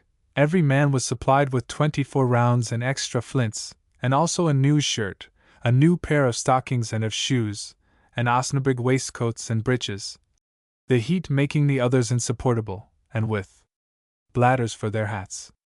On the 16th, Colonel Gage, with 2 companies of the 44th and the last division of the train, toiled into camp, very weary and travel-stained, and on this day, too, was the first death among the officers, Captain Bromley, of Sir Peter Halkett's, succumbing to dysentery. 2 days later, we all attended his funeral, and a most impressive sight it was. A captain's guard marched before the coffin, their firelocks reversed, and the drums beating the dead march. At the grave the guard formed on either side, and the coffin, with sword and sash upon it, was carried in between and lowered into place. The service was read by Chaplain Hughes, of the 44th. The guard fired 3 volleys over the grave, and we returned to quarters. There was a great demonstration next day to impress some Indians that had come into camp. All the guns were fired, and drums and fifes were set to beating and playing the point of war, and then 4 or 5 companies of regulars were put through their maneuvers. The Indians were vastly astonished at seeing them move together as one man, and even to us provincials it was a thrilling and impressive sight. And on the 20th happened one of the pleasantest incidents of the whole campaign. The great difficulty which confronted our commander from the first was the lack of means of transport. Of the 3,000 horses and 300 wagons promised from the colonies, only 200 horses and 20 wagons were forthcoming, so that for a time it seemed that the expedition must be abandoned. Small wonder the general raved and swore at provincial perfidy and turpitude, the more so when it was discovered that a great part of the provision furnished for the army was utterly worthless, and the 200 horses scarce able to stand upon their feet. Let me say here that I believe this purblind policy of delaying the expedition instead of freely aiding it had much to do with the result. Virginia did her part with some degree of willingness, but Pennsylvania, whence the general expected to draw a great part of his transport and provision, would do nothing. The Assembly spent its time bickering with the governor, and when asked to contribute toward its own defense, made the astounding statement that they had rather the French should conquer them than give up their privileges. Some of them even asserted that there were no French, but that the whole affair was a scheme of the politicians, and acted, to use Dinwiddie's words, as though they had given their senses a long holiday. Yet, strangely enough, it was from a Pennsylvanian that aid came at last, for just when matters were at their worst and the general in despair, there came to his quarters at Frederick a very famous gentleman, more famous still in the troublous times which are upon us now, Mr. Benjamin Franklin, of Philadelphia, director of posts in the colonies and sometime printer of Poor Richard. The general received him as his merit warranted, and explained to him our difficulties. Mr. Franklin, as Colonel Washington told me afterward, listened to it all with close attention, putting in a keen question now and then, and at the end said he believed he could secure us horses and wagons from his friends among the Pennsylvania Dutch, who were ever ready to turn an honest penny. So he wrote them a diplomatic letter, and the result was that, beside near 100 furnished earlier, there came to us at Cumberland on the 20th above 80 wagons, each with 4 horses, and the general declared Mr. Franklin the only honest man he had met in America. We, too, had cause to remember him, for all the officers were summoned to the general's tent, and there was distributed to each of us a package containing a generous supply of sugar, tea, coffee, chocolate, cheese, butter, wine, spirits, hams, tongues, rice, and raisins, the gift of Mr. Franklin and the Philadelphia Assembly. There was high carnival in our tent that night, as you may well believe. We were all there, all who had been present at Fort Necessity, and not since the campaign opened had we sat down to such a feast. And when the plates were cleared away and only the pipes and wine remained, Perroni sang us a song in French, and Spiltdorf one in German, and Poulsen one in Gaelic, and old Christopher Gist, who stuck in his head to see what was toward, was pressed to pay for his entertainment by giving us a Cherokee war song, which he did with much fire and spirit. We sat long into the night talking of the past and of the future, and of the great things we were going to accomplish. Nor did we forget to draft a letter of most hearty thanks to Mr. Franklin, which was sent him, together with many others, among them one from Sir Peter Halket himself. The arrival of the wagons had done much to solve the problem of transport, and on the next day preparations for the advance began in earnest. The whole force of carpenters was put to work building a bridge across the creek, the smiths sharpened the axes, and the bakers baked a prodigious number of little biscuits for us to carry on the march. 200 pioneers were sent out to cut the road, and from one end of the camp to the other was the stir of preparation. So 2 days passed, and on the afternoon of the 24th, Spiltdorf and myself crossed the creek on the bridge, which was well nigh completed, and walked on into the forest to see what progress the pioneers were making. We each took a firelock with us in hope of knocking over some game for supper, to help out our dwindling larder. We found that the pioneers had cut a road 12 feet wide some 2 miles into the forest.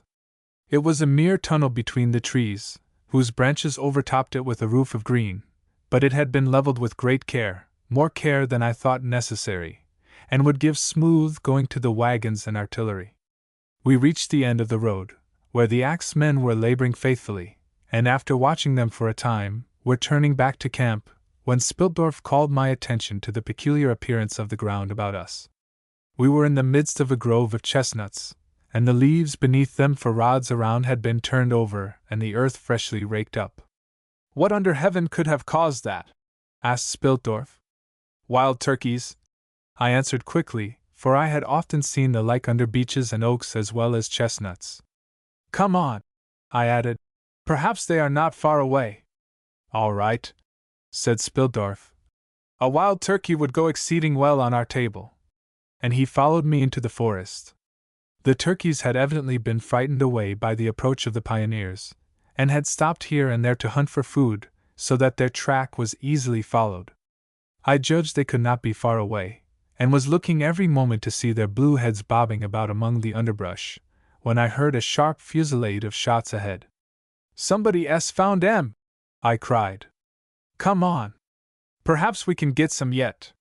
We tore through a bit of marshy ground, up a slight hill, and came suddenly to the edge of a little clearing.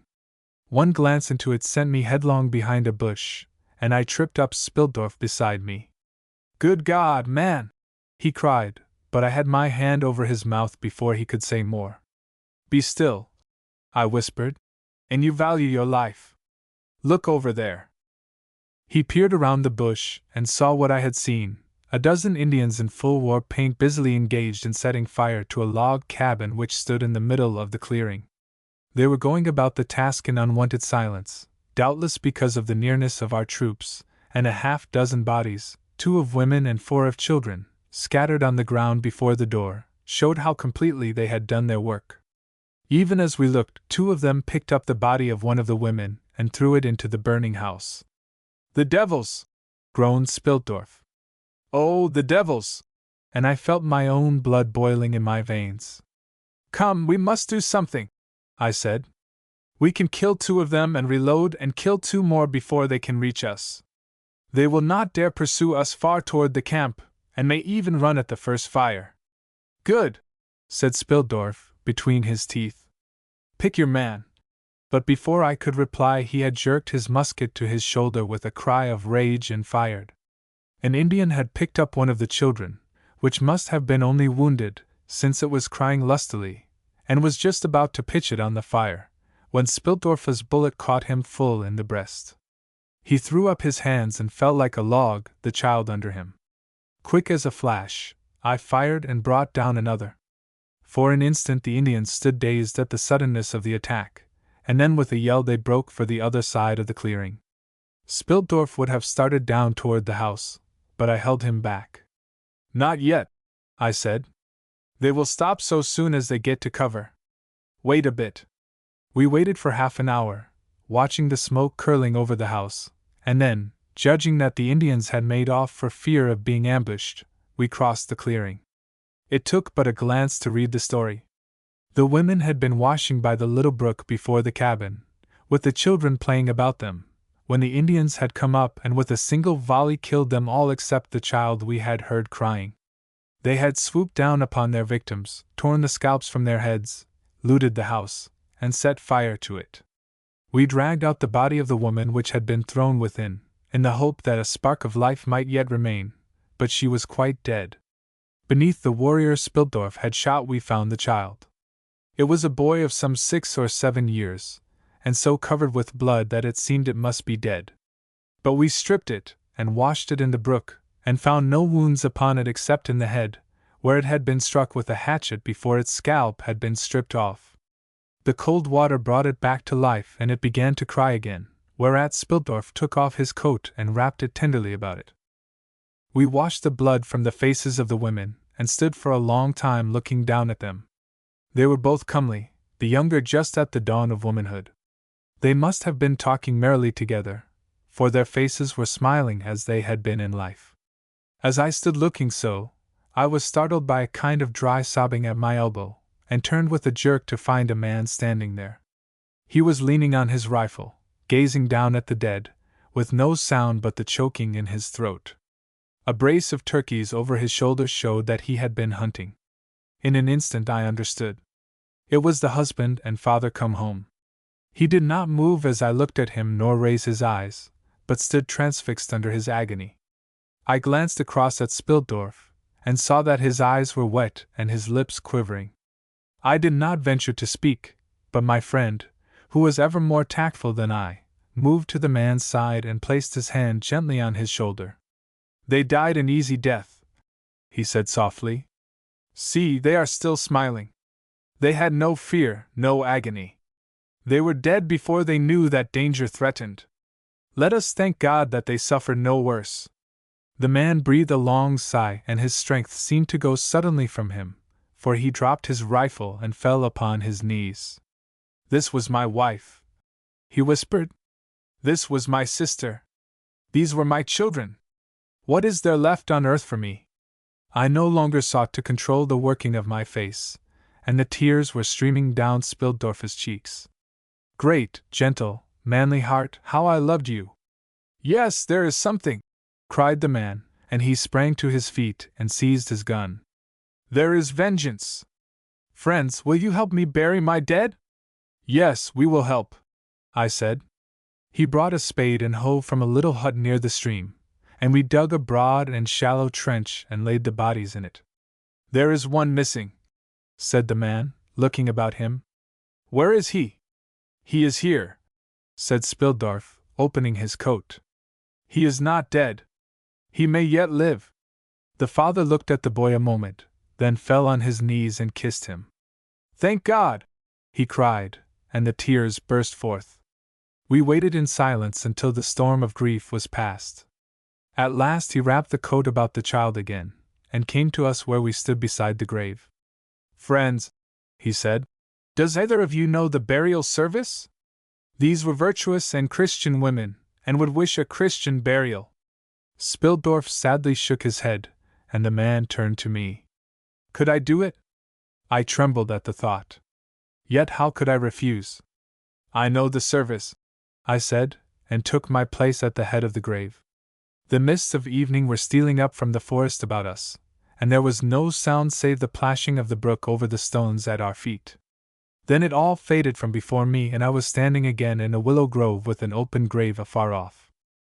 I am the resurrection and the life, saith the Lord. It was not my voice, but another ringing up to heaven from beside me. And the voice kept on and on until the last Amen. We filled in the shallow grave and covered it with logs and rocks. Night was at hand before we finished. You must come with us, said Spildorf to the stranger. The doctor at the fort will do what he can for the child. If you still think of vengeance, you can march with us against the Indians and the French who set them on. He made a gesture of assent, and we set off through the forest. Stuart, asked Spildorf, in a low voice, after we had walked some time in silence, how does it happen you knew the burial service? I have read it many times in the prayer book, I answered simply. Moreover, I heard it one morning beside my mother's grave, and again beside my grandfather's. I am not like to forget it. He walked on for a moment, and then came close to me and caught my hand in his. Forgive me, he said softly. You have done a good and generous thing. I can judge how much it cost you. And we said no more until we reached the fort. The news that the Indians had pushed hostilities so near the camp created no little uproar, and a party was sent out at daybreak to scour the woods and endeavor to teach the marauders a lesson, but they returned toward evening without discovering a trace of them, and it was believed they had made off to Fort Duquesne. The Indians whom we had killed were recognized as two of a party of Delawares who had been in camp a few days before, and who, it was now certain, had been sent as spies by the French and to do us what harm they could. Wherefore it was ordered that no more Delawares should be suffered to enter the camp. We turned the child over to Dr. Craik, and took the man, whose name, it seemed, was Nicholas Stith, to our tent with us, where we gave him meat and drink, and did what we could to take his mind from his misfortune. He remained with us some days, until his child died, as it did at last, and then, finding our advance too slow to keep pace with his passion for revenge, secured a store of ball and powder from the magazine, slung his rifle across his back, and disappeared into the forest. In the meantime our preparations had been hurried on apace. It was no light task to cut a road through near 150 miles of virgin forest, over 2 great mountain ranges and across innumerable streams, nor was it lightly undertaken.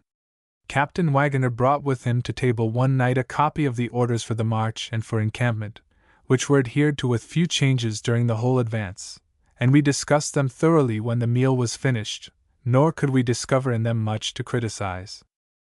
It was ordered that, to protect the baggage from Indian surprise and insult, scouting parties were to be thrown well out upon the flanks and in front and rear, and every commanding officer of a company was directed to detach always upon his flanks a third of his men under command of a sergeant, the sergeant in turn to detach upon his flanks a third of his men under command of a corporal.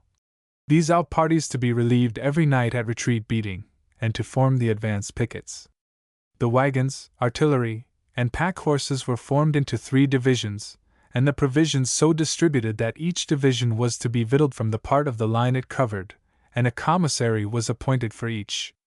The companies were to march 2 deep, that they might cover the line more effectively. Sir Peter Halket was to lead the column and Colonel Dunbar bring up the rear. An advance party of 300 men was to precede the column and clear the road. The form of encampment differed little from that of march. The wagons were to be drawn up in close order, the companies to face out, the flanking parties to clear away the underbrush and saplings, half the company remaining under arms the while, and finally a chain of sentries was to be posted round the camp.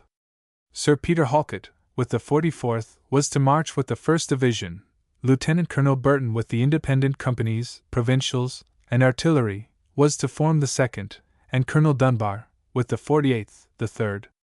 I confess that when I had become acquainted with these orders, they seemed to me most soldier-like. A copy of them lies before me now, and even at this day, when I scan again the plan of march, I do not see how it could be improved. I admit that there are others who know much more of the art of war than I, and to them defects in the system may be at once discernible. But at the time, these orders gave us all a most exalted opinion of our general's ability, and I remembered with a smile the gloomy prophecies of Colonel Washington. Surely, against such a force, so ably handled, no army the French might muster could avail, and I awaited the event with a confidence and eager anticipation which were shared by all the others. Chapter 15. We start on a weary journey. The 29th of May dawned clear and bright in pleasant contrast to the violent storm which had raged the day before. Long ere daybreak, the camp was alive with hurrying men, for the first detachment was to march under command of Major Campbell, and the sun had scarce risen above the horizon when the gates were thrown open and the troops filed out. 600 of them there were, with 2 field pieces and 50 wagons of provision, and very smart they looked as they fell into rank beyond the bridge and set off westward. The whole camp was there to see them go, and cheered them right heartily, for we were all of us glad that the long waiting and delay had come to an end at last. All day we could see them here and there in the intervales of the forest pushing their way up a steep hill not 2 miles from the camp, and darkness came before they passed the summit. 3 wagons were utterly destroyed in the passage, and new ones had to be sent from camp to replace them, while many more were all but ruined. Spildorf and I walked out to the place the next day and found it an almost perpendicular rock, though 200 men and a company of miners had been at work for near a week trying to make it passable. We could see the detachment slowly cutting its way through the valley below, and I reflected gloomily that, at so slow a rate, the summer would be well nigh gone before the army could reach its destination. Indeed, I believe it would have gone to pieces on this first spur of the Alleghanies, had not Lieutenant Spendelow, of the seamen, discovered a valley round its foot.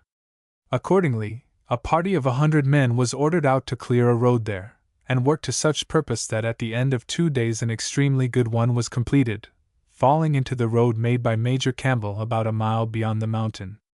On the 7th, Sir Peter Halket and the 48th marched, in the midst of a heavy storm, and at daybreak the next day it was our turn.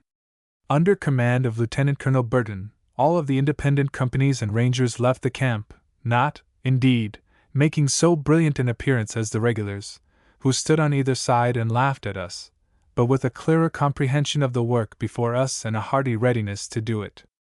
It was not until the 10th that the 3rd Division under Colonel Dunbar left the fort, and finally, on the 11th, the general joined the army where it had assembled at Spendelow Camp, 5 miles from the start. Our tent that night was a gloomy place, for I think most of us, for the first time since the campaign opened, began to doubt its ultimate success. We soon finished with the food, and were smoking in gloomy silence, when Peroni came in, and after a glance around at our faces, broke into a laugh. "Ma foi!" he cried. "I thought I had chanced upon a meeting of our Philadelphia friends, they of the broad hats and sober coats, and yet I had never before known them to go to war." "Do you call this going to war?" cried Wagoner. "I'm cursed if I do." Peroni laughed louder than ever, and Wagoner motioned him to the pipes and tobacco. "By God, Peroni," he said, "I believe you would laugh in the face of the devil." Peroni filled his pipe, chuckling to himself the while, and when he had got it to drawing nicely, settled himself upon a stool. "Why, to tell the truth," said he, "I was feeling sober enough myself till I came in here, but the sight of you fellows sitting around for all the world like death heads at an Egyptian feast was too much for me. And then," he added, "I have always found it better to laugh than to cry." Wagoner looked at him with a grim smile, and there was a gleam in Spildorf's eyes, though he tried to conceal himself behind a cloud of smoke. Peroni's good humor was infectious. "Let me see," continued the Frenchman. "When was it the first detachment left the fort?" "The 29th of May," answered Wagoner shortly. "And what day is this?" "The 11th of June." "And how far have we come?" 5 miles, cried Wagoner. "Damn it, man, you know all this well enough. Don't make me say it. It's incredible. 5 miles in 13 days. Think of it." I heard Spildorf choking behind his cloud of smoke. "Oh, come," said Peroni. That's not the way to look at it. Consider a moment. It is 150 miles to Fort Duquesne, so I am told. At 5/13ths of a mile a day, we shall arrive there nicely let me see. In 390 days, cried Spiltdorf. Thank you, Lieutenant. And Peroni bowed towards Spiltdorf's nimbus. I was never good at figures. In 390 days, then. You see, we shall get to Fort Duquesne very comfortably by the middle of July of next year.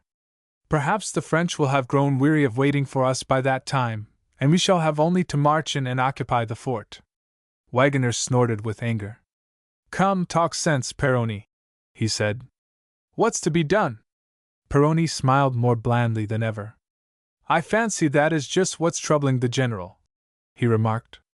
I met Colonel Washington a moment ago looking like a thundercloud, and he said a council of war had been called at the general's tent. There was need of it. And Wagoner's brow cleared a little. What think you they will do? Well, said Peroni deliberately, if it were left to me, the first thing I should do would be to cut down Spiltdorf's supply of tobacco, and take away from him that great porcelain pipe, which must weigh 2 or 3 pounds. I should like to see you do it, grunted Spiltdorf, and he took his pipe from his lips to look at it lovingly. Why, man, that pipe has been in the family for 6 generations. There's only one other like it in Germany. A most fortunate thing, remarked Peroni dryly. Else Virginia could not raise enough tobacco to supply the market. But seriously, I believe even the general will see the need of taking some radical action. He may even be induced to leave behind 1 or 2 of his women and a few cases of wine, if the matter be put before him plainly. Shut up, man, cried Wagoner. Do you want a court-martial? And we fell silent, for indeed the excesses of the officers of the line was a sore subject with all of us. But Peroni had made a good guess, as we found out when the result of the council was made known next day. It was pointed out that we had less than half the horses we really needed, and those we had were so weak from the diet of leaves to which they had been reduced that they could do little work. So the general urged that all unnecessary baggage be sent back to the fort, and that as many horses as possible be given to the public cause. He and his staff set the example by contributing 20 horses, and this had so great effect among the officers that near 100 were added to the train. They divested themselves, also, of all the baggage they did not need, most of them even sending back their tents, and sharing the soldiers' tents for the remainder of the campaign. Enough powder and stores were left behind to clear 20 wagons, and all the king's wagons were returned to the fort as being too heavy. A deprivation which, I doubt not, cost some of the officers more than any other, was that of their women, who were ordered back to the fort, and only 2 women for each company were allowed to be victualled upon the march. But in this particular the example set by the general was not so commendable as in the matter of the horses.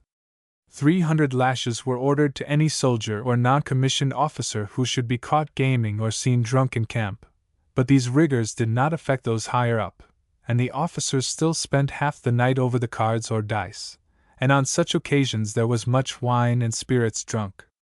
We of Wagoner's and Peroni's companies fared very well, for though we gave up one of our tents, it was only to bunk together in the other. There was no room to spare, to be sure, and Peroni grumbled that every time a man turned over he disturbed the whole line of sleepers, but we put the best face possible on the situation, and had little cause for complaint, except at the food, which soon became most villainous.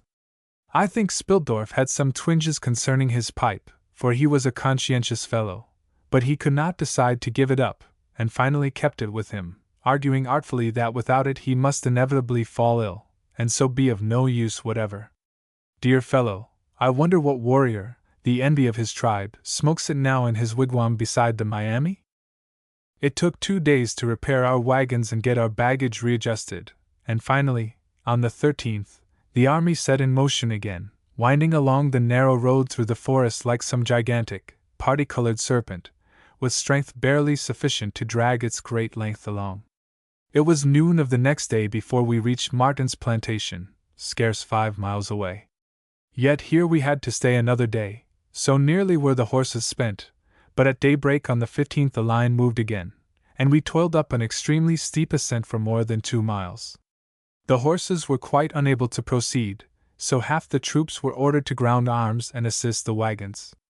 It was weary work, nor was the descent less perilous, and 3 of the wagons got beyond control and were dashed to pieces at the bottom. So we struggled on over hills and through valleys, until on the 18th we reached the little meadows. Here the army was well nigh stalled. The horses had grown every day weaker, and many of them were already dead. Nor were the men in much better case, so excessive had been the fatigues of the journey, for on many days they had been under arms from sunrise till late into the night. It was here, for the first time since our departure from Fort Cumberland, that I chanced to see Colonel Washington, and I was shocked at the change in his appearance. He was wan and livid, and seemed to have fallen away greatly in flesh. To my startled inquiry, he replied that he had not been able to shake off the fever, which had grown worse instead of better. "But I will conquer it," he said with a smile. "I cannot afford to miss the end. From here, I believe our advance will be more rapid, for the general has decided that he will leave his baggage and push on with a picked body of the troops to meet the enemy." I was rejoiced to hear it, though I did not learn until long afterwards that it was by Colonel Washington's advice that this plan was adopted. A detachment of 400 men was sent out to cut a road to the little crossing of the Oxyogeny, and on the next day the general himself followed with about 900 men, the pick of the whole command. The Virginia companies were yet in fair condition, but the regulars had been decimated by disease. Yet though our baggage was now reduced to 30 wagons and our artillery to 4 howitzers and 4 12-pounders, we seemed to have lost the power of motion, for we were 4 days in getting 12 miles. Still, we were nearing Fort Duquesne, and the Indians, set on by the French, began to harass us, and killed and scalped a straggler now and then, always evading pursuit. On the evening of the 19th, the guides reported that a great body of the enemy was advancing to attack us, but they did not appear, though we remained for 2 hours under arms, anxiously awaiting the event. From that time on, the Indians hung upon our flanks, but vanished as by magic the moment we advanced against them. In consequence of these alarms, more stringent orders were issued to the camp. On no account was a gun to be discharged unless at an enemy. The pickets were always to load afresh when going on duty, and at daybreak to examine their pans and put in fresh priming, and a reward of £5 was offered for every Indian scalp. Day after day we plodded on, and it was not until the 25th of June that we reached the great meadows. I surveyed with a melancholy interest the trenches of Fort Necessity, which were yet clearly to be seen on the plain. Our detachment halted here for a space, and it was while I was walking up and down along the remnants of the old breastwork that I saw an officer ride up, spring from his horse, and spend some minutes in a keen inspection of the fortification. As he looked about him, he perceived me similarly engaged, and after a moment's hesitation, turned toward me. He made a brave figure in his 3-cornered hat, scarlet coat, and ample waistcoat, all heavy with gold lace. His face was pale as from much loss of sleep, but very pleasing, and as he stopped before me, I saw that his eyes were of a clear and penetrating blue. "This is the place, is it not?" he asked, "where Colonel Washington made his gallant stand against the French and Indians last year?" "This is indeed the place, sir," I answered, my face flushing. "And it warms my heart to know that you deemed the action a gallant one." "No man could do less," he said quickly. "He held off 4 times his number, and at the end marched out with colors flying. I know many a general who would have been glad to do so well. Do I guess aright," he added, with a smile, "when I venture to say that you were present with him?"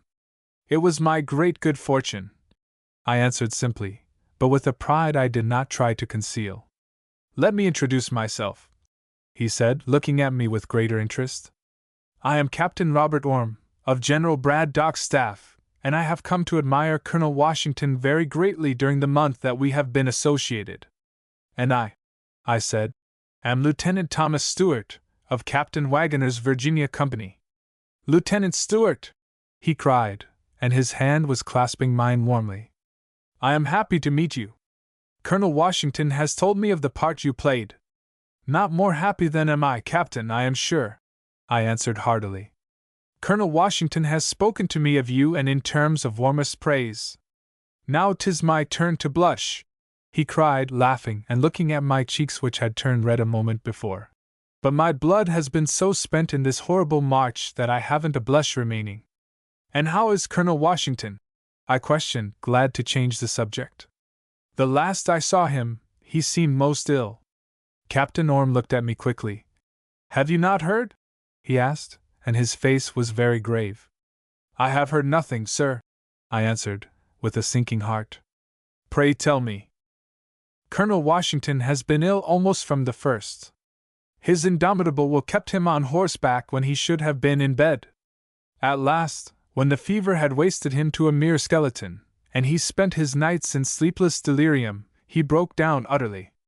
His body was no longer able to obey his will. At the ford of the Yaxchiogany he attempted to mount his horse and fell in a faint. He was carried to a tent and left with 2 or 3 guards. So soon as he recovered consciousness, he tried to get up to follow us, and was persuaded to lie still only when the general promised he would send for him in order that he might be present when we meet the French. He is a man who is an honor to Virginia," concluded Orme, and he turned away hastily to hide his emotion, nor were my own eyes wholly dry. "Come," I said, "let me show you, sir, how the troops lay that day." And as he assented, I led the way along the lines and pointed out the position held by the enemy and how we had opposed them. But my thoughts were miles away with that wasted figure tossing wearily from side to side of a rude camp cot on the bank of the Yaxchiogany, with no other nurses than 2 or 3 rough soldiers. "'Twas well done," said Orme when I had finished. "I see not how it could have been better. And I trust the victory will be with us, not with the French, when we meet before Duquesne." "Of that there can be no question," I cried. "Once we reach the fort, it must fall before us." "Faith, I believe so," laughed Orme. "My only fear is that they will run away, and not stay to give us battle. Our spies have told us that such was their intention." And he laughed again as he saw my fallen face. "Why, I believe you are as great a fire-eater as the best of us, Lieutenant." "In truth, sir," I answered, somewhat abashed at his merriment, "I decided long ago that since I held no station in the world I needs must win one with my sword, but if I can find no employment for it, I see small hope of advancement.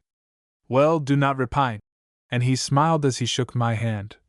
"For if the French do not wait to meet us here, we shall yet find plenty of fighting before us. This is only the first stage in the journey, and Duquesne once ours, we press forward to join forces with the expeditions which are moving against Canada. If I hear more from Colonel Washington, I shall let you know." I thanked him for his kindness, and watched him as he rode away across the plain. When he was out of sight, I turned back to join my company, and I felt that I had made a new friend, and one whom I was proud to have. Chapter 16. The End in Sight.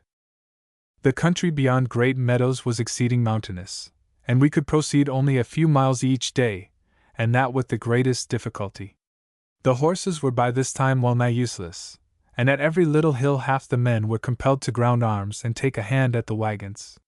It was work fatiguing beyond description, and our sick list grew larger every day, while those who remained upon their feet were in scarce better plight. On the evening of the 26th, we reached the pass through which had come the party of French and Indians to attack us at Fort Necessity.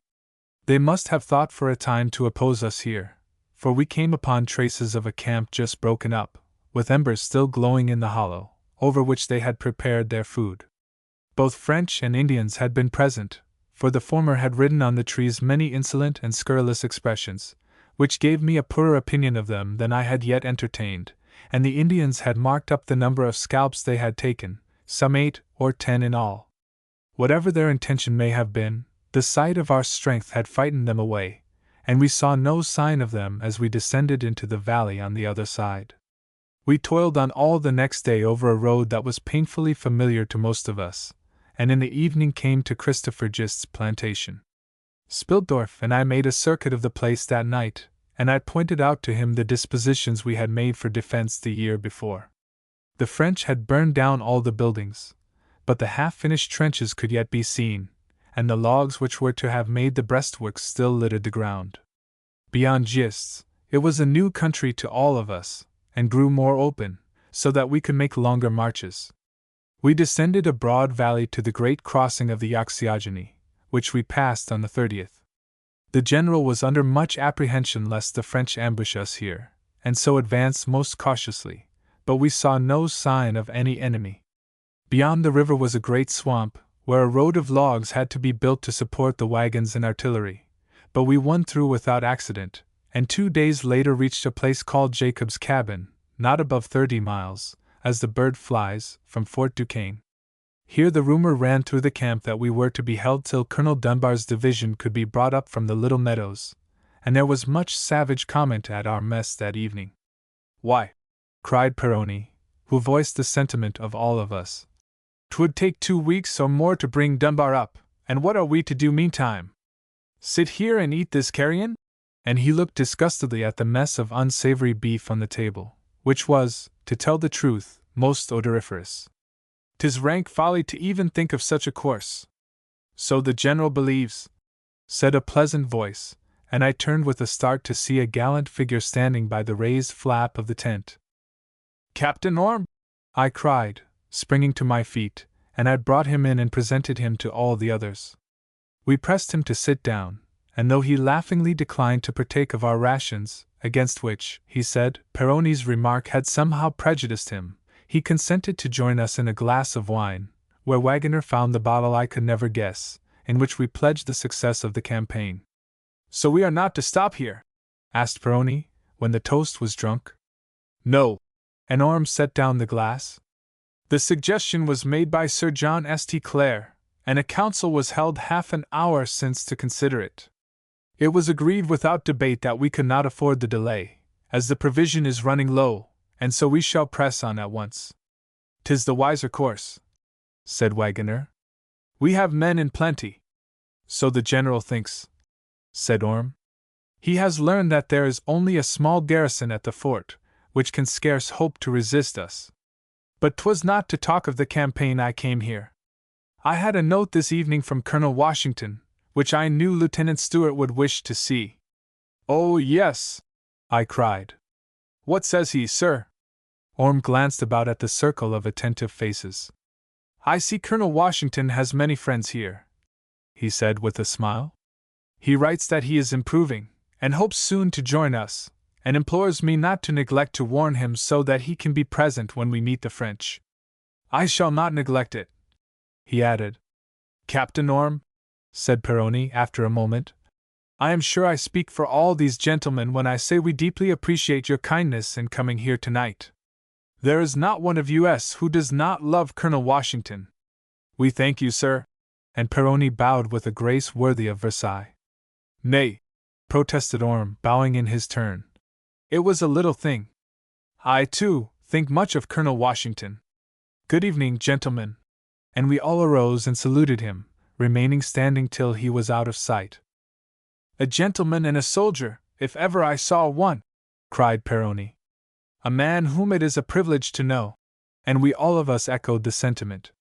So, the next morning, the order was given to march as usual, and we made about 5 miles to a salt lick in the marsh, where we camped for the night.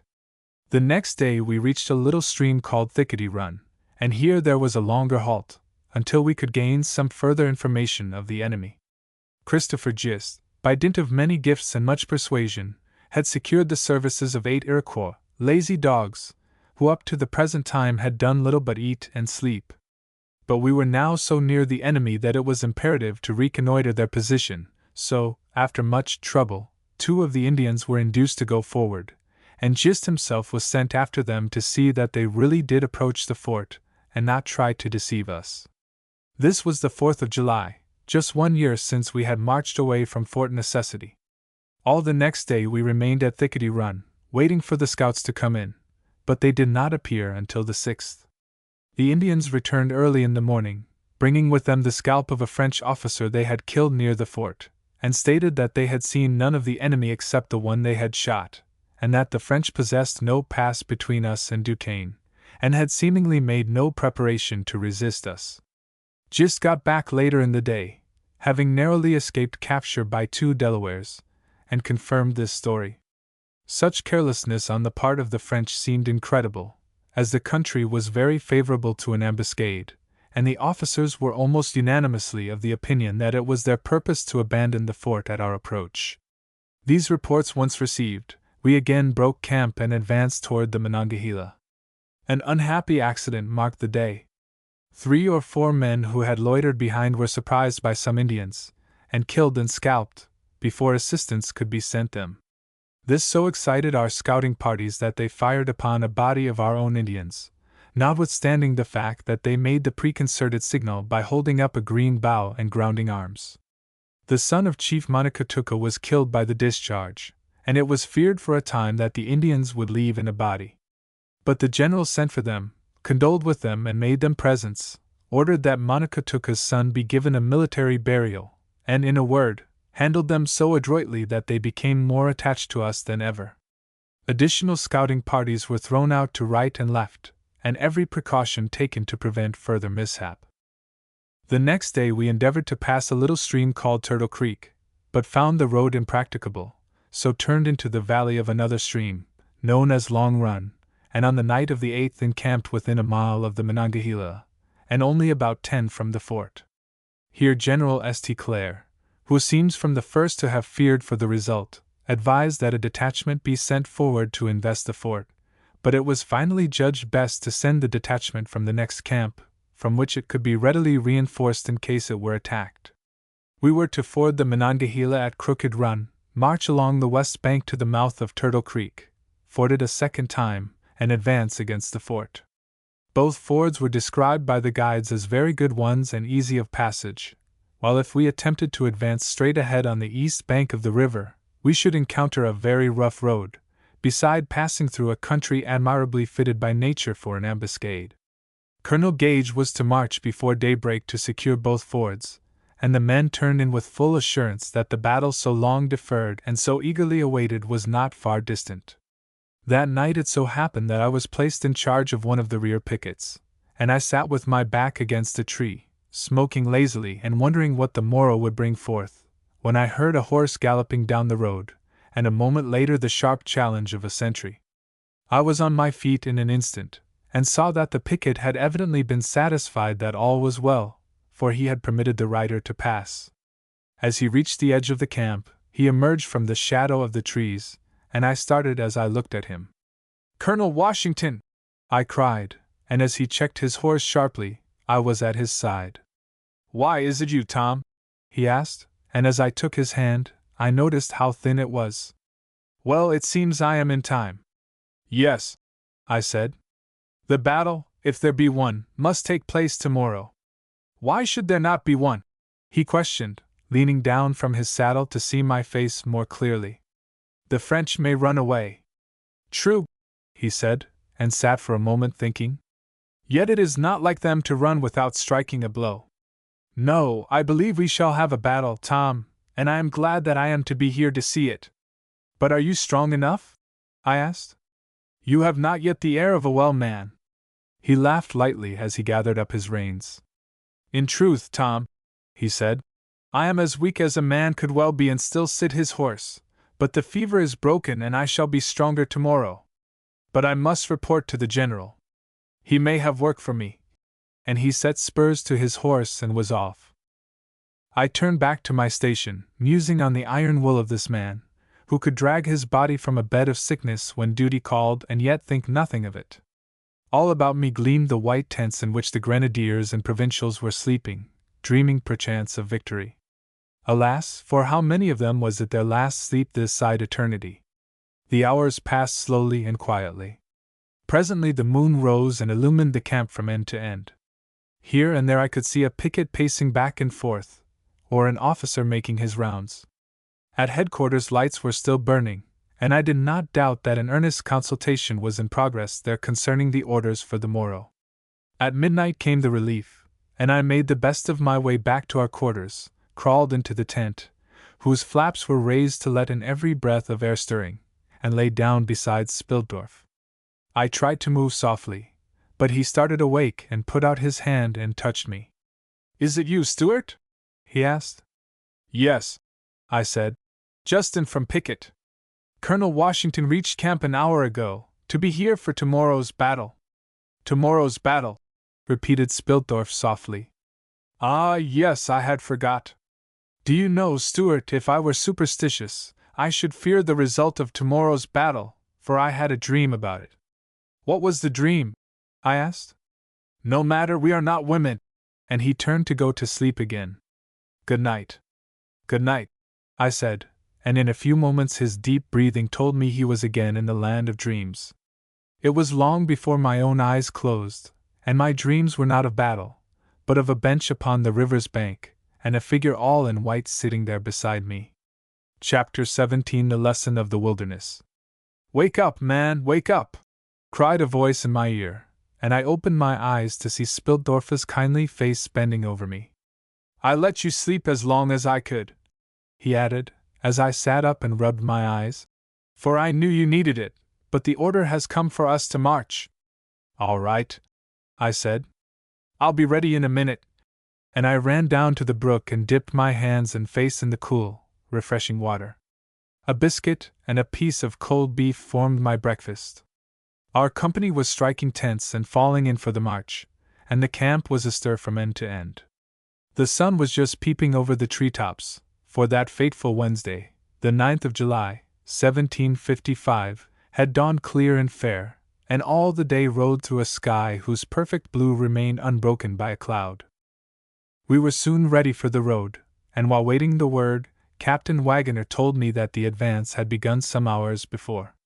At 3 o'clock, Colonel Gage had marched with 2 companies of grenadiers and 200 rank and file to secure both crossings of the river, for it was believed that at the second crossing the French would attack us, unless they intended giving up the fort without a struggle.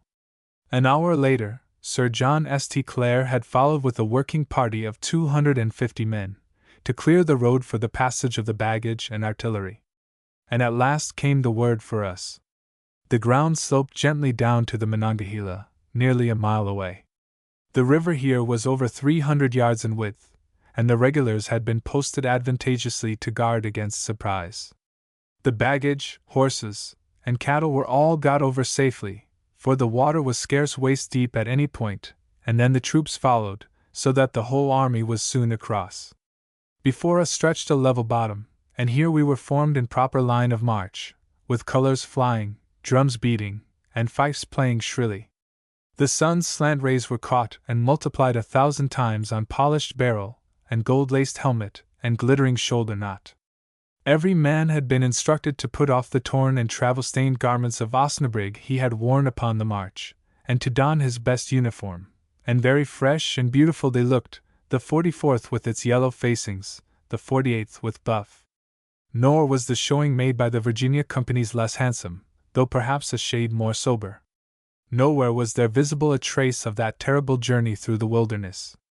It seemed that this splendid host must have been placed here by some magic hand, alert, vigorous, immaculate, eager for the battle. I have only to close my eyes to see again before me that brilliant and gallant array. The hope of a speedy ending to their struggle through the forest had brought new color to the faces of the men, and a light into their eyes, such as I had not seen there for many days. While we waited, the pieces were newly charged and primed, and the clatter of the cartridge boxes, as they were thrown back into place, ran up and down the lines. At last came word from Gage that he had secured the second crossing, having encountered only a small party of Indians, who had run away at the first alarm, and that the route was clear. The drums beat the advance, and the army swept forward as though on parade. It was a thrilling sight, and in all that multitude there was not one who doubted the event. I think even Colonel Washington's misgivings must have melted away before that martial scene. The broad river rolled at our right, and beyond it the hills, crowned with verdure, looked down upon us. I do not doubt that from those heights the eyes of the enemy's spies were peering, and the sight of our gallant and seemingly invincible army must have startled and disheartened them.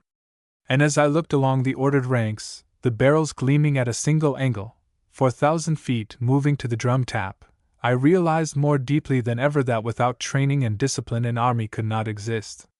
When we reached the second ford, about 1 in the afternoon, we found that the bank was not yet made passable for the wagons and artillery, so we drew up along the shingle until this could be done. Pickets were posted on the heights, and half the force kept under arms, in case of a surprise. Spiltdorf and I sauntered together to the water's edge, and watched the pioneers busy at their work. I saw that my companion was preoccupied, and after a time he ceased to regard the men, but sat looking afar off and pitching pebbles into the stream. "Do you know, Stuart," he said at last, "I am becoming timid as a girl. I told you I had a dream last night, and tea was so vivid I cannot shake it off." "Tell me the dream," I said. "I dreamed that we met the French, and that I fell. I looked up, and you were kneeling over me. But when I would have told you what I had to tell, my voice was smothered in a rush of blood." "Oh, come!" I cried. "This is mere foolishness. You do not believe in dreams, Spiltdorf?" "No," he answered. "And yet I never had such a dream as this." "Why, man," I said, "look around you. Do you see any sign of the French? And yet their fort is just behind the trees yonder." He looked at me in silence for a moment, and made as if to speak, but the tap of the drum brought us to our feet. "Come," he said, "the road is finished. We shall soon see what truth there is in dreams." We took our places and the advance began again. First the 44th was passed over and the pickets of the right. The artillery, wagons, and carrying horses followed, and then the provincial troops, the 48th, while the pickets of the left brought up the rear. At the end of an hour the entire force was safe across, and as yet no sign of the enemy. Such good fortune seemed well nigh unbelievable, for we had been assured there was no other place between us and the fort suited for an ambuscade. Our company halted near a rude cabin which stood upon the bank. It was the house of Fraser, the trader, where Washington and Gist had found shelter after their perilous passage of the Allegheny near 2 years before. We had been there but a few minutes when Colonel Washington himself rode up. "Captain Wagoner," he said, "you will divide your company into 4 flank parties, and throw them well out to the left of the line, 50 yards at least.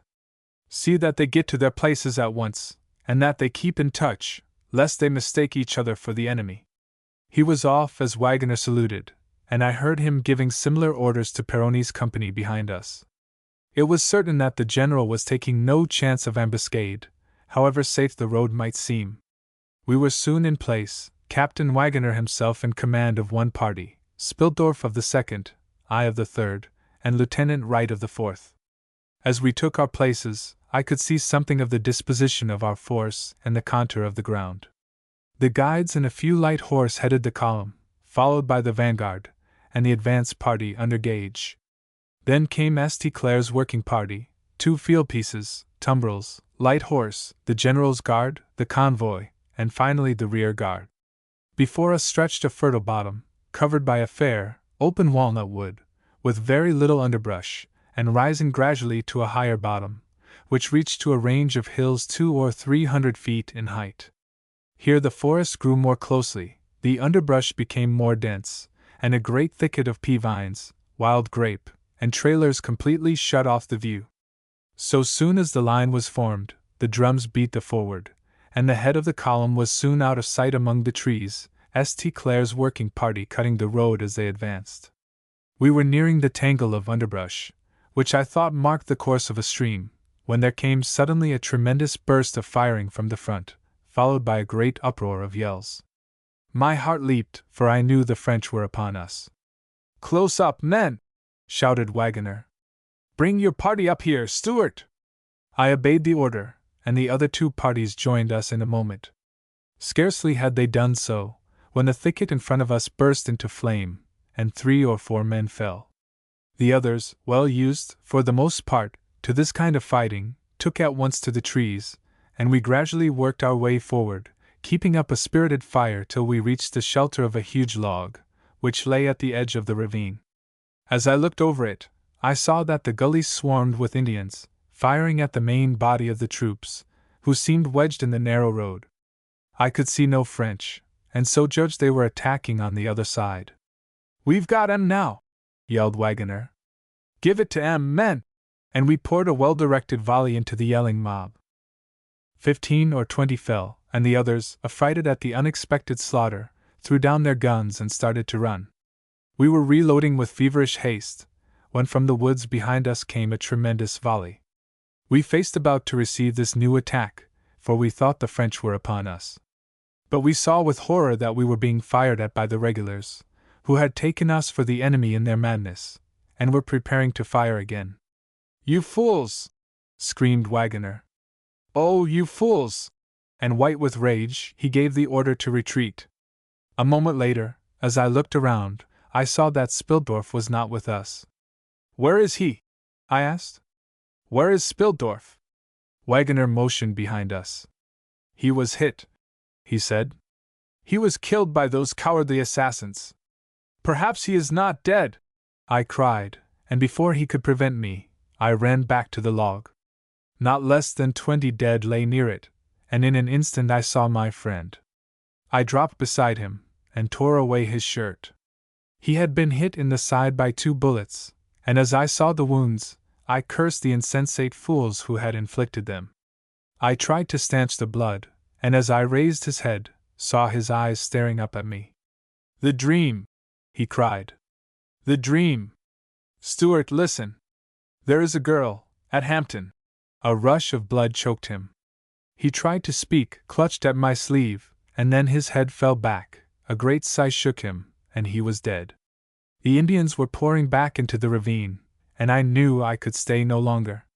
So I laid him gently down, and with my heart aching as it had not ached since my mother died, made my way back to my company. "There is a girl," he had said, "at Hampton." What was it he had tried to tell? Well, if God gave me life, I would find out. But every other thought was driven from my mind in my astonishment and horror at the scene before me. Gage's advance party had given way almost at the first fire, just as Burton was forming to support them, and the 2 commands were mingled in hopeless confusion. The officers spurred their horses into the mob, and tried in vain to form the men in some sort of order.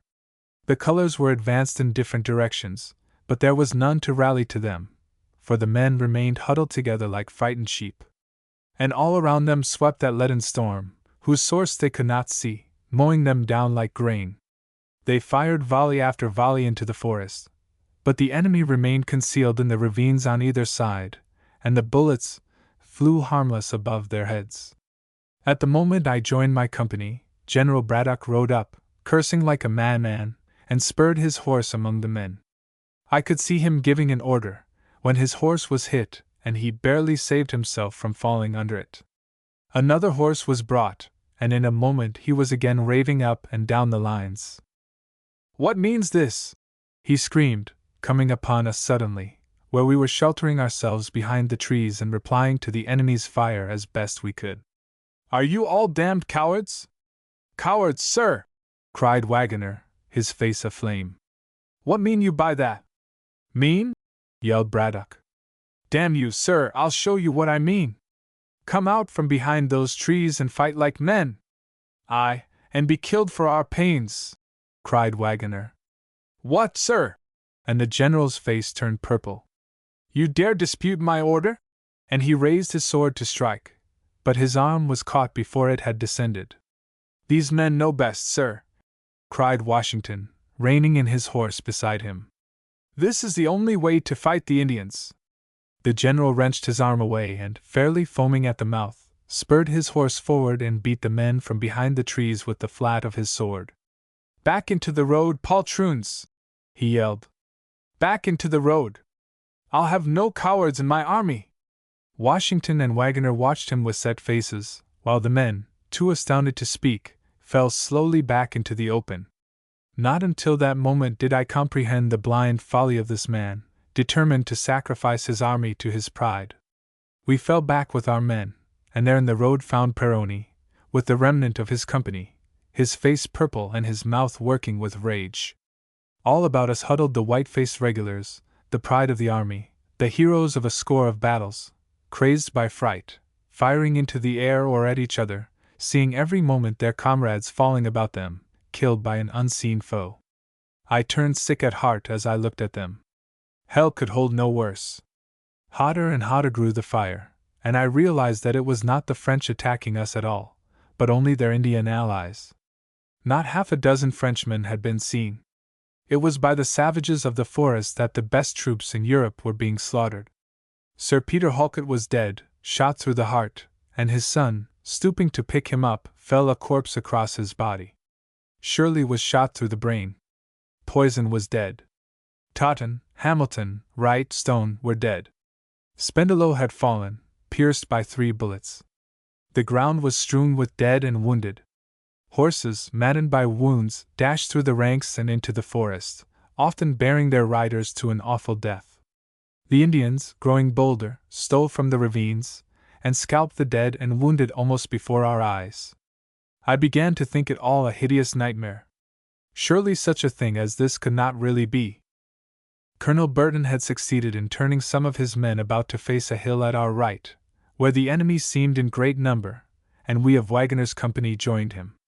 A moment later Colonel Washington, who alone of the general's aides was left unwounded, galloped up and ordered us to advance against the hill and carry it. With infinite difficulty, 100 men were collected who would still obey the order.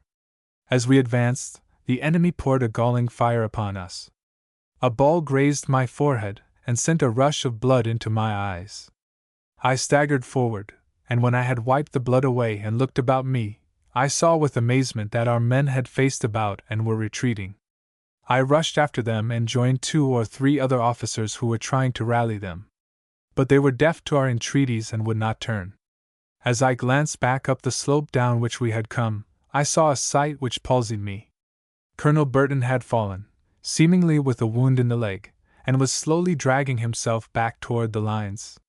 Behind him, an Indian was dodging from tree to tree, intent on getting his scalp.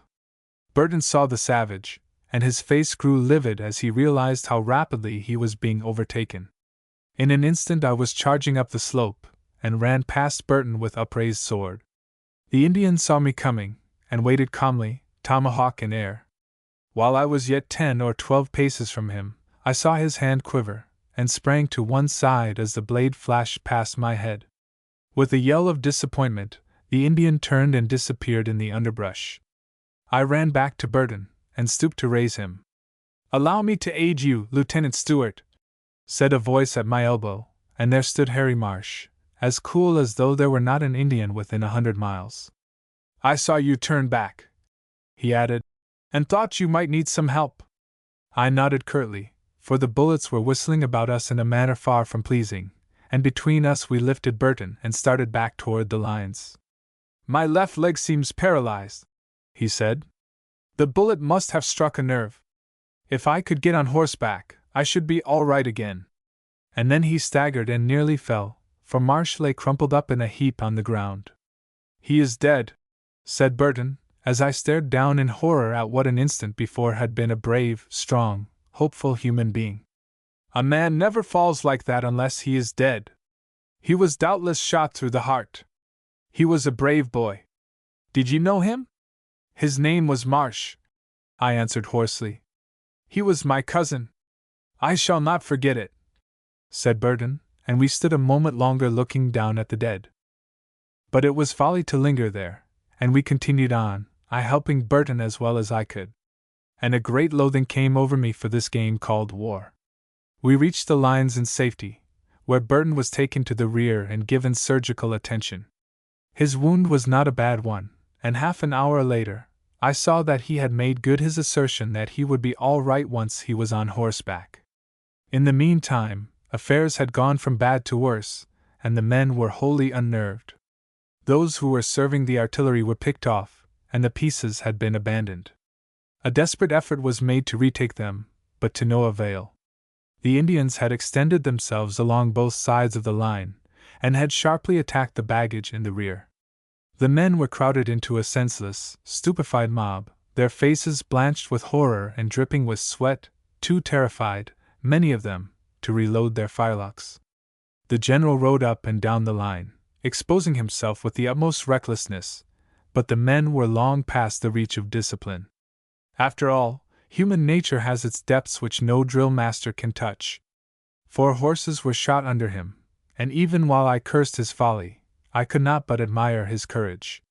Nor was the conduct of his officers less gallant. Throwing themselves from the saddle, they formed into platoons and advanced against the enemy, but not even by this desperate means could the regulars be got to charge. So many officers fell that at last it was as difficult to find any to give orders as to obey them, and when, as a last desperate resort, the general, putting his pride in his pocket, yielded to Washington's advice, and directed that the troops divide into small parties and advance behind the trees to surround the enemy, there was none to execute the maneuver, which, earlier in the action, would have saved the day. It was plain that all was lost, that there was nothing left but to retreat. We had no longer an army, but a mere mob of panic-stricken men. The hideous yelling of the savages, as they saw the slaughter they were doing and exulted in it, the rattle of the musketry, the groans and curses of the wounded who fell everywhere about us, the screams of the maddened horses, combined into a bedlam such as I hope never to hear again. Toward the last, the Virginia troops alone preserved any semblance of order. Away off to the right, I caught a glimpse of Peroni rallying the remnant of his company, and I looked from them to the trembling regulars, and remembered with a rush of bitterness how they had laughed at us a month before.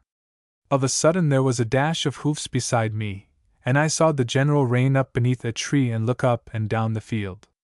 Colonel Washington was at his side, and seemed to be unwounded, though he had been ever where the fight was thickest. "This is mere slaughter!" the general cried at last. "We can do no more. Colonel Washington, order the retreat sounded." And as the drums rolled out the dismal strain which meant disgrace for him and the blighting of all his hopes, he sat his horse with rigid face and eyes from which all life had fled. He had been taught the lesson of the wilderness. Chapter 18 Defeat becomes dishonor. But there was worse to follow, for scarce had the first tap of the drums echoed among the trees, when the mob of regulars became a mere frenzied rabble.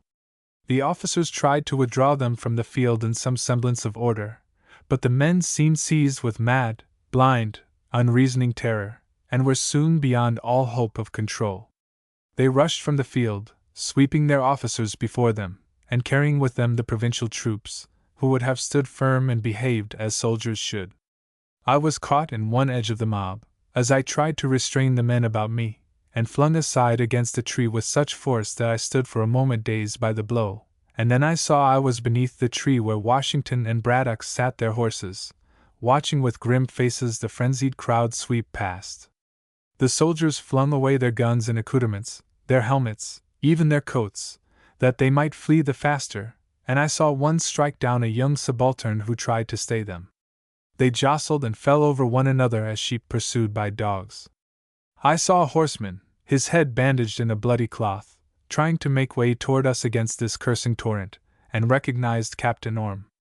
But he was dashed aside even as I had been, and for a moment I thought he had been torn from his horse and trodden underfoot. Torn from his horse he was, indeed, but escaped the latter fate, for some moments later he came to us on foot through the trees. "Come, sir," he cried to the general, as he gained his side. "You must leave the field. There is no hope of getting a guard from among these cowards or persuading them to make a stand." Braddock turned to answer him, but as he did so, threw up his hands and fell forward into the arms of his aide.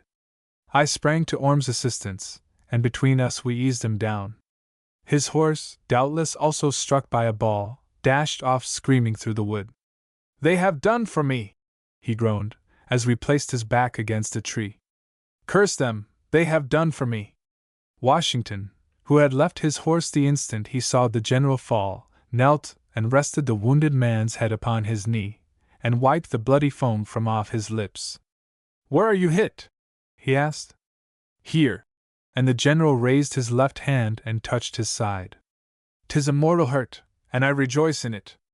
I have no wish to survive this day's disgrace." He cast his bloodshot eyes at the rabble of fleeing men. "And to think that they are soldiers of the line!" he moaned, and closed his eyes, as though to shut out the sight. "We must get him out of this," said Orme quietly, and he turned away to call to some of the 48th who were rushing past. But they did not even turn their heads. With an oath, Orme seized one by the collar. "A purse of 60 guineas!" he cried, dangling it before his eyes, but the man threw him fiercely off, and continued on his way. Orm turned back to us, his face grim with anger and despair. "'Tis useless," he said. "We cannot stop them. The devil himself could not stop them now." The general had lain with his eyes closed and scarce breathing, so that I thought that he had fainted. But he opened his eyes, and seemed to read at a glance the meaning of Orm's set face. "Gentlemen," he said, more gently than I had ever heard him speak, "I pray you leave me here and provide for your own safety. I have but a little time to live at best, and the Indians will be upon us in a moment. Leave them to finish me. You could not do a kinder thing. I have no wish that you should sacrifice your lives so uselessly by remaining here with me. There has been enough of sacrifice this day." Yes, he was a gallant man, and whatever of resentment had been in my heart against him vanished in that instant. We three looked into each other's eyes, and read the same determination there. We would save the general, or die defending him. But the situation was indeed a desperate one. At that moment, a tumbril drawn by 2 maddened horses dashed by. One wheel caught against a tree, and before the horses could get it free or break from the harness, I had sprung to their heads. "Quick!" I cried. "I cannot hold them long." They understood in a moment, and, not heeding the general's entreaties and commands that he be left, lifted him gently into the cart. Washington sprang in beside him, Orm to the front, and in an instant I was clinging to the seat, and we were tearing along the road. It was time, for as I glanced back, I saw the Indians rushing from the wood, cutting down and scalping the last of the fugitives. I saw that Orm was suffering from his wound, which seemed a serious one, and so I took the lines, which he relinquished without protest, and held the horses to the road as well as I was able. The tumbril thundered on, over rocks and stumps of trees, over dead men, aye, and living ones, I fear, to the river bank, where a few of the Virginia troops, held together by Wagoner and Peroni, had drawn up. It did my heart good to see them standing there, so cool and self-possessed, while that mob of regulars poured past them, frenzied with fear. And the thought came to me that never hereafter would a blue coat need give precedence to a red one. We splashed down into the water and across the river without drawing rein, since it was evident that no chance of safety lay on that side. Wagoner seemed to understand what was in the cart, for he formed his men behind us and followed us across the river. Scarcely had we reached the other bank, when the Indians burst from the trees across the water, but they stopped there and made no further effort at pursuit, returning to the battleground to reap their unparalleled harvest of scalps and booty. About half a mile from the river, we brought the horses to a stop to see what would best be done. "The general commands that a stand be made here," cried Washington, leaping from the cart, and Orm jumped down beside him, while I secured the horses. "He is brave and determined as ever," said Washington in a low tone, "though suffering fearfully. The ball has penetrated his lung, I fear, for he can breathe only with great agony, and is spitting blood." Colonel Burton joined us at that moment, and between us we lifted the general from the cart and laid him on a bed of branches on the ground. "Rally the men here," he said, setting his teeth to keep back the groan which would have burst from him. "We will make a stand, and so soon as we can get our force in shape, we'll march back against the enemy. We shall know better how to deal with them the second time."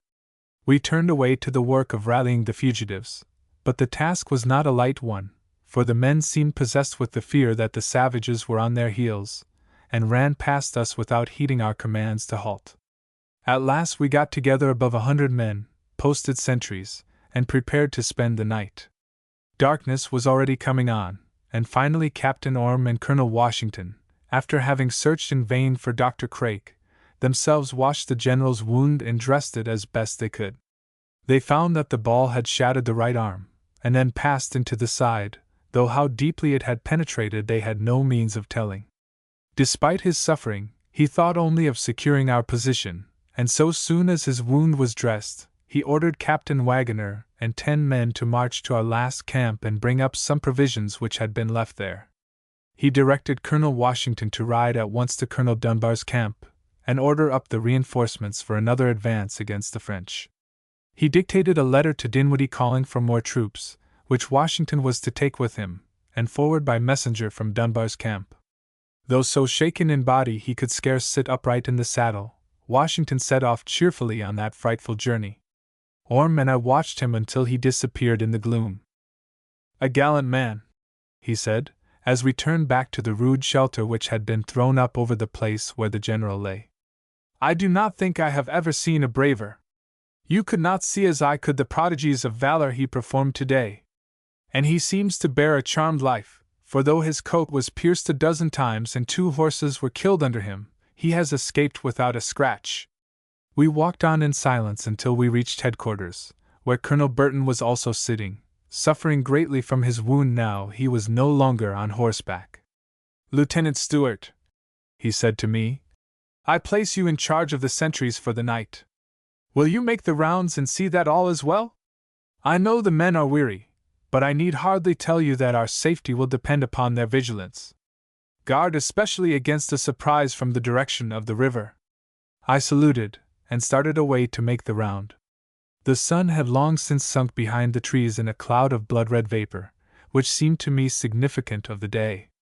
All about us through the forest arose the chorus of night sounds, and afar off through the trees I could catch the glinting of the river. What was happening beyond it, I dared not think. And then I came to a sudden stop, for I had reached the spot where the first sentry had been posted, but there was none in sight. I thought for a moment that in the darkness I must have missed the place, but as I looked about me more attentively, I saw that could not be. I walked up and down, but could find no trace of him. Could it be that the Indians had stolen upon him and killed him with a blow of knife or tomahawk before he could cry out? Yet if that had happened, where was the body? I hurried on toward the spot where the next sentry had been posted, and as I neared it, strained my eyes through the gloom, but could see no trace of him. I told myself that I was yet too far away, and hurried forward, but in a moment I had reached the place.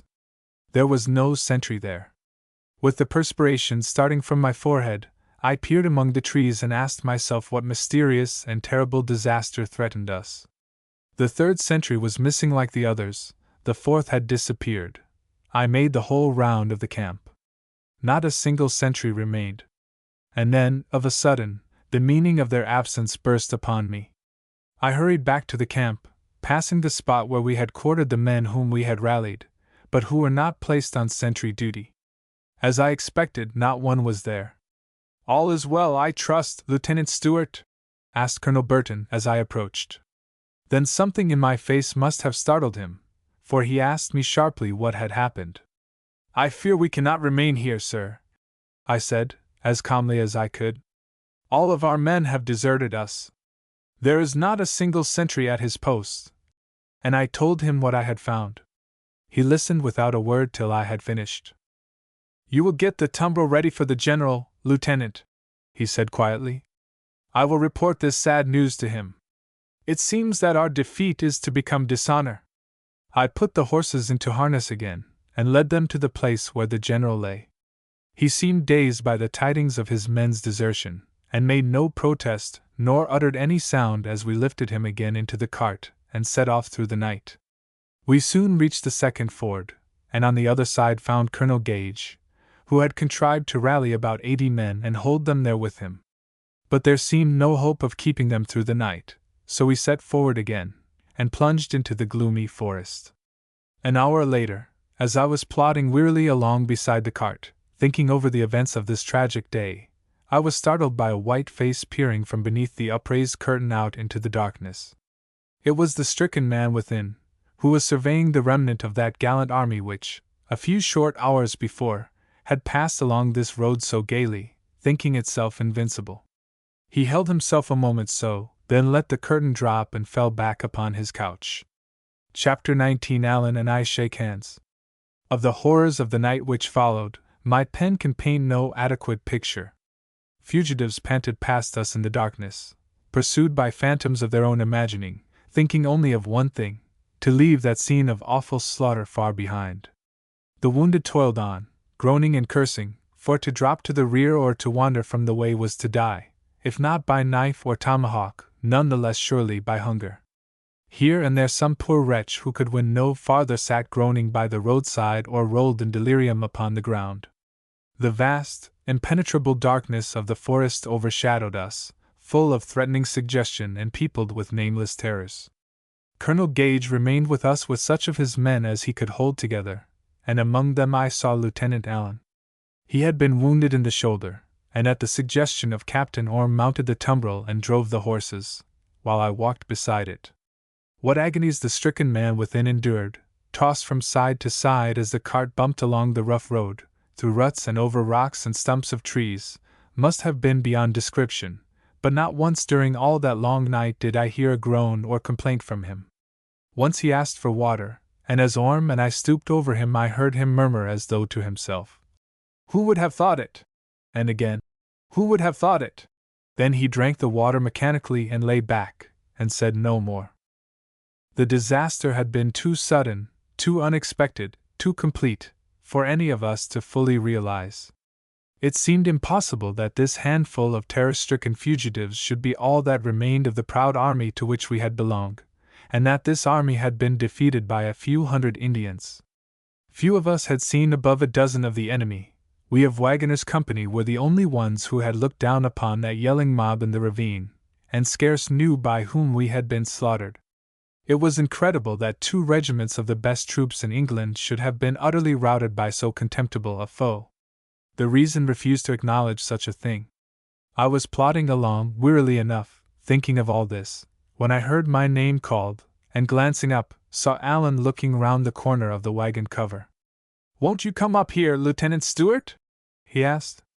"There is ample room for 2, and tea is no use to tire yourself needlessly." I accepted gratefully, though somewhat astonished at his courtesy, and in a moment was on the seat beside him. He fell silent for a time, nor was I in any mood for talk, for Spilldorf's fate and young Harry Marsh's sudden end weighed upon me heavily.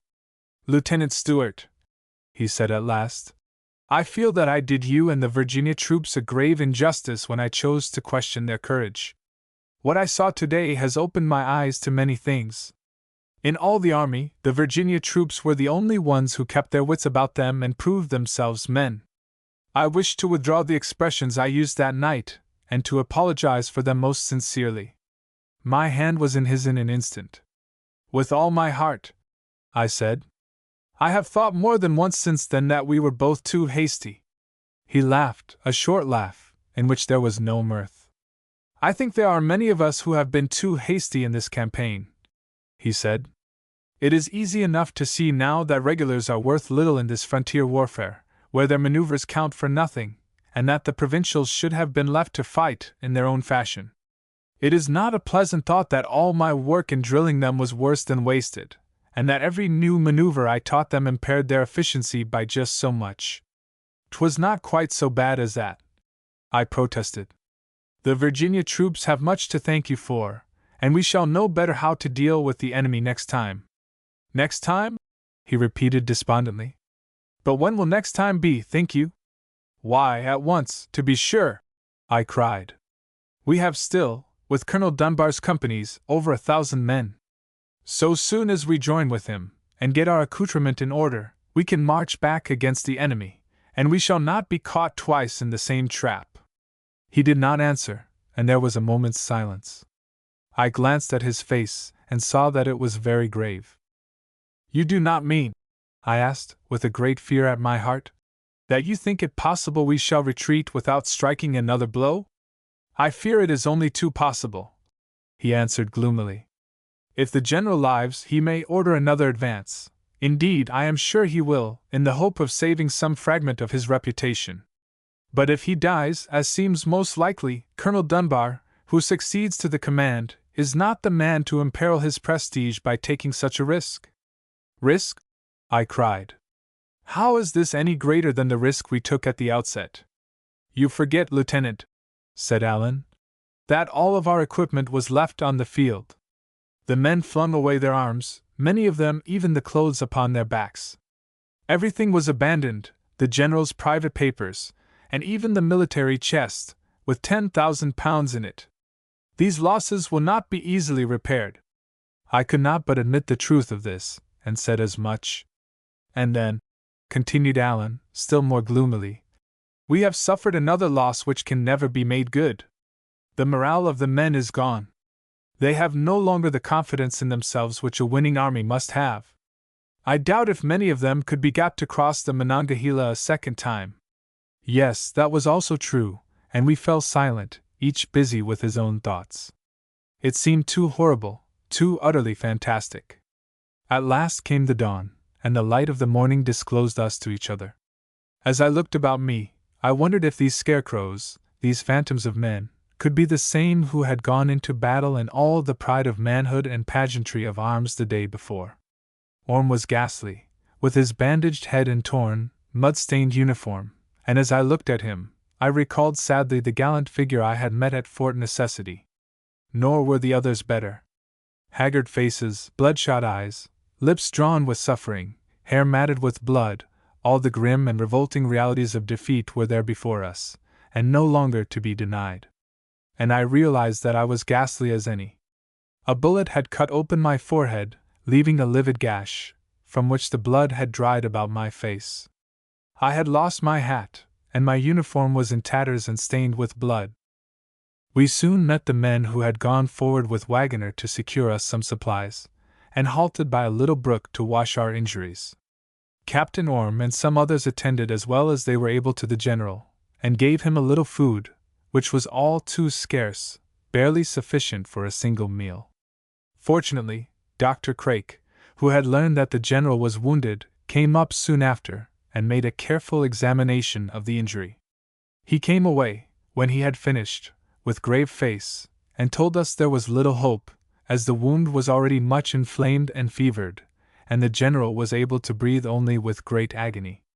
He said there could be no question that the ball had entered the lung.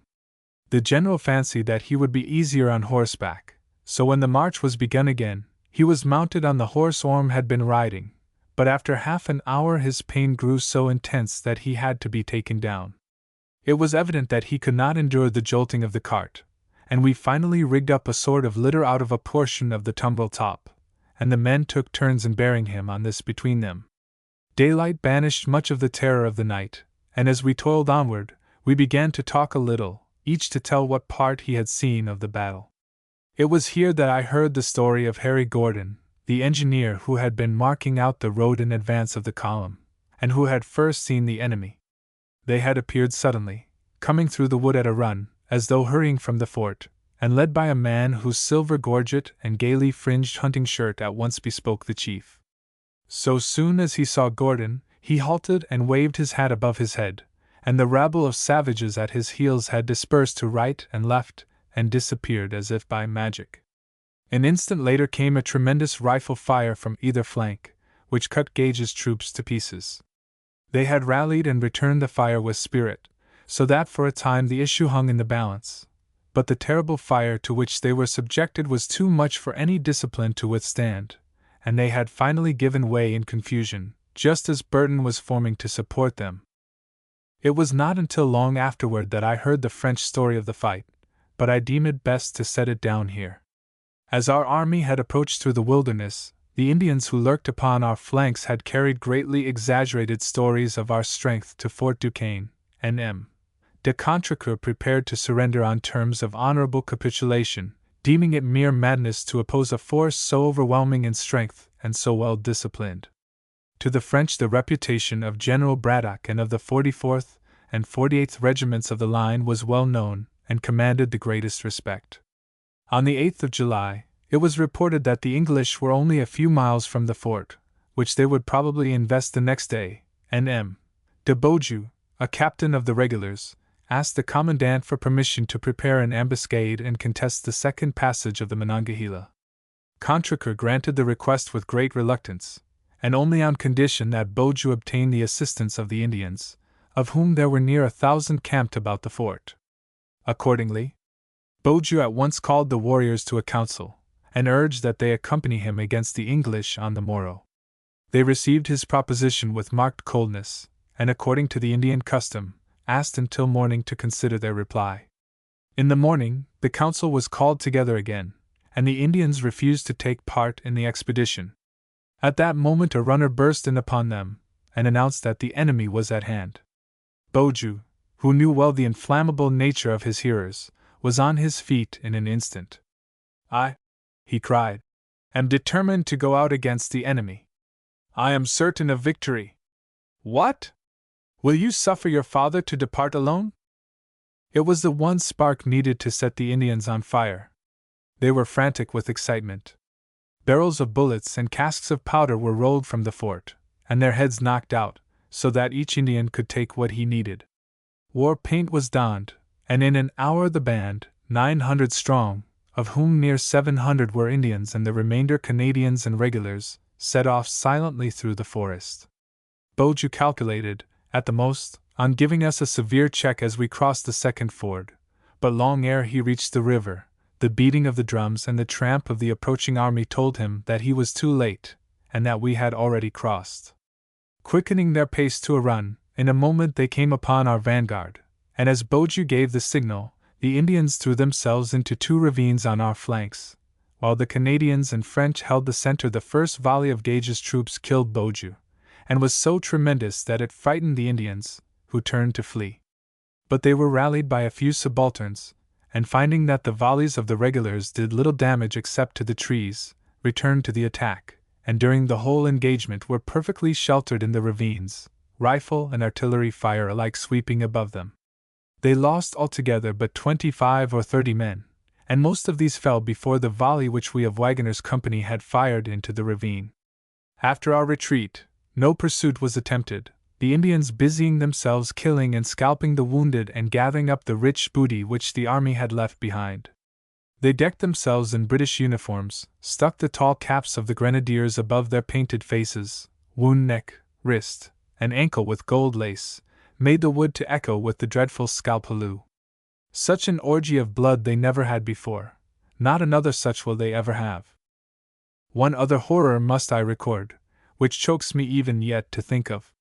A score of regulars, surrounded by savages and cut off in their retreat from the remainder of the army, yielded themselves captive to the victors, thinking to be treated as prisoners of war have ever been in Christian nations. But the Indians knew only their own bloodthirsty customs. Half of the captives were tomahawked on the spot. The others were stripped of clothing, their faces blackened, their hands bound behind them, and were driven forward to the Allegheny, where, just across from Fort Duquesne, a stake had been set in the river's bank. Arrived there, the prisoners began to understand the fate prepared for them, yet they could not believe. 100 yards away across the river stood the walls of the fort, crowded with soldiers, the fair lilies of France waving lazily above their heads. Calmly they watched the terrible preparations, Contrecoeur, Dumas, and all the others, and not one raised a hand to rescue those unhappy men, or uttered a word to mitigate their torture. From dark to dawn the flames shimmered across the water, for the English went to their fate singly, and things were done to turn one sick with horror, yet did the French look tranquilly from their bastions and joke one to another. Our flag, thank God, has never been sullied by a deed like that. Early the next morning, the Indians started westward to their homes, laden with booty, sated with slaughter, leaving the French to take care of themselves as best they might. The latter remained for a week in great fear of another attack, which they would have been quite unable to withstand, little thinking that our army was fleeing back to the settlements with feet winged by an unreasoning terror. We reached Gist's plantation at 10 o'clock on the night of the 10th, and here we were compelled to stop because of our own exhaustion and the great suffering of the general. And here, early the next morning, came Colonel Washington, sitting his cushioned saddle like some gaunt spectre, and bringing with him wagons loaded with provision.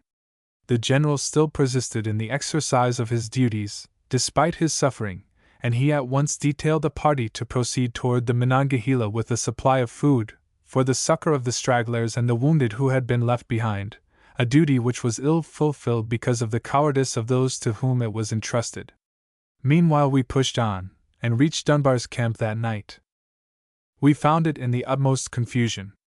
At 5 o'clock on the morning after the battle, a teamster, who had cut loose his horse and fled at the first onset, had ridden madly into the camp crying that the whole army was destroyed, and he alone survived. At his heels came other teamsters, for with an appalling cowardice, which makes me blush for my countrymen, they had one and all cut loose their teams at the first fire, and selecting the best horse, had fled precipitately from the field. Toward noon, Colonel Washington had arrived, bringing the first accurate news of the disaster, and at once setting on foot the relief expedition.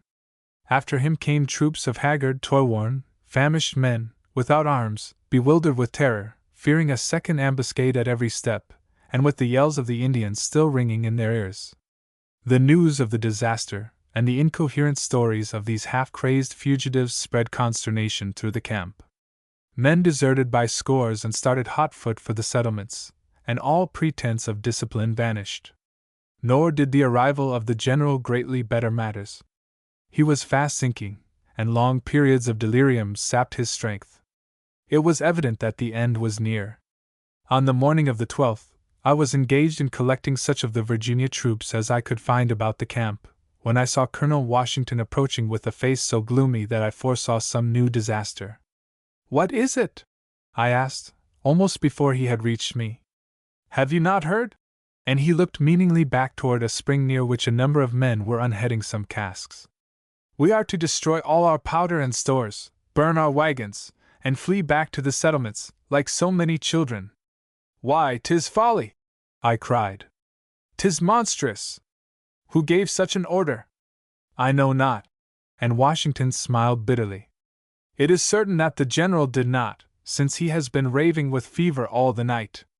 Besides, his one thought has been to march back against the French the instant he could get his troops together.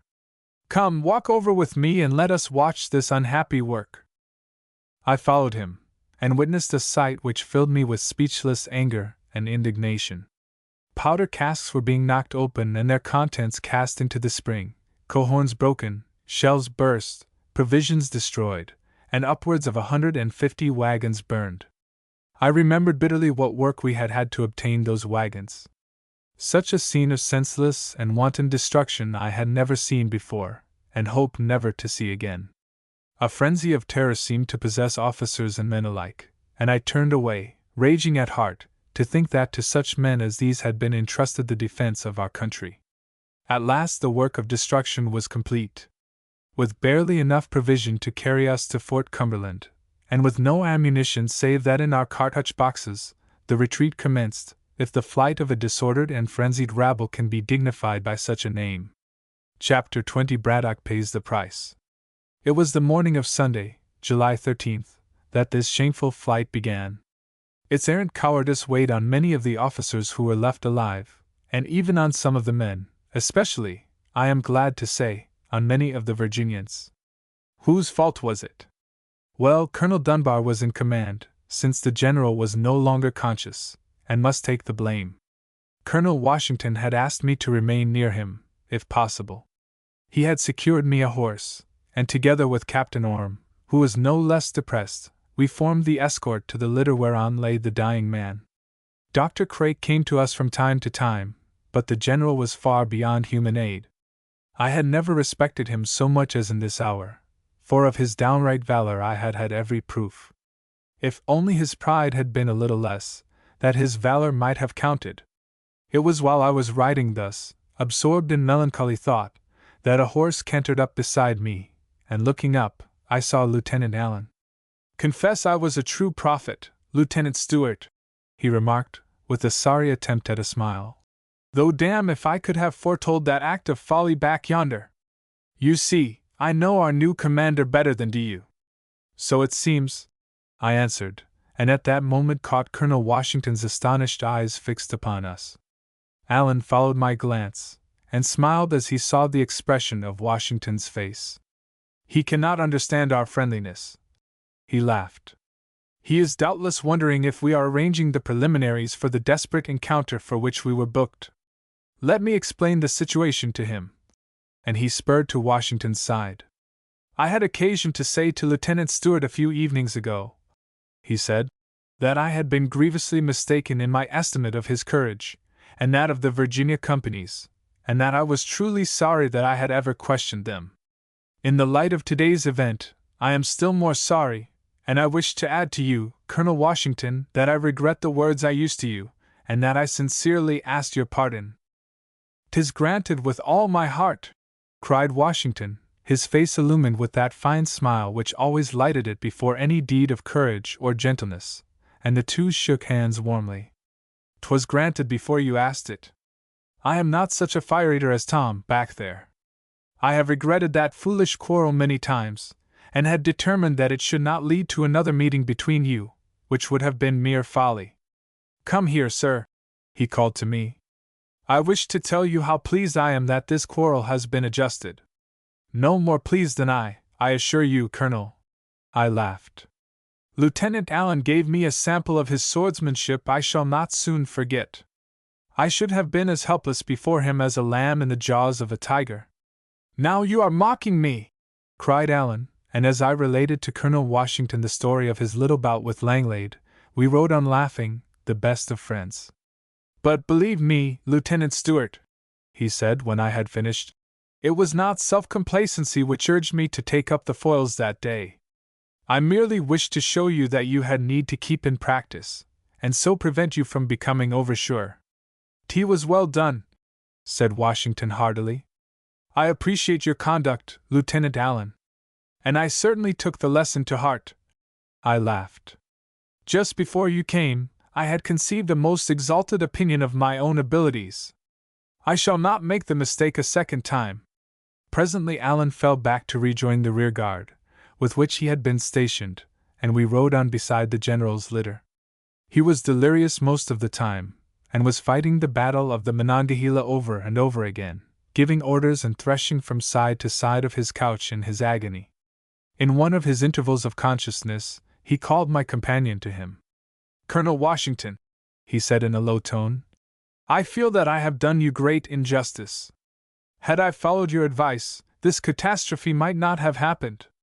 But my eyes were not opened until too late. Had I lived, I should not have forgot you. I am sure you cannot withhold your pardon from a dying man." Washington's lips were trembling as he bent over the litter. "If there is anything to pardon, General," he said softly, "be sure I pardon you with all my heart. You have the love of all your officers, sir, who revere you as a brave and gallant man. I, but a proud and stubborn one," and he smiled sadly. "Would God I had had the grace to see it while it was yet time. Colonel Washington," he added, "I wish you to have my charger, Bruce, and my body servant, Bishop. These two gentlemen are witnesses that I give them to you." Orme and I bowed our assent, and Washington thanked him with a trembling voice.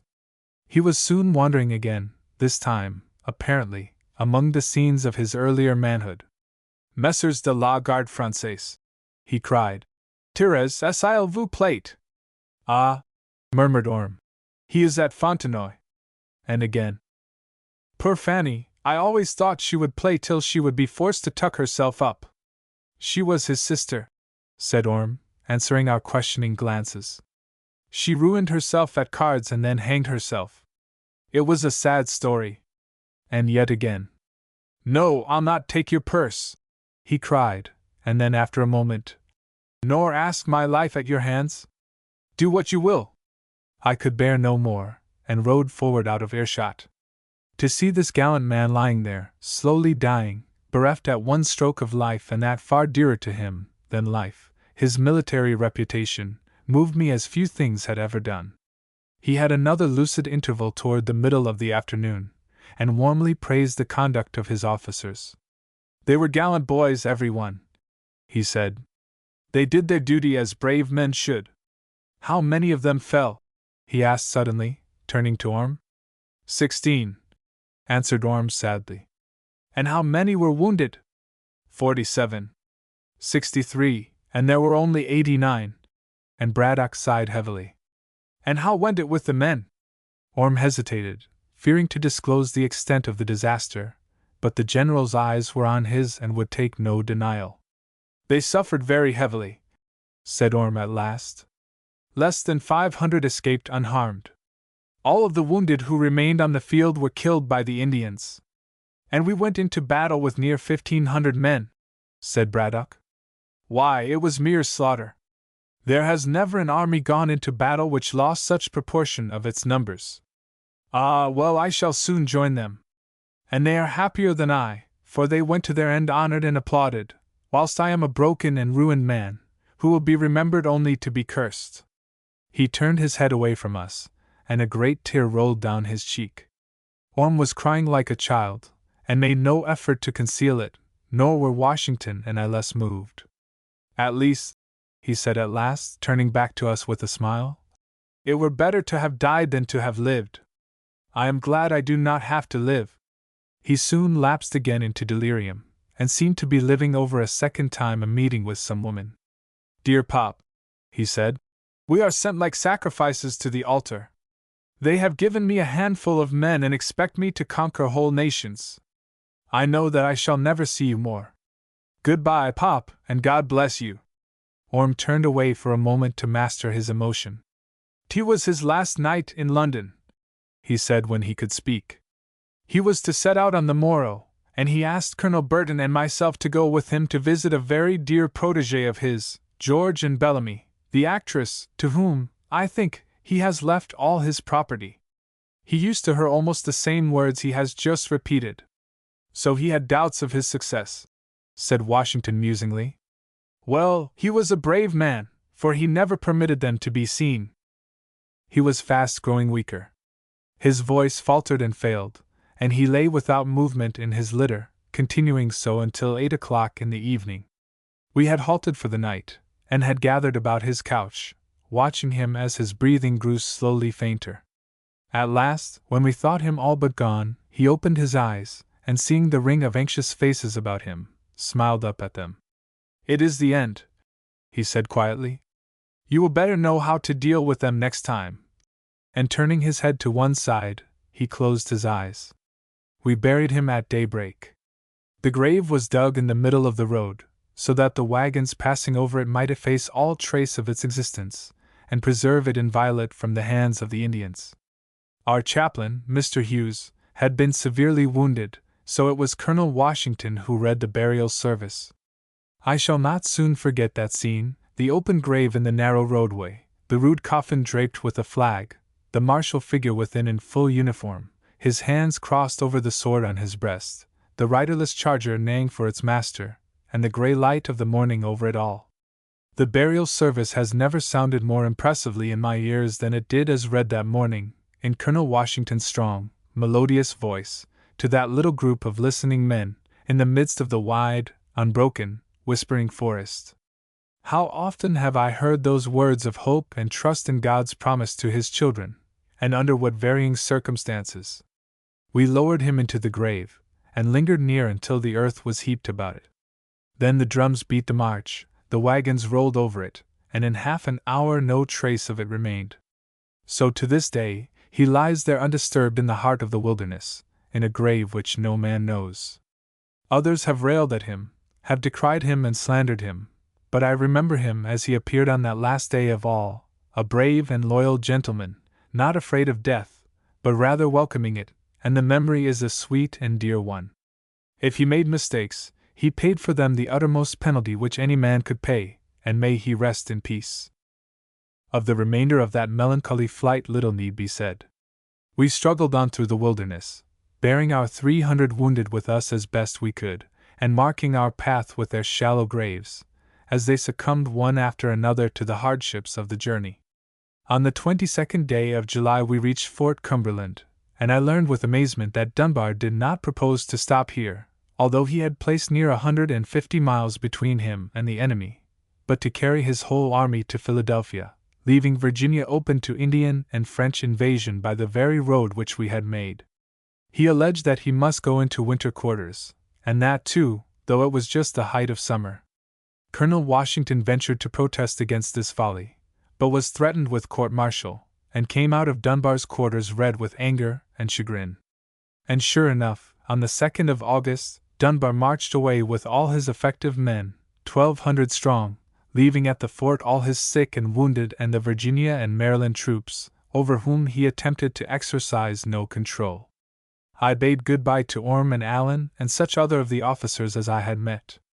Colonel Burton took occasion to come to me the night before he marched, and presented me with a very handsome sword in token of his gratitude, as he said, for saving his life, an exploit, as I pointed out to him, small enough beside 100 others that were done that day.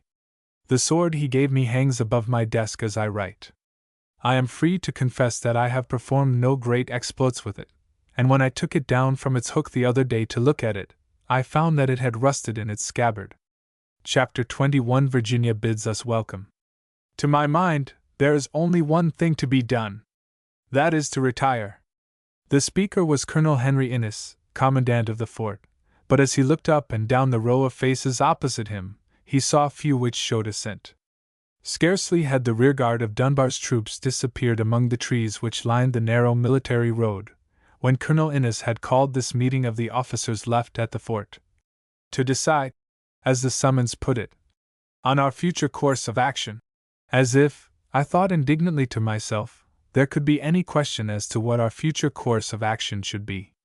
We are left here, continued the speaker, in a louder voice and growing somewhat red in the face, with scarce 500 men, all provincials, and most of them unfit for service. A great part of the army's equipment has been abandoned or destroyed back there in the woods. In short, we are so weak that we can hope neither to advance against the enemy nor to repel an assault, should they march against us in force, as they are most like to do. For a moment there was an ominous silence. "May I ask what it is you propose, Colonel Innes?" asked Captain Wagoner at last. "I propose to abandon the place," replied Innes, "and to fall back to Winchester or some other point where our wounded may lie in safety and our men have opportunity to recover from the fatigues of the campaign." Again there was a moment's silence, and all of us, as by a common impulse, glanced at Colonel Washington, who sat at one end of the table, his head bowed in gloomy thought. The fever, which he had shaken off for a time, had been brought back by the arduous work he had insisted on performing, and he was but the shadow of his former self. He felt our eyes upon him, and suddenly raised his head. "Do you really anticipate that the French will march against us, Colonel Innes?" he asked quietly. "There were scarce 300 of them at the fort 3 weeks ago, hardly enough for an expedition of such moment, and it is not likely that they can be reinforced to undertake any campaign this summer."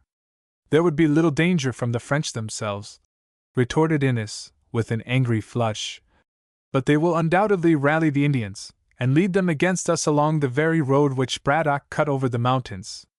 Fort Cumberland stands at one end of that road." Washington smiled disdainfully.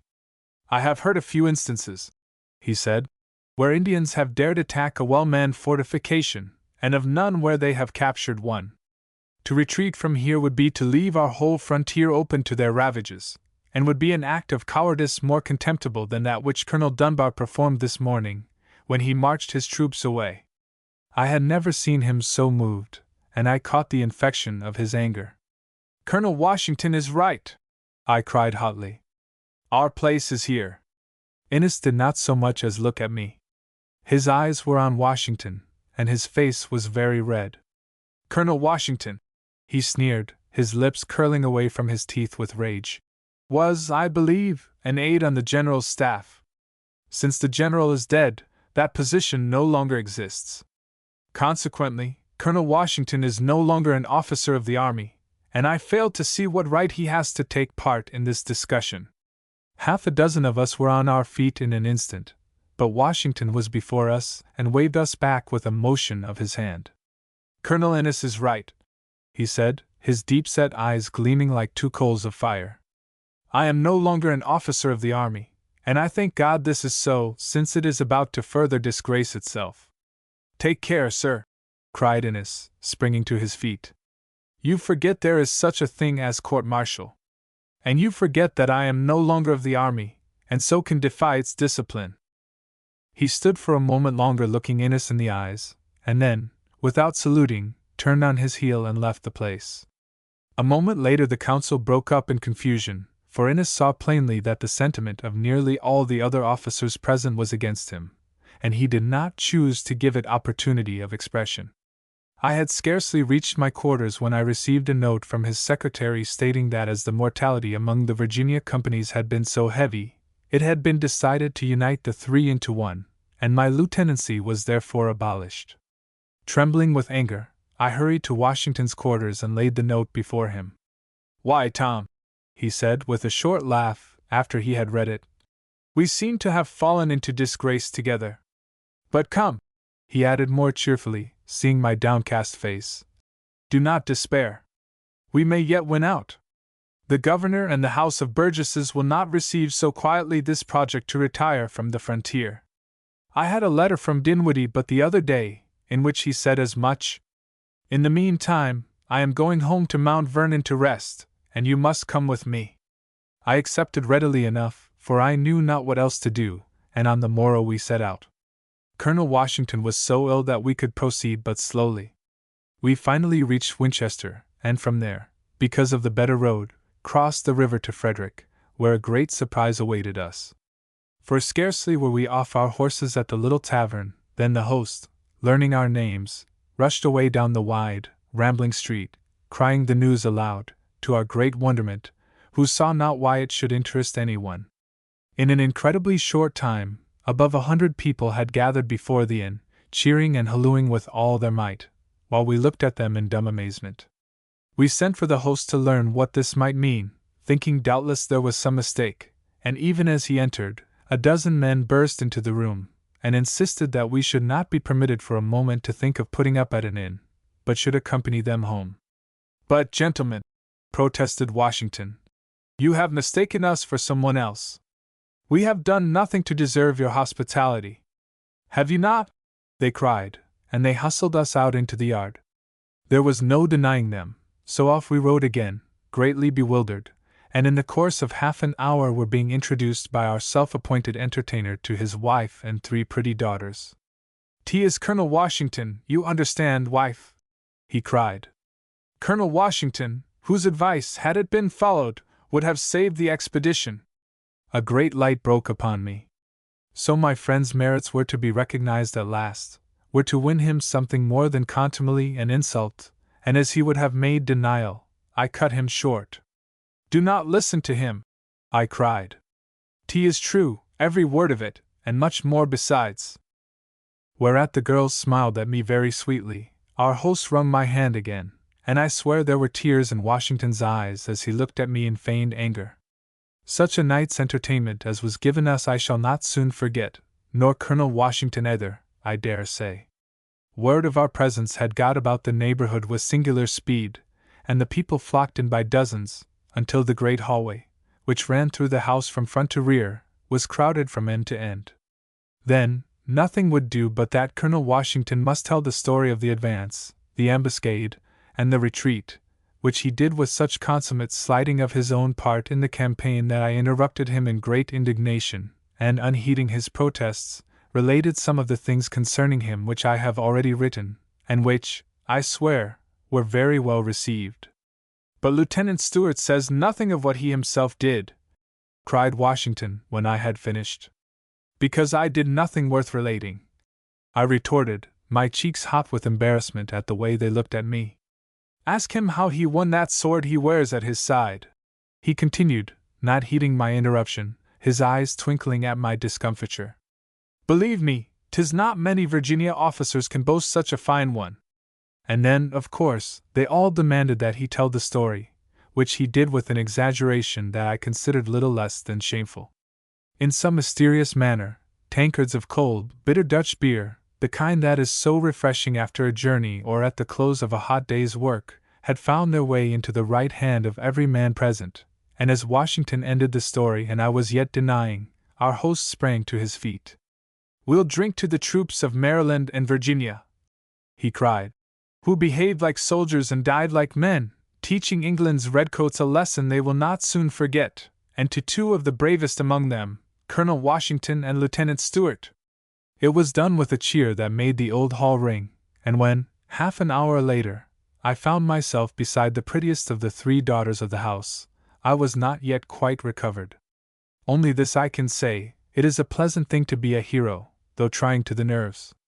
I had only the one experience, and did not merit that, as the reader has doubtless decided for himself.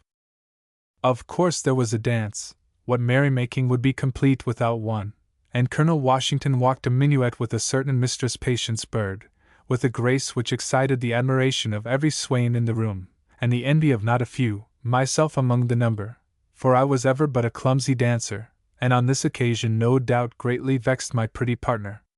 But every night must end, as this one did at last.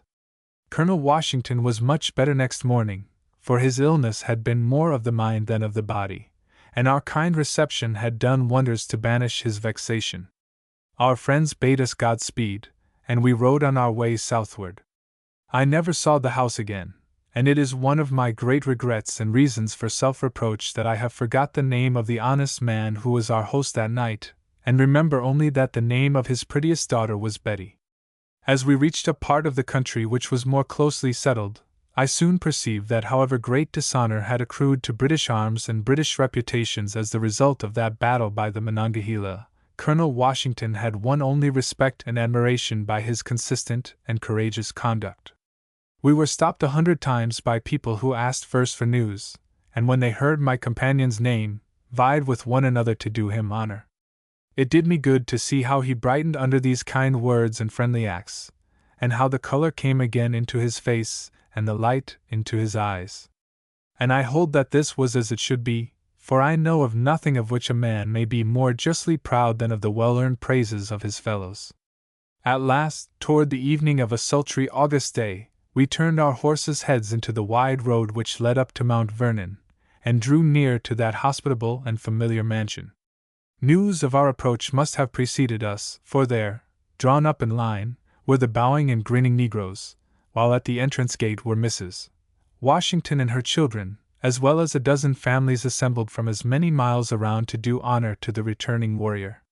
My heart beat more quickly as I ran my eyes over this gathering, but fell again when I saw that the family from Riverview was not there. And such a greeting as it was! We all remained a space apart until Mrs. Washington had kissed her son, as something too sacred for our intrusion. But when he turned to greet his neighbors, I have rarely seen such genuine emotion shown even in our wholehearted Virginia.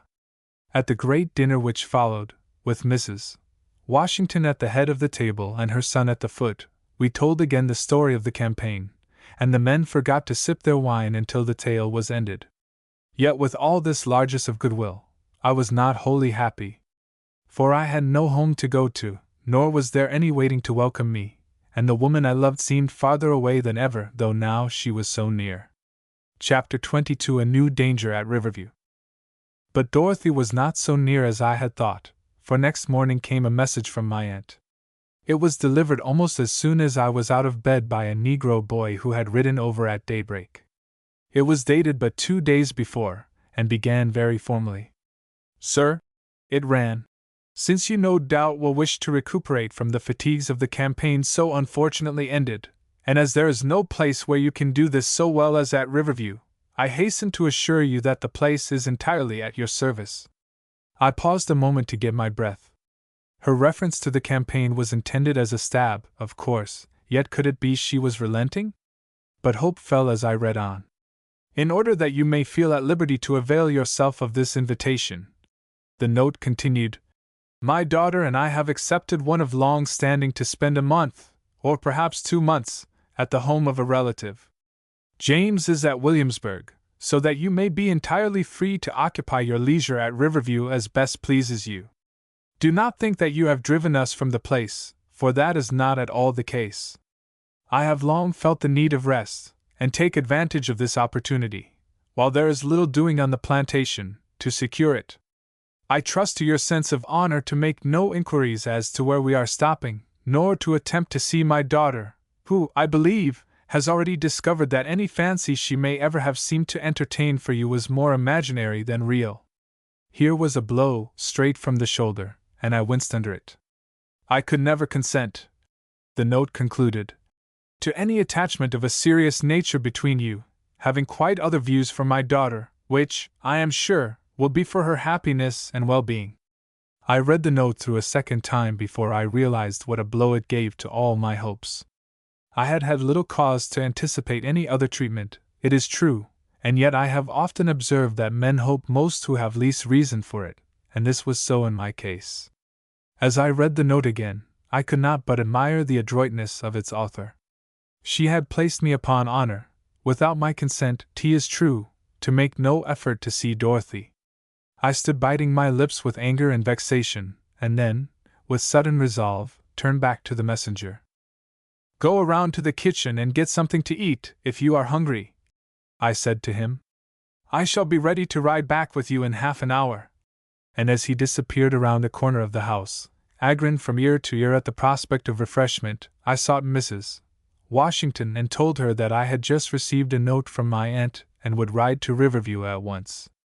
How much she suspected of my difference with my aunt, I do not know, but if she experienced any surprise at my sudden departure, she certainly did not show it, saying only that she regretted that I must go so soon, and that I must always consider Mount Vernon no less my home than Riverview, an assurance which Colonel Washington repeated when the moment came to say goodbye. And I rode away at last with a very tender feeling in my heart for those two figures which stood there on the steps until I turned into the road and passed from sight. "And how is everything at Riverview, Sam?" I asked of the boy, as we struck into the road and settled our horses into an easy canter. He did not answer for a moment, and when I glanced at him to see the cause of his silence, I was astonished to find him rolling his eyes about as though he saw a ghost. "What's the matter, boy?" I asked sharply. "Come, speak out. What is it?" He looked behind him and all around into the woods, and then urged his horse close to mine. "Moss Tom," he said, almost in a whisper, "dere's gwine to be hell at de plantation 'fore long. Yous stay away from it." I looked at him, still more astonished by his singular behavior. A full-blooded Negro does not turn pale, but under the influence of great terror his skin grows spotted and livid. Sam's was livid at that moment. "See here, Sam," I said sharply. "If you have anything to tell, I want you to tell me right away. What are you afraid of?"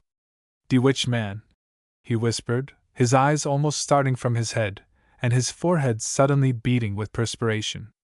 "The witch man? Has a witch man come to Riverview?" He nodded. "And what is he doing there, Sam?" "He says de French done wop de English, and a comin' to set all de niggers free. He says we muse hope, and dere won't be no mo slaves. All of us be free, just like white folks." It took me a minute or two to grasp the full meaning of this extraordinary revelation. "He says the French are coming to set all the niggers free?" I repeated. Sam nodded. "And that the niggers must help them?" Again Sam nodded. "Help them how, Sam?" He hesitated. "By killing the English, Sam? I reckon dat's it," he said reluctantly. "And burning down their houses, perhaps? I see hearn dat talked about too." I drew my horse in with a jerk, and catching Sam's by the bridle, pulled it to me. "Now, boy," I said, "you must tell me all about this. I promise you that no one shall harm you." He began to whimper. "I'll tell yo, Moss Tom," he stuttered, "but yo muse and hurt de witch man." "Who is this witch man?" I demanded. "Ol' Uncle Polite." "Polite's no witch man. Why, Sam, you've known him all your life. He's nothing but an ordinary old nigger. He's been on the plantation 20 or 30 years. All that he needs is a good whipping." But the boy only shook his head and sobbed the more. "Yef, he's a killed," he cried. "His hind tll come back fo me." I saw in a moment what the boy was afraid of. It was not of old Polite in the flesh, but in the spirit. I thought for a moment. Well, I had no reason to wish Polite any harm, yet if it were discovered that he had been inciting the slaves to insurrection, there was no power in the colony could save his life. If his owner did not execute him, the governor would take the matter out of his hands, and order it done himself. "I tell you what I'll do, Sam," I said at last. "You tell me everything you know, and I'll do all I can to save Polite. I believe I can stop this thing without calling in any outside help." He agreed to this, and as we jogged along I gradually drew the details of the plot from him. The news of our defeat had, it seemed, stirred up the Negroes at the plantation, and in some way the wild rumor had been started that a great force of French was marching over the mountains to conquer Virginia and all the other English colonies, that emissaries had come to the Negroes and promised them that if they would assist the invading army, they would be given their freedom and half of the colony to live in. It was at this time that old Polite, crazed, perhaps, by working in the tobacco fields under the blazing sun, had suddenly developed into a witch man, and proclaimed that he could see the French army marching, and urged the Negroes to strike a blow at once in order to merit their freedom when the French should come. Meetings were held almost nightly in the woods some miles from their cabins, whence they stole away after dark by twos and threes. Just what their plans were Sam did not know, as he did not belong to the inner council, but he believed that something would happen soon because of the increasing excitement of the older Negroes who were acquainted with the plans. I rode on for some time in silence, thinking over this story and trying to decide what I would better do. I did not know until months later that signs of unrest had been observed among the slaves all over the colony, and that the governor had considered the situation so serious that he had sent out many warnings concerning the danger. It was as well, perhaps, that I did not know this then, for I might not have thought my own portion of the problem so easy of solution. At the time, I had no thought but that the outbreak was the result of old Polite's prophecies, and was confined alone to Riverview. Sam was cantering along behind me, his face still livid with terror, and as I caught sight of it again, I wondered what impulse it was had moved him to confide in me, with such fancied peril to himself. "I would and told nobody else," he said, in answer to my question. "But you told a lie if only once it, and saved me a lickin' dot." "Told a lie for you, Sam?" I questioned in astonishment. "When was that?" "Don yo 'member boat de whip, Moss Tom, what I stole?" he asked. I looked at him for a moment before that incident of my boyhood came back to me. "Why, yes, I remember it now," I said. "But that was years ago, Sam, and I had forgotten it. Besides, I didn't tell a lie for you. I only told old Gump that I wished to give you the whip." "Well," said Sam, looking at me doubtfully, "yo saved me a lickin' anyhow, and I didn't get it." And he dropped back again.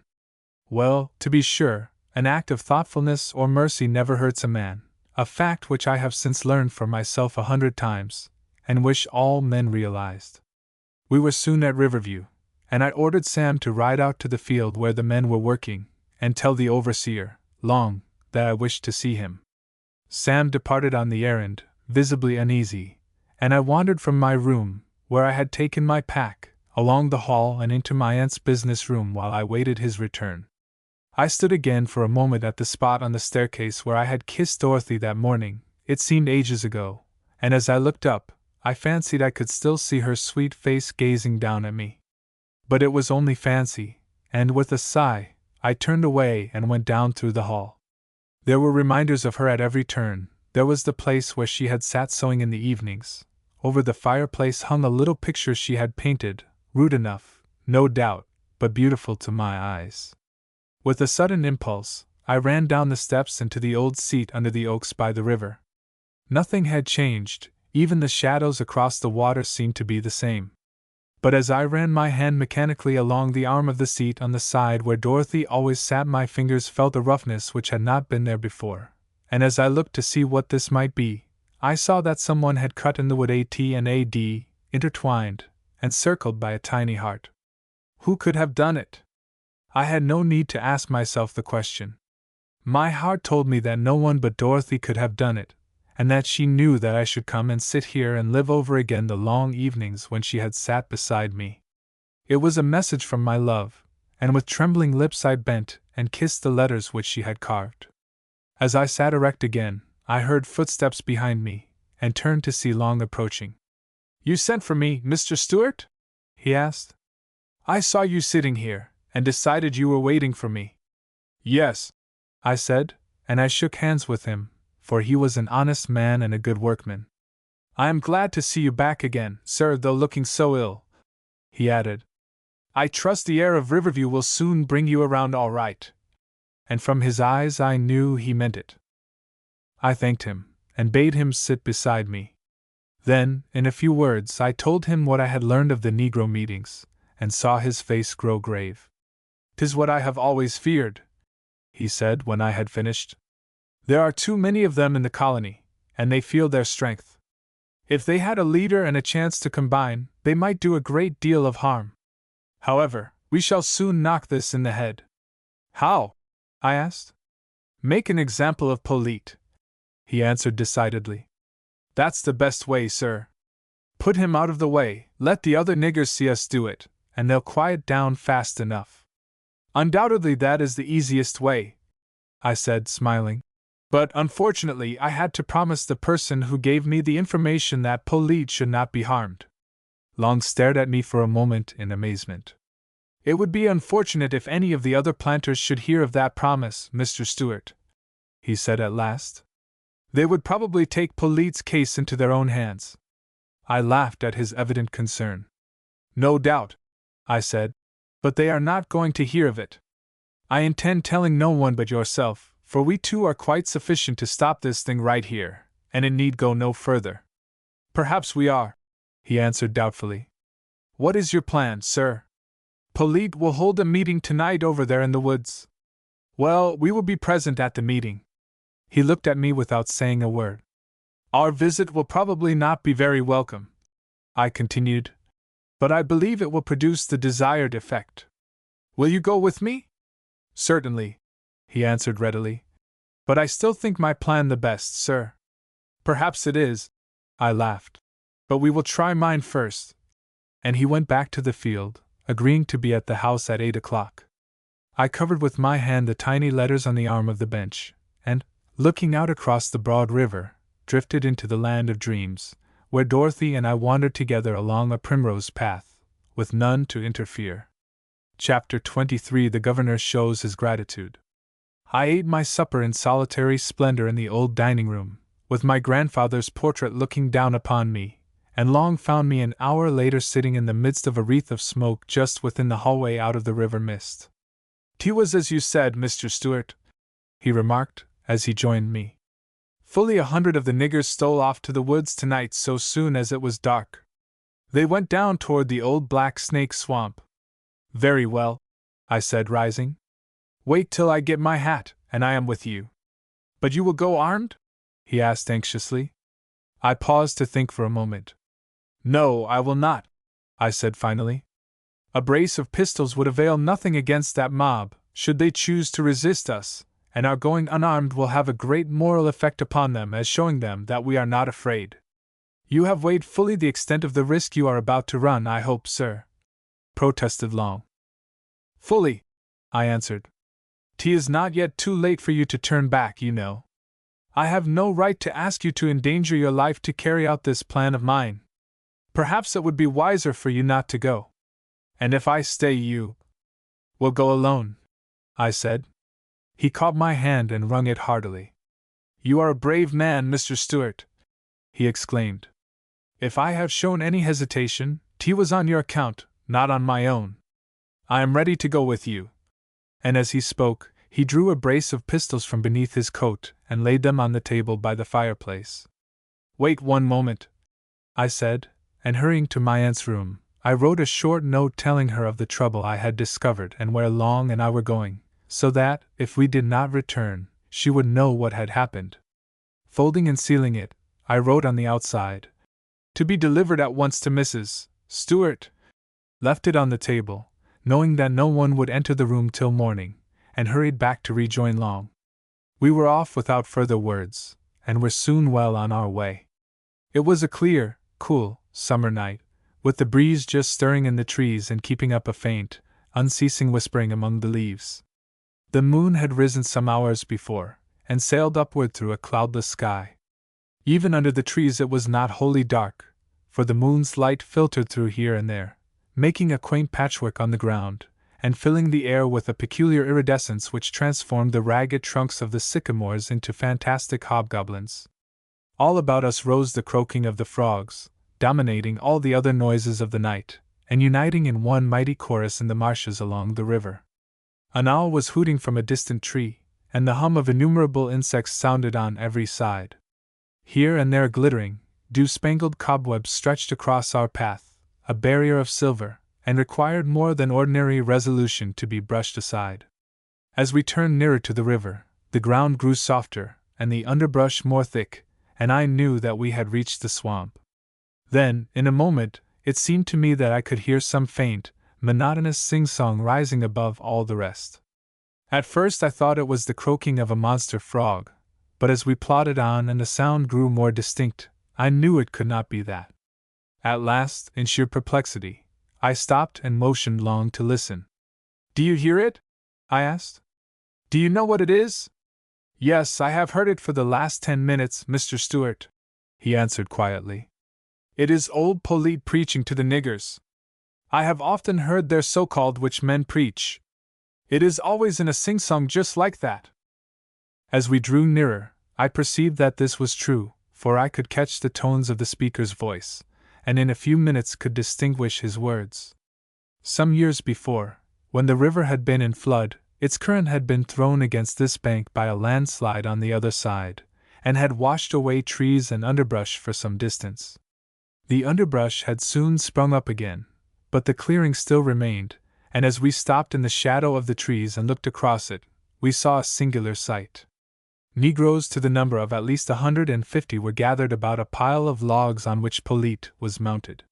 He was shouting in a monotone, his voice rising and falling in regular cadence, his eyes closed, his head tilted back, his face turned toward the moon, whose light silvered his hair and beard and gave a certain majesty to his appearance.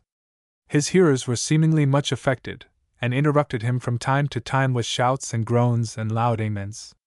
"Dis is de promised land!" cried old Polite, waving his arms above his head in a wild ecstasy. "All we hab to do is to raise up and take it from our presses. Yef we stays high as slaves, it's our own fault. Now's de pint time. De French is marchin' ober de mountings to help us. De'll drib de English into de sea, and we's to hab our freedom and plenty land to lib on." "Dat's it!" shouted someone. "And we gwine to hope, suh!" The Negroes were so intent upon their speaker that they did not perceive us until we were right among them, and even then for a few minutes, as we forced our way through the mob, no one knew us. "It's Moss Tom!" yelled one big fellow, as my hat was knocked from my head. And, as if by instinct, they crowded back on either side, and a path was opened before us to the pile of logs where Polite stood. He gaped at us amazedly as we clambered up toward him, and I saw that he was licking his lips convulsively.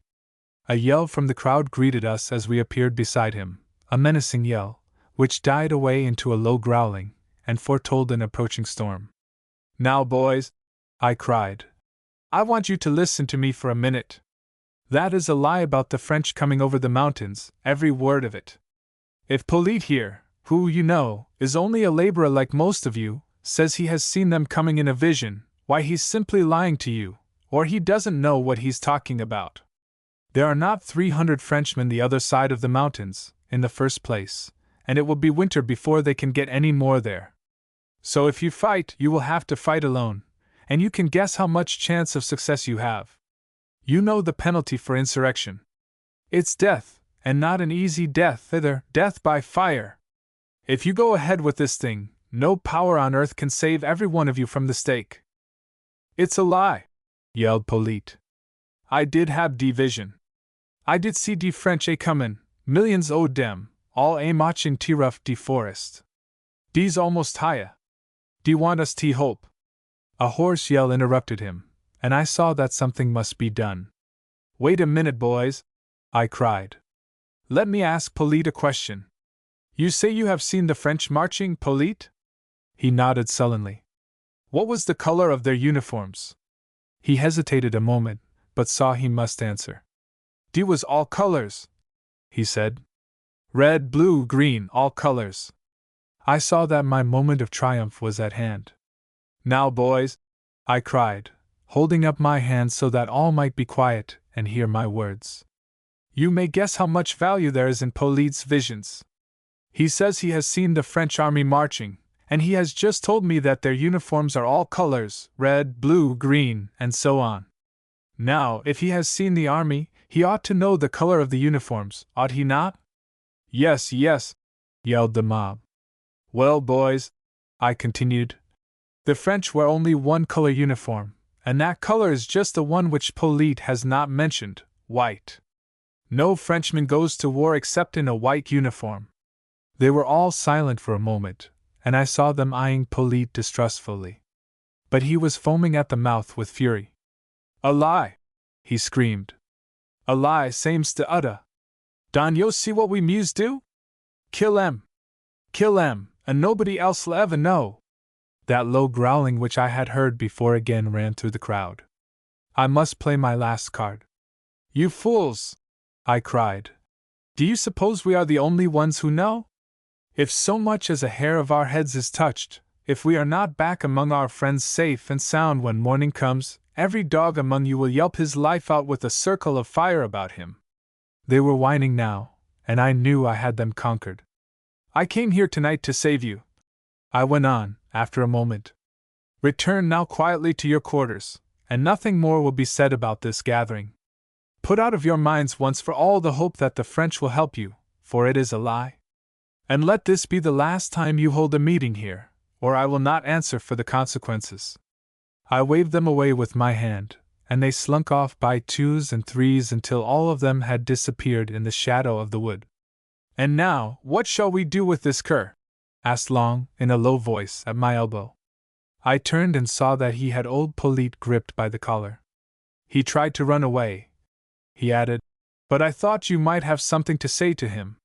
Polyte was as near collapse as a man could be and yet be conscious. He was trembling like a leaf, his eyes were bloodshot, and his lower jaw was working convulsively. He turned an imploring gaze on me, and tried to speak, but could not. Polyte, I said sternly, I suppose you know that if this night's work gets out, as it is certain to do sooner or later, no power on earth can save your life? Yes, massa, he muttered, and looked about him wildly, as though he already saw the flames at his feet. Well, Polyte, I went on, after the way you have acted tonight, I see no reason why I should try to save you. You certainly did all you could to get me killed. Yes, massa, he said again, and would have fallen had not Long held him upright by the collar. I waited a moment, for I thought he was going to faint, but he opened his eyes again and fixed them on me. Now listen, I went on, when he appeared able to understand me. I'm not going to kill you. I'm going to give you a chance for your life, not a very big chance, perhaps, but a great deal better one than you would have here. Yes, massa, he said a third time, and there was a gleam of hope in his face. I'm going to let you go, I concluded. I'd advise you to follow the river till you get beyond the settlements, and then try for Pennsylvania. I promise you there'll be no pursuit, but if you ever show your face around here again, you're as good as dead. Before I had finished, he had fallen to his knees and bowed his head upon my feet, with a peculiar reverence, a relic, I suppose, of his life in Africa. He was blubbering like a baby when he looked up at me. I'll neva get ya, Moss Tom, he said. I'll neva get ya. That'll do, uncle. And I caught him by the collar and pulled him to his feet. I don't want to see you killed, but you'd better get away from here as fast as you can, and drop this witch man business for good and all. Here's 2 shillings.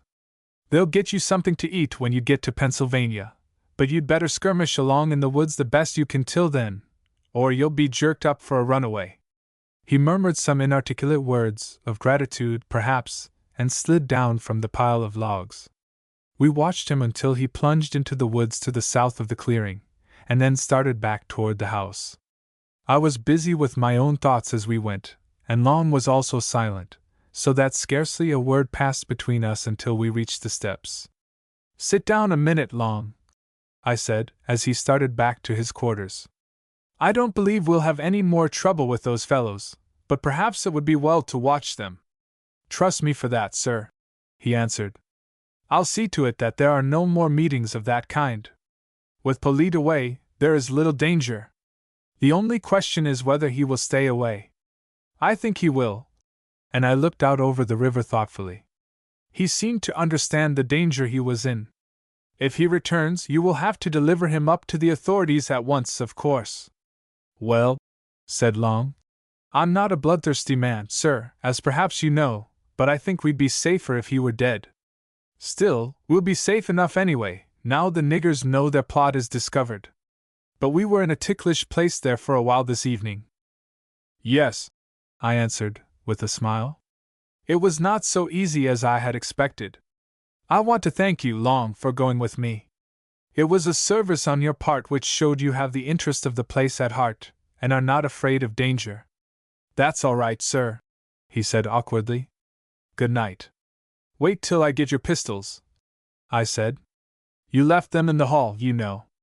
The moonlight was streaming through the open window, and as I stepped into the hall, I rubbed my eyes, for I thought I must be dreaming.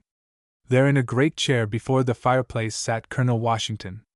His head had fallen back, his eyes were closed, and from his deep and regular breathing I knew that he was sleeping.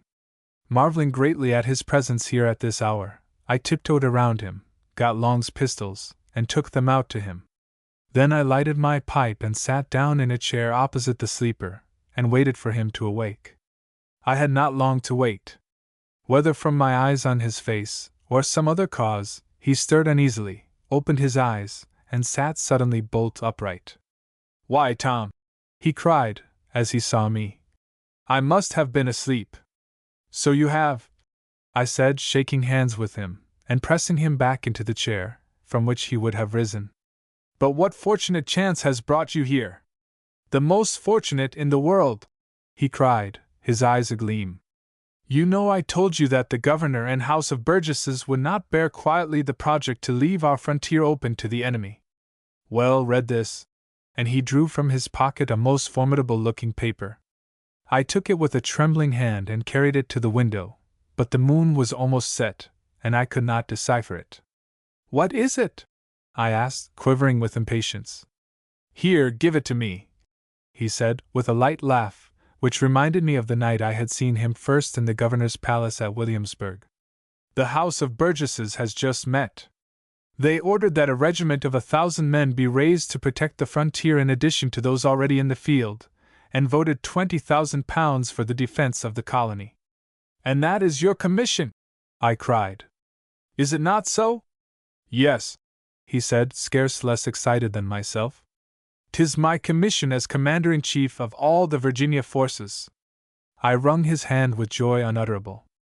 At last this man, who had done so much, was to know something beside disappointment and discouragement. "But you do not ask how you are concerned in all this," he continued, smiling into my face, "or why I rode over myself to bring the news to you. 'Tis because I set out tomorrow at daybreak for Winchester to take command, and I wish you to go with me, Tom, as aide-de-camp, with the rank of captain." Chapter 24: A Warning from the Forest. It was at Winchester that Colonel Washington established his headquarters, maintaining a detachment at Fort Cumberland sufficient to repel any attack the Indians were like to make against it, and to cut off such of their war parties as ventured east of it. From Winchester he was able more easily to keep in touch with all parts of the frontier, and with the string of blockhouses which had been built years before as a gathering place for the settlers in the event of Indian incursions. By the 1st of September his arrangements had been completed, but long before that time it was evident the task was to be no easy one. Already, from the high passes of the Alleghanies, war parties of Delawares and Shawanoes had descended, sweeping down upon the frontier families like a devastating whirlwind, and butchering men, women, and children with impartial fury. The unbounded forest, which covered hill and valley with a curtain of unbroken foliage, afforded 1,000 lurking places, and it was well-nigh impossible for an armed force to get within striking distance of the marauders. So, almost daily, stories of horrible cruelty came to the fort, plunging the commander into an agony of rage and dejection at his very impotence. The fort was soon crowded with refugees, wives bewailing their husbands, husbands swearing to avenge their wives, parents lamenting their children, children of a sudden made orphans, and from north and south, scores of hard-featured, steel-eyed men came to us, their rifles in their hands, to offer their services, and after a time these came to be one of the most valuable portions of our force. Ah, the stories they told us! Tragedies such as that which Spildorf and I had come upon had been repeated scores of times. The settler who had left his cabin at daybreak in search of game, or to carry his furs to the nearest post, returned at sundown to find only a smoking heap of ashes where his home had been, and among them the charred and mutilated bodies of his wife and children. Horror succeeded horror, and the climax came one day when we were passing a little schoolhouse some miles below the fort, in the midst of a district well populated. Wondering at the unwonted silence, we dismounted, opened the door, and looked within. The master lay upon the platform with his pupils around him, all dead and newly scalped. The savages had passed that way not half an hour before. And to add to the trials of the commander, his troops, hastily got together, were most of them impatient of restraint or discipline, and with no knowledge of warfare, while the governor and the House of Burgesses demanded that he undertake impossibilities. It was a dreary, trying, thankless task. "They expect me to perform miracles," he said to me bitterly one day. "How am I to protect a frontier 400 miles in length with 500 or 600 effective men, against an enemy who knows every foot of the ground, and who can find a hiding place at every step?" Only by the sternest measures could many of the levies be brought to the fort, and one man, a captain, God save the mark, sent word that he and his company could not come because their corn had not yet been got in. Yet, in spite of all these drawbacks, we did accomplish something. There were a few of the Iroquois who yet remained our friends, and the generals spared no effort to retain their goodwill, for their services were invaluable. With a lofty contempt for the Delawares and Shawanoes, whom they had one time subjugated and compelled to assume the name of women, they roamed the forest for miles around, and more than once enabled us to ambush one of the war parties and send it howling back to the Muskingum, where there was great weeping and wailing in the lodges upon its return. But it was fruitless work, for the Indians, driven back for the moment, returned with augmented fury, and again drenched the frontier in the blood of the colonists. We realized one and all that nothing we could do would turn the tide of war permanently from our borders and render the frontier safe until the French had been driven from Fort Duquesne. For it was they who urged the Indians on, supplying them with guns and ammunition, and rewarding them with rum when they returned to the fort laden with English scalps. An expedition against the French stronghold was for the present out of the question, and we could only bite our nails and curse, waiting for another night when we might sally forth and fall upon one of the war parties. But the few Indians we killed seemed a pitiful atonement for the mangled bodies scattered along the frontier and the hundreds of homes of which there remained nothing but blackened ruins. As the weeks passed and the Indians saw our impotence, they grew bolder, slipped through the chain of blockhouses, and ravaged the country east of us, disappearing into the woods as if by magic at the first alarm. The month of August and the first portion of September wore away in this dreary manner, and it was perhaps a week later that Colonel Washington sent me to Frederick to make arrangements for some supplies.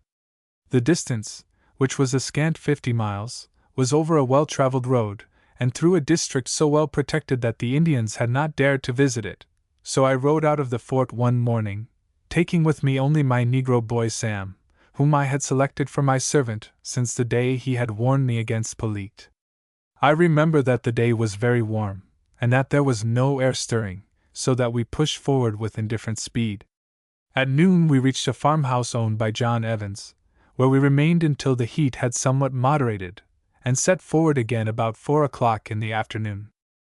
We had ridden for near an hour, and I was deep in my own thoughts, when I heard something breaking its way through the underbrush, and the next moment my horse shied violently as a Negro stumbled blindly into the road and collapsed into a heap before he had taken half a dozen steps along it. I reined up sharply, and as I did so, heard Sam give a shrill cry of alarm. "Shut up, boy!" I cried. "And get off and see what ails the man. He can't hurt you." But Sam sat in his saddle clutching at his horse's neck, his face spotted with terror, as I had seen it once before. "What is it, Sam?" I asked impatiently. "Good God, Moss Tom!" he cried, his teeth chattering together and cutting off his words queerly. "Don yo see who 'tis? Don yo know him? Know him?" "No, of course not," I answered sharply. "Who is he?" "Polit," gasped Sam. "Polit come back after me," and seemed incapable of another word. In an instant I was off my horse and kneeling in the road beside the fallen man. Not till then did I believe it was Polit. From a great gash in the side of his head the blood had soaked into his hair and dried over his face. His shirt was stained, apparently from a wound in his breast, but most horrible of all was a circular, reeking spot on the crown of his head from which the scalp had been stripped. It needed no second glance to tell me that Polit had been in the hands of the Indians. By this time Sam had partially recovered his wits, and being convinced that it was Polit in the flesh, not in the spirit, brought some water from a spring at the roadside. I bathed Polite's head as well as I could, and washed the blood from his face. Tearing open his shirt, I saw that blood was slowly welling from an ugly wound in his breast. He opened his eyes after a moment, and stared vacantly up into my face. "Devils," he moaned. "Devils, te kill a pole man. Ain't I said I done gwine te lib wid yo? Can't travel faz nuff fo yo? Don shoot, oh don shoot." Ah! He dropped back again into the road with a groan, and tossed from side to side. I thought he was dying, but when I dashed more water in his face, he opened his eyes again. This time he seemed to know me. "Is it Mas Tom?" he gasped. "Mas Tom what let me go?" "Yes, Polite," I answered gently. "It's Master Tom." "Where am I?" he asked faintly. "Have dee got me gin? Dee gwine to bun me?" "No, no," I said. "Nobody s going to harm you, Polite. Where have you been all this time?" "In dee woods," he whispered. "Hidin' in dee swamps, and skulkin' long after night. Couldn't neva sleep, Mas Tom. When I went to sleep, seemed like dee dogs was right after me." His head fell back again, and a rush of blood in his throat almost choked him. "Wish I'd stayed at dee plantation, Mas Tom," he whispered. "Nothin' couldn't been no wussy and what I went froug. Kep' long dee riba, like yo said, but couldn't get nothin' to eat, only berries growin' in dee woods. Got mighty weak, and den last night met dee Injuns." "Last night?" I cried. "Where, Polite?" "Obada long dee riba," he answered faintly. "Dee give me some en to eat, and I frought maybe dee take me long, but dis mornin' dee had a big powwow, and dee shot me and knocked me in dee haid.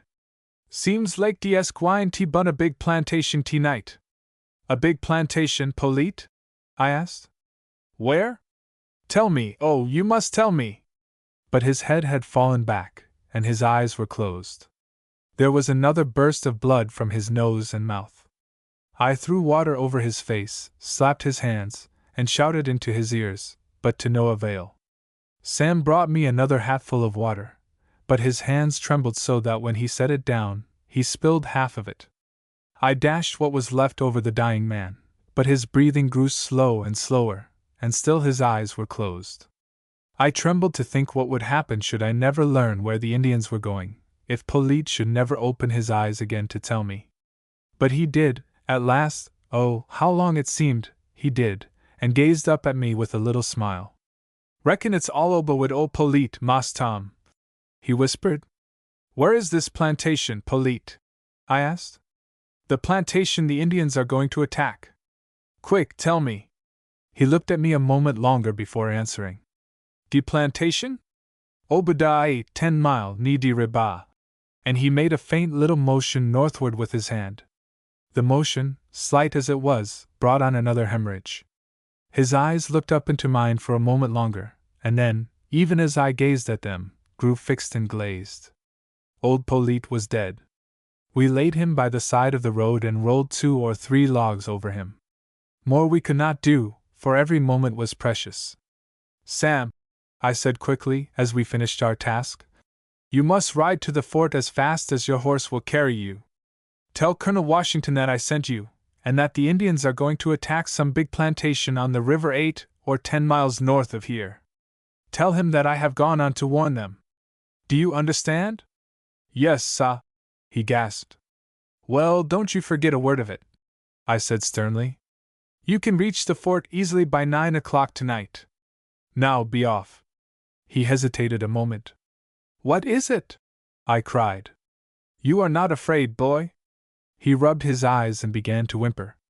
"Not for myself, Mas Tom," he said. "But yo gwine te ride right into de Injuns.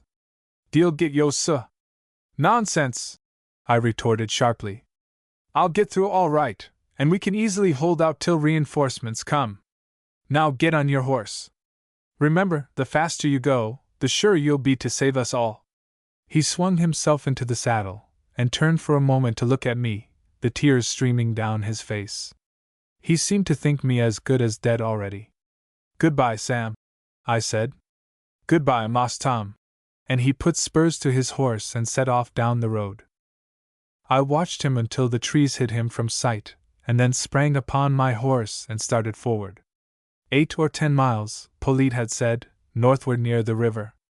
The road served me for some miles, and then I came to a cross road, which seemed well traveled. Not doubting that this led to the plantation of which I was in search, I turned into it, and proceeded onward as rapidly as the darkness of the woods permitted.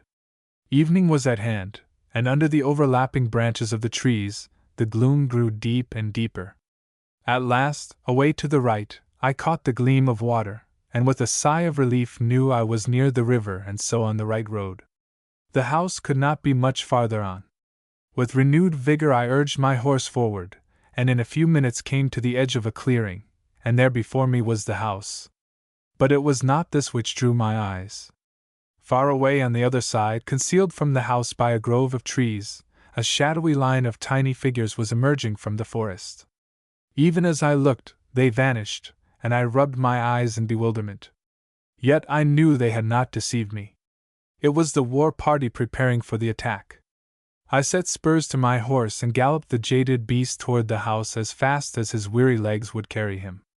As I drew near, I saw it was a large and well-built mansion. Lights gleamed through the open doors and windows.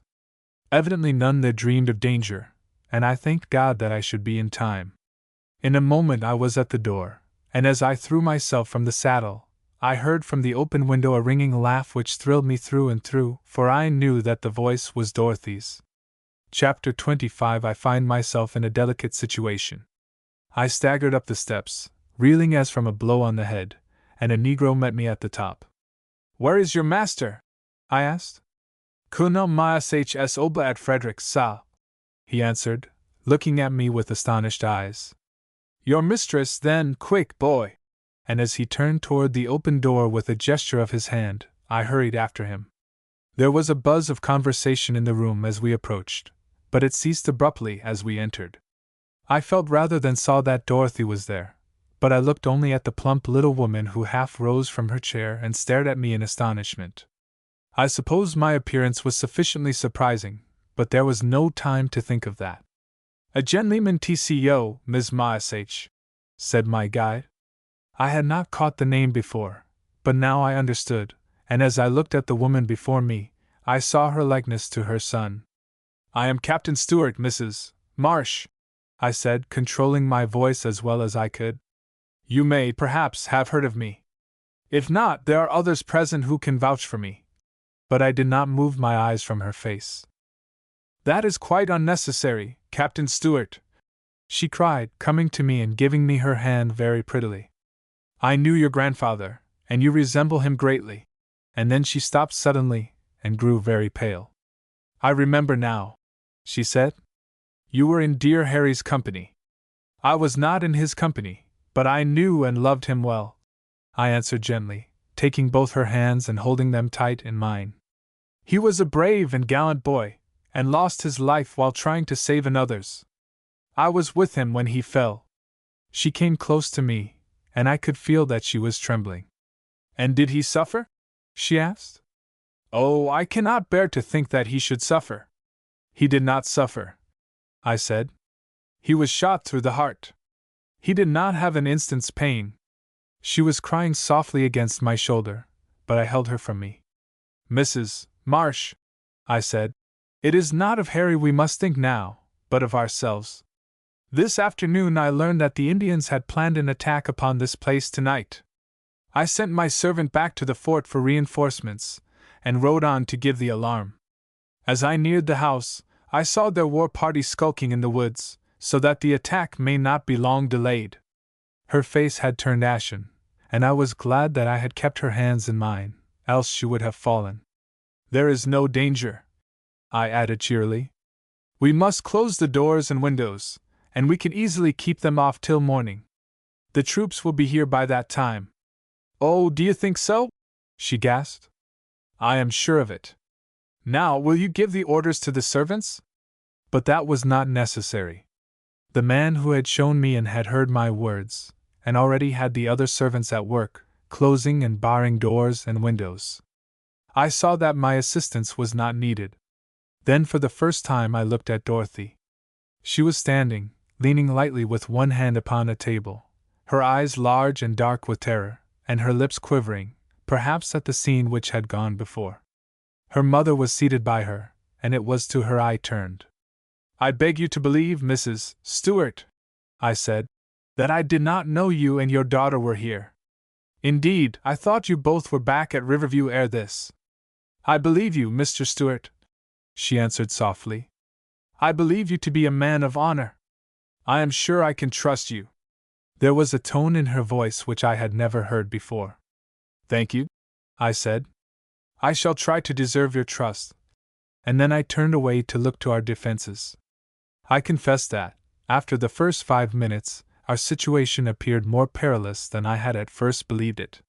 There was no white man in the house except myself, only a dozen Negro servants, 5 of whom were men. A boy, whom I sent to the Negro quarters to bring reinforcements, returned with the news that they were deserted, but he brought back with him the overseer, a man named Brightson, who was to prove his mettle before the night was out. "I suspected this afternoon that there was something in the wind," he said to me, when I had explained our situation, "though I could not guess what it was. The niggers were so damned quiet, not singing in the field as they always do. They've been mighty uneasy for a month back." "Yes, I know," I interrupted. "It's the same all over the colony. They think the French are going to help them kill the English. I'm rather glad they ran away. How about these house niggers?" "Oh, they're all right, especially Pomp there. They'll help us all they can. That makes 7 of us, then. Can you shoot?" "Try me," he answered simply. "All right," I said. "We'll pull through, I think. Indians are no good at anything but a surprise. I dare say some of the niggers have told them that there would be no men here tonight, so they think they'll have an easy victory." I had ordered Pomp to bring to the hall all the arms and ammunition in the house, and at this moment he touched me on the elbow and told me this was done. Brightson and I looked over the collection, and found it as complete as could be desired. There were a dozen muskets, half a dozen pairs of pistols, a pile of swords and hangers, and ammunition in plenty. Evidently, Colonel Marsh had foreseen the possibility of an Indian attack, and was prepared to receive it. A tour of the house showed me, moreover, that it had been built with the same possibility in view. The doors and shutters were all strong and double-barred, and moreover were loopholed in a way that enabled us to command both approaches. I divided the arms, and posted Brightson with 3 men at the rear door, while I, with Pomp and another Negro, took a place at the front. The women I sent to the top of the staircase, where they would be out of reach of any flying bullets, and could at the same time see what was going on. It was my aunt who protested against this arrangement. "Can we not be of use, Captain Stewart?" she asked. "We could at least load the muskets for you." "And I am sure that I could fire one," cried Dorothy. "No, no," I laughed. "Time enough for that when there is need. They will not fancy the reception they will get, and may not return for a second dose." And with a sudden tenderness at my heart, right under the eyes of Mrs. Stewart, I reached up, caught Dorothy's hand, and kissed it. When I glanced up again, I saw that she was smiling down at me, but I dared not look at her mother's face. I had wondered at first why the attack was not made at once, but as I stood looking out at my loophole, I perceived the reason. The first shade of evening had found the moon high in the heavens, and it was now rapidly sinking toward the line of trees which marked the horizon. Once plunged behind them, the darkness would enable the Indians to creep up to the house unseen. I watched the moon as it dropped slowly down the sky. The lower rim just touched the treetops, then it was half behind them, then it had disappeared, and the world was plunged in darkness. I peered into the gloom with starting eyes, but could see nothing. I strained my ears, but could catch no sound. 3 or 4 tense minutes passed. I could have sworn it was half an hour. One of the Negro women on the stair screamed slightly, and, as though it were a signal, there came a great blow upon the door and pandemonium arose without. I fired blindly through my loophole, seized the musket at my side, and fired a second time, then emptied both my pistols out into the night. It seemed to me 100 rifles were being fired at once. The hall was full of smoke and the pungent smell of powder, and then, in a second, all was still. But only for a second. for there came another chorus of yells from a distance, and I could hear the Negro women on the steps behind me wailing softly. "Load!"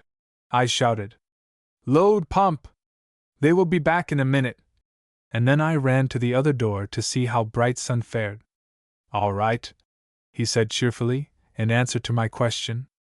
"We couldn't see 'em, but we emptied a good deal of lead out there, and I think from the way they yelled we must have hit 2 or 3. "Keep it up!" I cried. "We'll drive them off easily." And with a word of encouragement to the Negroes, I returned to my post. As I neared the door, I saw 2 figures in white working over the guns. It was Dorothy and her mother, helping the Negroes reload. I sent them back to the stair with affected sternness, but I got a second-hand clasp from Dorothy as she passed me. Then came another long period of waiting, which racked the nerves until the silence grew well nigh insupportable. The darkness without was absolute, and there was not a sound to disturb the stillness. The minutes passed, and I was just beginning to hope that the Indians had already got enough, when I caught the faint shuffle of moccasined feet on the porch, and again the door was struck a terrific blow, which made it groan on its hinges. I fired out into the darkness as fast as I could lay down one gun and pick up another, and again the uproar ceased as suddenly as it had begun. As I turned away a moment from the loophole, I saw that Pomp had sunk down to the floor, his hands to his head. "What is it, Pomp?" I cried, as I bent over him, but there was no need for him to answer, even had he been able. A bullet, entering the loophole through which he was firing, had struck his left eye and entered the head. The other Negro and myself laid him to one side against the wall, and when I went to him 10 minutes later to see if there was anything I could do, he was dead. I turned away to the women to say some words of cheer and comfort to them, when a call from Brightson startled me. "What has happened?" I asked, as I reached his side, and for answer he pointed out through the loophole. "They have fired the nigger quarters and outbuildings," he said grimly. "They'll probably try to fire the house next." Even as we looked, the flames rose high above the roofs of the cabins and bathed the clearing in red radiance. In and out among the buildings we could see the Indians scampering, 100 of them at least. Suddenly there was a chorus of yells, and 2 Indians appeared, rolling a cask before them into the belt of light. "They've found a keg of rum which was in my quarters," remarked Brightson. "Now they'll get crazy drunk. Our task has just begun, Captain Stewart." I realized that he spoke the truth. Sober, an Indian will not stand up long in open fight, but drunk, he is a devil incarnate, a fiend who will dare anything. I watched them as they knocked in the head of the cask and scooped up the raw spirits within. Then one of them began a melancholy melody, which rose and fell in measured cadence, the other warriors gradually joining in and stamping the ground with their feet. Every minute one would run to the cask for another draught of the rum, and gradually their yells grew louder, their excitement more intense, as they rushed back and forth brandishing their weapons. "They will soon be on us again," said Brightson in a low tone, but round and round they kept dancing, their leader in front in all his war trappings, the others almost naked, and for the most part painted black. No wonder I had been unable to see them in the darkness. "They are going to attack us again, Tom, are they not?" asked a low voice at my elbow. "Dorothy," I cried, "what are you doing here? Come, you must get back to the stair at once. The attack may come at any moment. You are treating me like a child," she protested, and her eyes flashed passionately. "Do you think we are cowards, we women? We will not be treated so. We have come to help you." I looked at her in amazement. This was not the Dorothy I knew, but a braver, sweeter one. Her mother and Mrs. Marsh were behind her, both looking equally determined. "Very well," I said, yielding with an ill grace.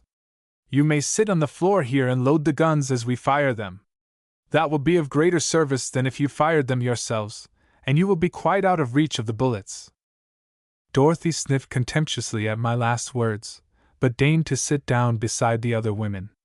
I placed the powder and ball where they could reach them easily, shaded a candle so that it threw its light only on the floor beside them, gave them a few directions about loading, and rejoined Brightson at his loophole.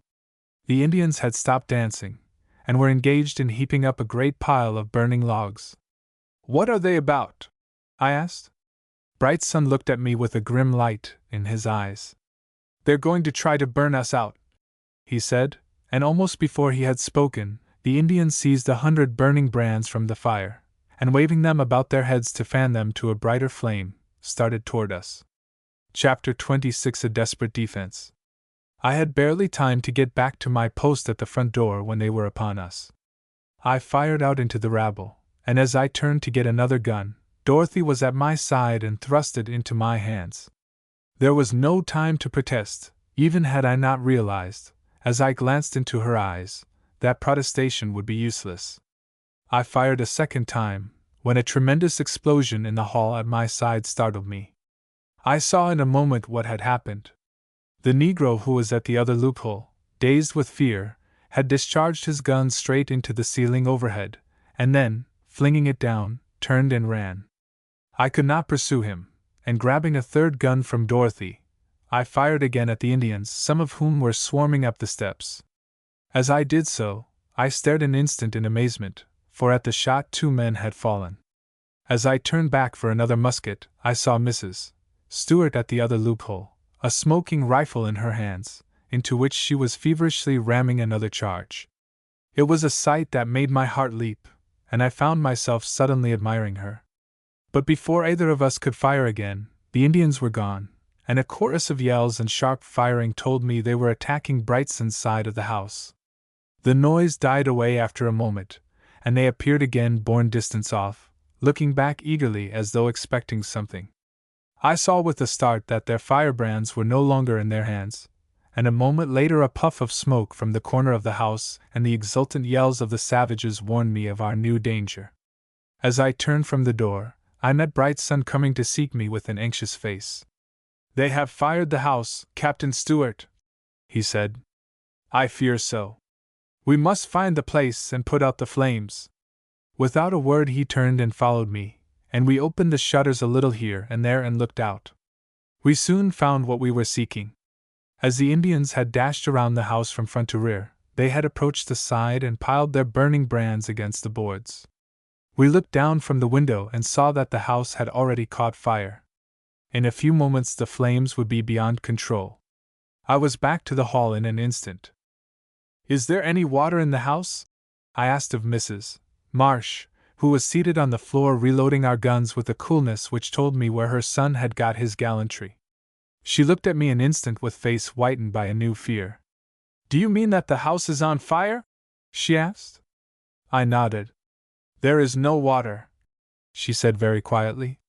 "The well is 100 yards from the house." I beckoned to the Negroes, who were listening in an anxious group, and hastened back to Brightson.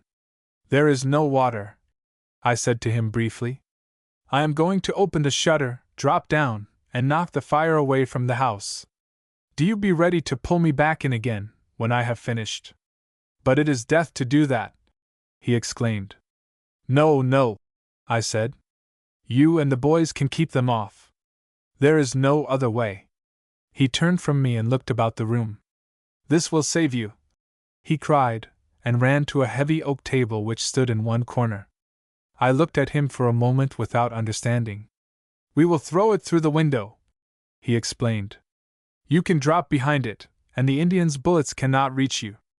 I saw his plan before he had finished, and we had the table at the window in an instant.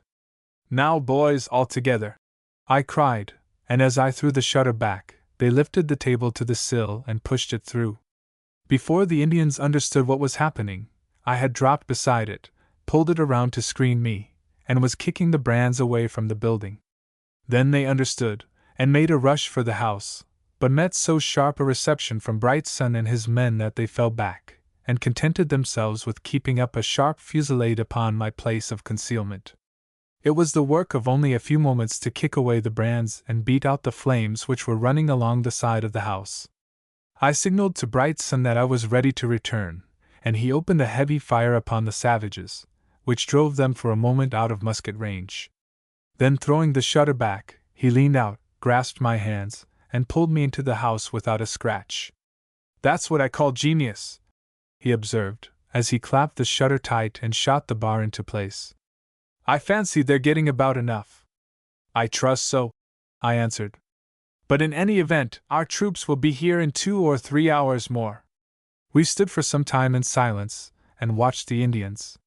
They drew together near one of the burning buildings, apparently for a consultation, and then running to a cabin which had not yet been consumed, they tore off the heavy door and shutters. "They haven't given it up yet," remarked Brightson grimly. "But they're going to advance under cover this time." Evidently some further preparation was necessary, for half a dozen of them worked away busily for some time, though we could not see what they were doing. "What new deviltry are they up to now?" I heard Brightson mutter to himself, but I could find no answer to his question, for I knew little of this kind of warfare. It was soon answered by the Indians themselves. A dozen of them ran around the house in different directions, each carrying a board, while the others, after paying a last visit to the cask of rum, grouped themselves opposite the rear door, but well out of range. We watched them in breathless silence. Those who were armed with shields approached nearer and nearer, until within perhaps 50 yards. We fired at them, but seemingly without effect. Then there was a moment of anxious waiting, and almost together a dozen streamers of fire rose high into the air and descended toward the house. Some fell harmlessly on the ground without, and we saw that they were arrows tipped with burning tow, but the most must have fallen upon the roof. A second and third shower of fire followed, and then the Indians withdrew behind their shields and quietly awaited the result. "They have set fire to the roof," I gasped. "We must put it out at once, or we are lost." "Leave that to me, Captain Stewart," said Brightson quietly, and I never admired the courage of a man more than I did his at that moment. "I will get out on the roof, and throw the arrows down. I don't believe they can hit me." It was the only thing to do, and he was gone even as I nodded my assent.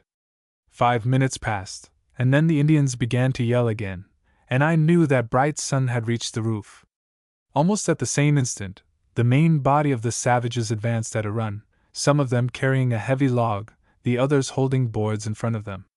We sent a dozen bullets among them before they reached the door, but they came on without faltering. One man, very tall and clad in a suit of fringed buckskin, ran in front and urged them on. I fired at him twice, but he came on as before, and I knew that I had wasted the bullets. Up the steps they came, yelling like devils fresh from hell, and brought the log crashing against the door, while others thrust their muskets through the loopholes and fired into the hallway. One of the Negroes sank down without a groan, the blood spurting from his neck, and another dropped his gun with a yell, and, clapping his hands to his face, ran shrieking down the hall. Again the log thundered against the door, one of the bars sprung loose, and half a dozen shots were fired into the hallway. I saw that the door could hold but a moment longer, and shouting to the Negroes to fall back, I retreated to the stair, grabbing up a hanger as I passed the place where we had piled the arms. Running back again, I caught up a bag of powder and another of ball, so that we might not be utterly without ammunition, and with these sped up the stair, pushing the women before me. We were not an instant too soon, for the door crashed down at the next blow, and the savages poured over the threshold. They paused a moment to see what had become of us, and this gave us opportunity to pour a volley into them. Then on they came, the man in buckskin still leading them. As they reached the foot of the stair, I took steady aim at him with my pistol and pulled the trigger. But he seemed to have some intuition of his danger, for he stooped suddenly, and it was the man behind him who threw up his hands, sprang into the air, and fell backward. They faltered only for an instant, and then swarmed up the steps, their greased faces gleaming in the powder flashes. I thought it as good as ended, and throwing down my musket, caught up my hanger for a final stand, when something was thrown past me and bounded down the stair. It swept half the Indians off their feet and carried them down before it, and the others, not knowing what had happened, turned and ran down after them. Nor, indeed, did I know until afterward, when I learned that Brightson, coming down from the roof and taking in our peril at a glance, had caught up a great log from the fireplace in the upper hall, where it was awaiting the winter lighting, and with a strength little short of superhuman, had hurled it down upon the savages. It gave us respite for a moment, but it was certain they would charge again, and I knew too well what the result would be, for the last of the Negroes had flung down his gun and run away, leaving only Bright's son and me to guard the women. It was Mrs. Marsh who spoke the saving word. "Why not retreat to the roof?" she said. "They could not get at us there." It was the only chance of safety, so to the roof we went, the women first, and we two bringing up the rear. Once there, we closed the trap and waited. In a moment we heard the yell which told us that our retreat had been discovered, and then again came silence. "This is no ordinary Indian attack," said Bright's son, who was wiping the sweat and powder stains from his face. "There's a Frenchman leading them, and maybe 2 or 3. Did you see that fellow in buckskin who ran in front?" "Yes," I answered gloomily. "I have fired at him 3 times, but always missed him." "Well, he is no Indian," said Bright's son, "in spite of his painted face. If they hadn't had that cask of rum and him to lead them, they would have cleared out of this long ago. They have no stomach for this kind of work, unless they are full of liquor." The sky in the east was turning from black to gray, and the dawn was not far distant. "Our troops will soon be here," I said, and went to the women where they were crouching behind a protecting gable. Dorothy, her mother, and Mrs. Marsh were sitting side by side, and they all smiled at me as I approached. "I think we are safe here," I said as cheerily as I could. "And the reinforcements cannot be far away. I know Colonel Washington too well to think he would delay a moment longer than necessary to start to our relief." "You have made a brave defense, Captain Stewart," said Mrs. Marsh earnestly. "I realize what would have been our fate long ere this, had you not been here." "Nay, madam," I interrupted. "I could have done little by myself. I have learned tonight that the women of Virginia are no less gallant than the men." "Come, come," laughed Dorothy. "This is not a drawing room that you need think you must flatter us, Tom." I glanced at Mrs. Stewart, and saw with some surprise that she too was smiling. "'Twas not flattery," I protested, "but a simple statement of fact. And there is another here," I added, turning to Mrs. Marsh, "whose conduct should be remembered. I have never seen a braver man." And I glanced at Bright's son where he sat, his musket across his knees. "I shall remember it," she said, as she followed my eyes. A burst of yells and a piercing cry from below interrupted us. "What was that?" asked Dorothy, white to the lips. "They have found one of the Negroes," I answered, as calmly as I could. "They ran away, and must have hidden somewhere in the house." We sat listening, the women pale and horror-stricken, and even Bright's son and I no little moved. The yells and the single shrill cry were repeated a second time and then a third, and finally all was still again save for the Negro women wailing softly, as they rocked themselves to and fro behind the gable, their arms about their knees. I crept back to my station by the trap and waited feverishly for what should happen next. We could hear steps in the hall below, a short consultation and a clanking of arms, and then all was still. "Here they come," said Bright's son, between his teeth, and even as he spoke, the trap was thrown outward by a great force from below, and a savage swarm poured forth upon the roof. I struck madly at the first man, and saw another fall, pierced by a bullet from Brightson's gun, and then he was down, and I heard the sough of a knife thrust into him. "They are coming! They are coming!" screamed a shrill voice behind me, and I turned to see Dorothy upright on the roof, pointing away to the southward. And there, sure enough, at the edge of the clearing, was a troop of Virginians, galloping like mad. Ah, how welcome were those blue uniforms! We could hear them cheering, and with a leaping heart, I saw it was Colonel Washington himself who led them. For an instant the Indians stood transfixed, and then, with a yell, turned back toward the trap. All save one. I saw him raise his musket to his shoulder, and take deliberate aim at Dorothy as she stood there outlined in white against the purple sky. I sprang at him with a cry of rage, and dragged his gun toward me as he pulled the trigger. There was a burst of flame in my face, a ringing in my ears. I felt the earth slipping from me, and knew no more. Chapter 27. I come into my own. It was long before I realized that white, bandaged thing lying on the bed before me was my hand. I gazed at it curiously for a while and stirred it slightly to make sure. What a mighty effort that little motion cost me, and then I became aware that a breeze was passing across my face, and a peculiar thing about it was that it came and went regularly like the swinging of a pendulum. And when I raised my eyes to see what this might mean, I found myself looking straight into the astonished face of Sam, my boy. He stared at me for a moment, his eyes starting from his head, and then with a loud cry he dropped the fan he had been wielding and ran from the room, clapping his hands together as he went, as I had heard Negroes do under stress of great excitement. What could it mean? Again my eyes fell upon the queer, bandaged thing which must be my hand. Had there been an accident?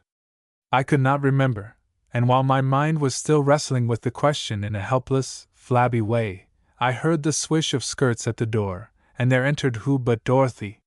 "Why, Dorothy!" I cried, and then stopped, astonished at the sound of my own voice. It was not my voice at all, I had never heard it before, and it seemed to come from a great way off. And what astonished me more than anything else was that Dorothy did not seem in the least surprised by it. "Yes, Tom," she said, and she came to the bedside and laid her hand upon my head. Such a cool, soft little hand it was. "Why, the fever is quite gone. You will soon be well again." I tried to raise my hand to take hers, but it lay there like a great dead weight, and I could scarcely move it. I know not what it was, but at the sight of her standing there so strong and brave and sweet, and the thought of myself so weak and helpless, the tears started from my eyes and rolled down my cheeks in two tiny rivulets. She seemed to understand my thought, for she placed one of her hands in mine, and with the other wiped my tears away. I loved to think of her always as I saw her then, bending over me with infinite pity in her face, and wiping my tears away. The moment of weakness passed, and my brain seemed clearer than it had been. "Have I been ill?" I asked. "Very ill, Tom," she said. "But now you will get well very quickly. What was the matter with me, Dorothy?" She looked at me a moment, and seemed hesitating for an answer. "I think you would better go to sleep now, Tom," she said at last. "And when you wake again, I will tell you all about it." "Very well," I answered submissively, and indeed, at the time, my brain seemed so weary that I had no wish to know more. She gently took her hand from mine and went to a table, where she poured something from a bottle into a glass. I followed her with my eyes, noting how strong and confident and beautiful she was. "Drink this, Tom," she said, bringing the glass back to the bed and holding it to my lips.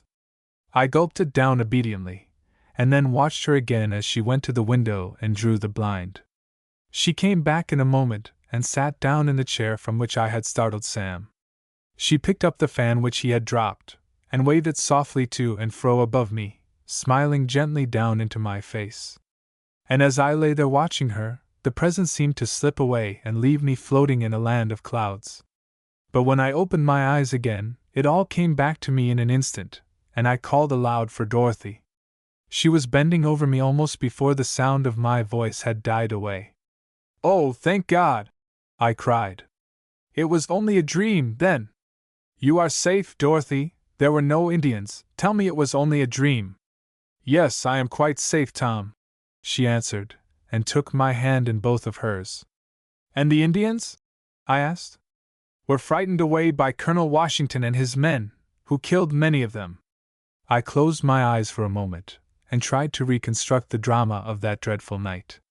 "Dorothy," I asked suddenly, "was Brightson killed?" "Yes, Tom," she answered softly. I sighed. "He was a brave man," I said. "No man could have been braver. Only one, I think," and she smiled down at me tremulously, her eyes full of tears. "Yes, Colonel Washington," I said, after a moment's thought. "Perhaps he is braver." "I was not thinking of Colonel Washington, Tom," and her lips began to tremble. I gazed at her a moment in amazement. "You do not mean me, Dorothy?" I cried. "Oh, no, I am not brave. You do not know how frightened I grow when the bullets whistle around me." She laid her fingers on my lips with the prettiest motion in the world. "Hush," she said. "I will not listen to such blasphemy." "At least," I protested, "I am not so brave as you, no, nor as your mother, Dorothy. I had no thought that she was such a gallant woman." Ah, you do not know my mother! She cried. But you shall know her some day, Tom. Nor has she known you, though I think she is beginning to know you better now. There were many things I wished to hear, many questions that I asked, and I learned how Sam had galloped on until he reached the fort, how he had given the alarm, how Colonel Washington himself had ridden forth 20 minutes later at the head of 50 men, all who could be spared, and had spurred on through the night, losing the road more than once and searching for it with hearts trembling with fear lest they should be too late. And how they had not been too late, but had saved us, saved Dorothy. And I think you are dearer to the commander's heart than any other man, she added. Indeed, he told me so. For he stayed here with you for 3 days, watching at your bedside, until he found that he could stay no longer, and then he tore himself away as a father leaves his child. I had never seen him move so deeply, for you know he rarely shows emotion. Ah, Dorothy, you did not know him as did I. You had not been with him at Great Meadows, nor beside the Monongahela, nor when we buried Braddock there in the road in the early morning. You had not been with him at Winchester when wives cried to him for their husbands, and children for their parents, nor beside the desolated hearths of 100 frontier families. And of a sudden it came over me as a wave rolls up the beach, how much of sorrow and how little of joy had been this man's portion. Small wonder that his face seemed always sad and that he rarely smiled.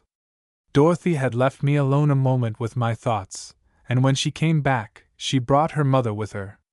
I had never seen her look at me as she looked now, and for the first time perceived that it was from her Dorothy got her eyes. She stood in the doorway for a moment, gazing down at me, and then, before I knew what she was doing, had fallen on her knees beside my bed and was kissing my bandaged hand. Why, Aunt? I cried, and would have drawn it from her. Oh, Tom! She sobbed, and clung to it. Can you forgive me? Forgive you, Aunt? I cried again, yet more amazed. What have you done that you should stand in need of my forgiveness? What have I done? She asked, and raised her face to mine. What have I not done, rather? I have been a cold, hard woman, Tom. I have forgot what right and justice and honor were. But I shall forget no longer. Do you know what I have here in my breast? She cried, and she snatched forth a paper and held it before my eyes. You could never guess. It is a letter you wrote to me. A letter I wrote to you? I repeated, and then as I saw the superscription, I felt my cheeks grow hot. For it read, "To be delivered at once to Mrs. Stewart." She said, "A letter you wrote to me, and which I should never have received had you not forgot it and left it lying on my table in my study at Riverview. Can you guess what I felt, Tom, when they brought it to me here, and I opened it and read that you had gone to the swamp alone amongst those devils? I thought that you were dead, since the letter had been delivered, and the whole extent of the wrong I had done you sprang up before me. But they told me you were not dead, that Colonel Washington had come for you, and that you had ridden hastily away with him. I could guess the story, and I should never have known that you had saved the place but for the chance which made you forget this letter." I had tried to stop her more than once. She had gone on without heeding me, but now she paused. "It was nothing," I said. "Nothing. There was no real danger. Thank long. He was with me. He is a better man than I." "Oh, yes," she cried. "They are all better men than you, I dare say. Do not provoke me, sir, or you will have me quarreling with you before I have said what I came here to say. Can you guess what that is?" And she paused again, to look at me with a great light in her eyes. But I was far past replying. I gazed up at her, bewildered, dazzled. I had never known this woman. "I see you cannot guess," she said. "Of course you cannot guess. How could you, knowing me as you have known me? 'Tis this. Riverview is yours, Tom, and shall be always yours from this day forth, as of right it has ever been. Riverview mine? No, no, I did not want Riverview. It was something else I wanted. I shall not take it, Aunt," I said quite firmly. "I am going to make a name for myself, with my sword, you know," I added with a smile. "And when I have once done that, there is something else which I shall ask you for, which will be dearer to me, oh, far dearer, than 100 Riverviews." What ailed the women? Here was Dorothy too on her knees and kissing my bandaged hand. Oh, Tom, Tom, she cried. Do you not understand? Understand? I repeated blankly. Understand what, Dorothy? Don't you remember, dear, what happened just before the troops came? Oh, very clearly, I answered. The Indians got bright sundown and stabbed him, and just then you sprang up and cried the troops were coming, and sure enough, there they were just entering the clearing, and the Indians paused only for one look and then fled down the stairs as fast as they could go. 'Twas you who saved us all, Dorothy. Oh, but there was something more, she cried. There was one Indian who did not run, Tom, but who stopped to aim at me. I saw him do it, and I closed my eyes, for I knew that he would kill me, and I heard his guns report, but no bullet struck me. For it was you whom it struck, dear, through your hand and into your side, and for long we thought you dying. Yes, I said, but you see I am not dying, nor like to die, dear Dorothy, so that I may still rejoin the troops ere long. She was looking at me with streaming eyes. Do you mean that I am not going to get well, Dorothy? I asked, for I confess her tears frightened me. Oh, not so bad as that, dear, she cried. Thank God, not so bad as that. But your hand, Tom, your right hand is gone. You can never wield a sword again, dear, never go to war. You will have to stay at home with me. I know not how it was, but she was in my arms, and her lips were on mine, and I knew that was no more parting for us. Chapter 18. And so, goodbye. Well, a right hand is a little price to pay for the love of a wife like mine, and if I have made no name in the world, I at least live happy in it, which is perhaps a greater thing. And I have grown to use my left hand very handily. I have learned to write with it, as the reader knows, and when I hold my wife to me, I have her ever next my heart. It is the fashion, I know well, to stop the story on the altar steps, and leave the reader to guess at all that may come after, but as I turn over the pages I have writ, they seem too much a tale of failure and defeat, and I would not have it so. For the lessons learned at Fort Necessity, and Winchester, and at Duquesne have given us strength to drive the French from the continent, and the Indian from the frontier. So that now we dwell in peace, and live our lives in quiet and content, save for some disagreements with the king about our taxes, which Lord Grenville has made most irksome. And even to my dearest friend, whose life, as I have traced it here, has been so full of sorrow and reverse, has come great happiness. He is honored of all men, and has found love as well, for he has brought a wife home to Mount Vernon. Dorothy declares that Mistress Washington is the very image of that Mary Carey who used him so years ago, but this may be only a woman's leaning toward romance. Indeed, we have a romance in our own home, a bright-eyed girl of 20, who, I fear, is soon to leave us, if a certain pert young blade who lives across the river has his way. It will be I who give her away at the altar, for her father lies dead beside the Monongahela, brave, gentle-hearted Spiltdorf. My eyes grow dim even now when I think of you, yet I trust that I have done as you would have had me do. For I found the girl at Hampton, after a weary search. Perhaps some day I shall tell the story.